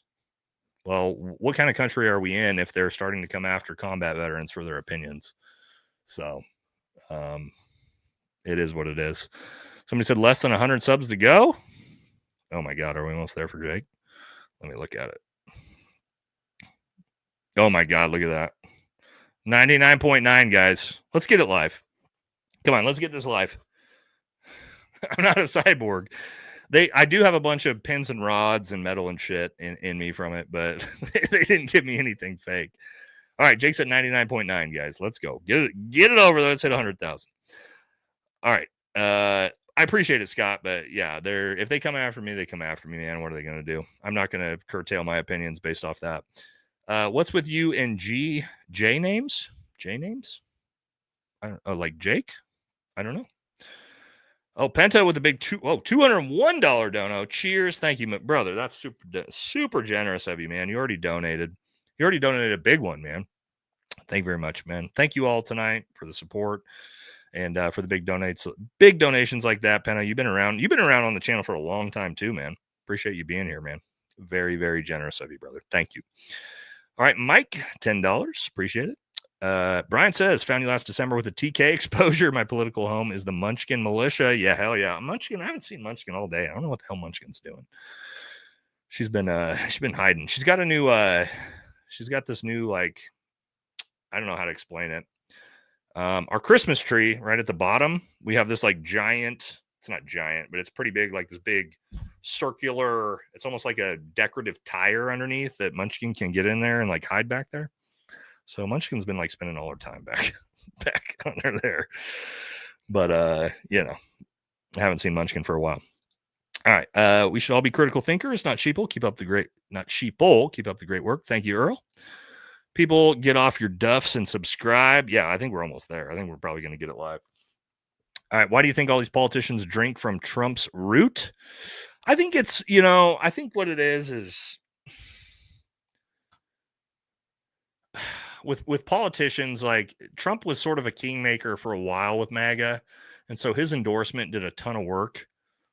And so sort of like simping for him and like doing what he tells you to do, I think was like really important for a long time for MAGA politicians. I think that you're going to see come 2026, that's all going to change. When he becomes a lame duck president, I think you're going to see everybody be rats on the ship. And I think politicians are going to happen first. I was actually talking to some buddies about this earlier. Politicians are going to happen first, like Marjorie Taylor Greene, Thomas Massey. They're going to fracture off and start realizing like MAGA dies with Trump. And again, we talked about this earlier, not like, I think like a civil war or anything like that. It's just the MAGA movement dies with Trump. There's no, like JD Vance is not is not going to like carry the torch after Trump. It's not going to happen. So Trump will become a liability, especially as a lame duck president. And you're going to see the politicians are going to, and it's not just because of Trump specifically. This is just kind of what happens in politics when a president becomes a lame duck president.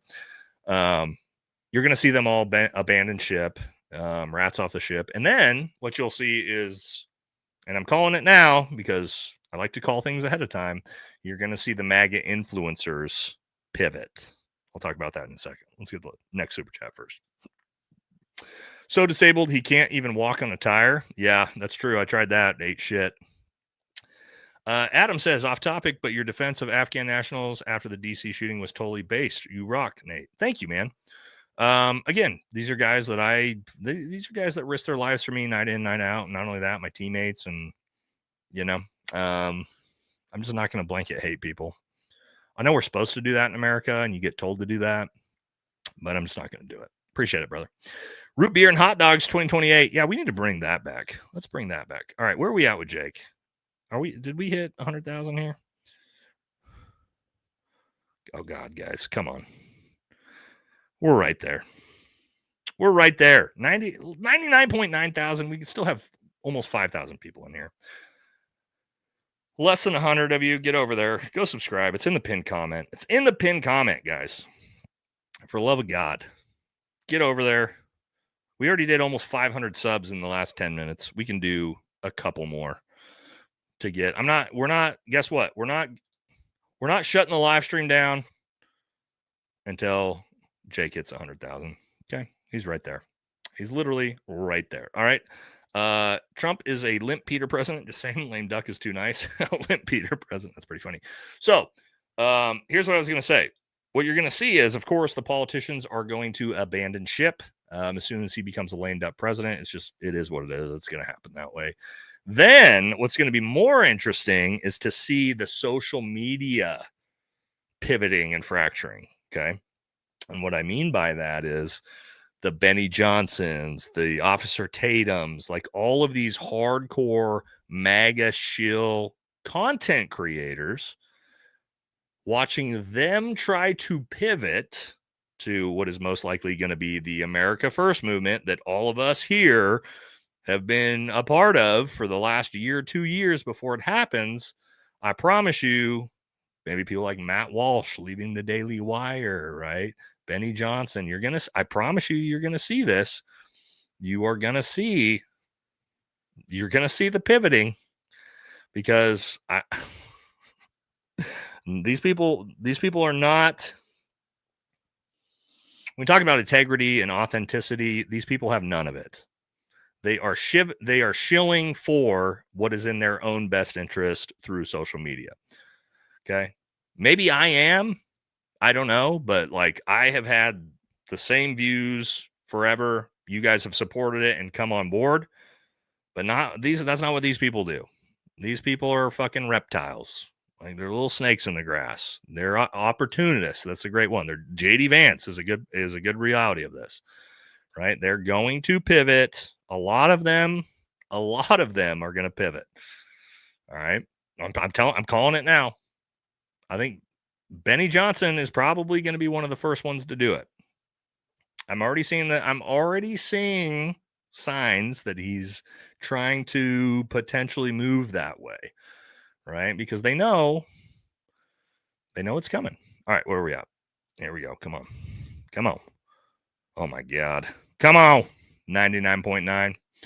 Marjorie Taylor Greene is getting ahead of the pivot. Benny's already starting. Yeah. I mean, you guys that are paying attention and watching, yeah, this is what's happening. Somebody says Trump is JD Vance is a power bottom. Oh, buff like Jesus said it. We need a younger Bernie Sanders. Yeah, Vance teal lovers. No, JD Vance is not the choice, guys. I don't know. God, what? And here's the problem for sort of the problem for Republicans going forward is like, who's the I don't know how to even talk about it. Who's going to like rise up to become the nominee in 2028? Somebody said 100K. Did he hit it? Did we do it? Bam! Congrats to the boy. Congrats to our boy. There we go. Live on stream. 100K to our boy Jake. That's what I'm talking about. That's what this community does. Supporting us, supporting the boys. Very, very cool. Yep, we did it. Well done, guys. Well done, chat. I don't know if Jake's even in here anymore, but he's at least gonna all of a sudden have 100K. So shout out to Jake. Jake's a great dude, man. Jake is a fucking great dude. Great dude. Been friends with Jake for a long time. All right, good work, everyone. That's what I'm talking about. We love to see it. We love to see it. All right. Yeah, Jake owes Nate some wine. Yeah, next time I'm in Texas, every time I go to Texas, I see Jake. So next time I'm in Texas, he's gonna have to buy me a shot or something. So very cool. All right, I don't even know if Jake's in here, but I'll text him. 2 claps like Coach Colin. Can you get Coach Colin gives the? Yeah, we love Coach Colin on the channel too, man. He's got great content as well. All right, so we are at, oh my God, we're at 4.5 hours. Guys, these Tuesday night streams are supposed to be about 2 hours long. And I don't think I've gotten below 3.5 hours yet. But you guys stick with me through the whole thing. And man, we had almost 10,000 people here at the peak, which is insane. So, all right. Some orders of business. Jasmine, we got to get a hold of Joe and Jay and get their actual fucking YouTube names. There's Joe. We got to figure this out, buddy. We got to figure this out. I got to get you as a mod. So we got to get you figured out. All right. And then what do we got going on? We got stuff going on this week. I think I'm going to be doing a live with JD DeLay. Maybe Wednesday. Is that tomorrow? Oh, maybe tomorrow night we'll be live with JD DeLay, just me and him. I think we're trying to maybe potentially look at doing a charity stream for the kids. Toys for Tots, something like that for the kids. I got to talk to them. And then Friday, what are we talking about Friday? Ooh, Friday, I think we're doing a big TPUSA. We haven't talked about Charlie Kirk in a while. I think we're going to do a big TPUSA. Maybe here, let me ask you guys how you want to do this. I've been putting together an episode to basically go through TPUSA's securities, the head of security on the Sean Ryan episode. I was thinking about doing it as an episode. Would you guys rather have it as a regular video or if we did it on the Friday live? And I basically deep dived what a fucking failed leader and piece of shit that guy is. So we could do that as a live stream and go into all TPUSA's new corruption that's come out. Also, Candace Owens potentially is about to drop some crazy shit about TPUSA. So we could do it as a live Friday and get like deep in the weeds, and I can really tear this dude apart, or I could do that as a video and we could do something else. So, all right, we can do a quick poll on that. I've been putting this one together for a while. It may be funner to just do it as a live. So let's maybe try, let's see what you guys think. We'll let democracy decide on this channel. All right, here we go. So do we want to do Friday live? We could do TP USA, or what was the other one I had in mind? I don't remember. Now here we go. We'll do it this way. Friday Night Live, TP USA, yes or no. All right. I got other stuff I could talk about. Do you want so if you say no, you want it as a regular video. If you want to live, then we're going to go through the entire, not the entire thing, but all the fucking most obnoxious, stupid shit he said, plus all of the lies and all the corruption that's been going on. We got Aaron Love in here. You'd love to see that. Let me know what you guys think. You guys want to do that live? It might be more fun. I got a lot to say and break down about that interview. Okay. I'm sure you guys are actually probably like it. All right. We got a few super chats. Last super chats here. Benny needs life in prison. No, come on. Benny's not that bad. I don't like Benny. I think he's a shill, but he's not that bad. Thank you, Buff Like Jesus. All right, Halos fan says you were right about the pivot. It will happen. Anna Kasparian and some others did that very thing after Trump won. Anna didn't pivot that hard, but Anna is very America first now. God, I've got to get Anna on the show. I'm working it, boys and girls. I promise you. I'm working on some big names. Peter Thiel is an anagram for the reptile. True. Weirdo. Do you consider welfare America first? Yeah, sure. If I could take all the billions of dollars we're giving to foreign countries and use it on welfare instead, I'd do it in a second. Call me socialist if you want, but I would much rather the billions of dollars we're giving to hundreds of billions of dollars we're giving to foreign countries. We just use it on Americans instead in whatever capacity, welfare, free education, free healthcare. I don't care. Sure. It's better than going to Ukraine or Argentina, or fucking whoever. All right. 2 claps and a Ric Flair chat. Woo! Hell yeah. All right. What's the final results here? Okay, 91% says yes. We're doing okay. We're doing the TPU episode that I've been putting together. Well, I was putting together as a regular episode that's probably going to come out Thursday, but we are going to do that as the live. We are going to break down, and potentially some crazy shit with Candace putting out, but we're going to break down, and I'm going to deep break down that the head of security and how fucked up everything he said in that interview was in that episode. All right. So we'll do that Friday. All right. Thank you very much, everybody. I'm going to go. I haven't had dinner yet, so I got to go eat dinner. My wife's probably going to kill me. But that's going to do it for this one. Thank you all so much for this great live. We went 4.5 hours. Woo! So I will see y'all probably tomorrow night. I got to talk to JD Delay, but we'll probably be on tomorrow night talking about some whatever we're going to talk about, and then Friday as well. So, all right. Thank y'all, and I'll see you either tomorrow or Friday. Take care, guys.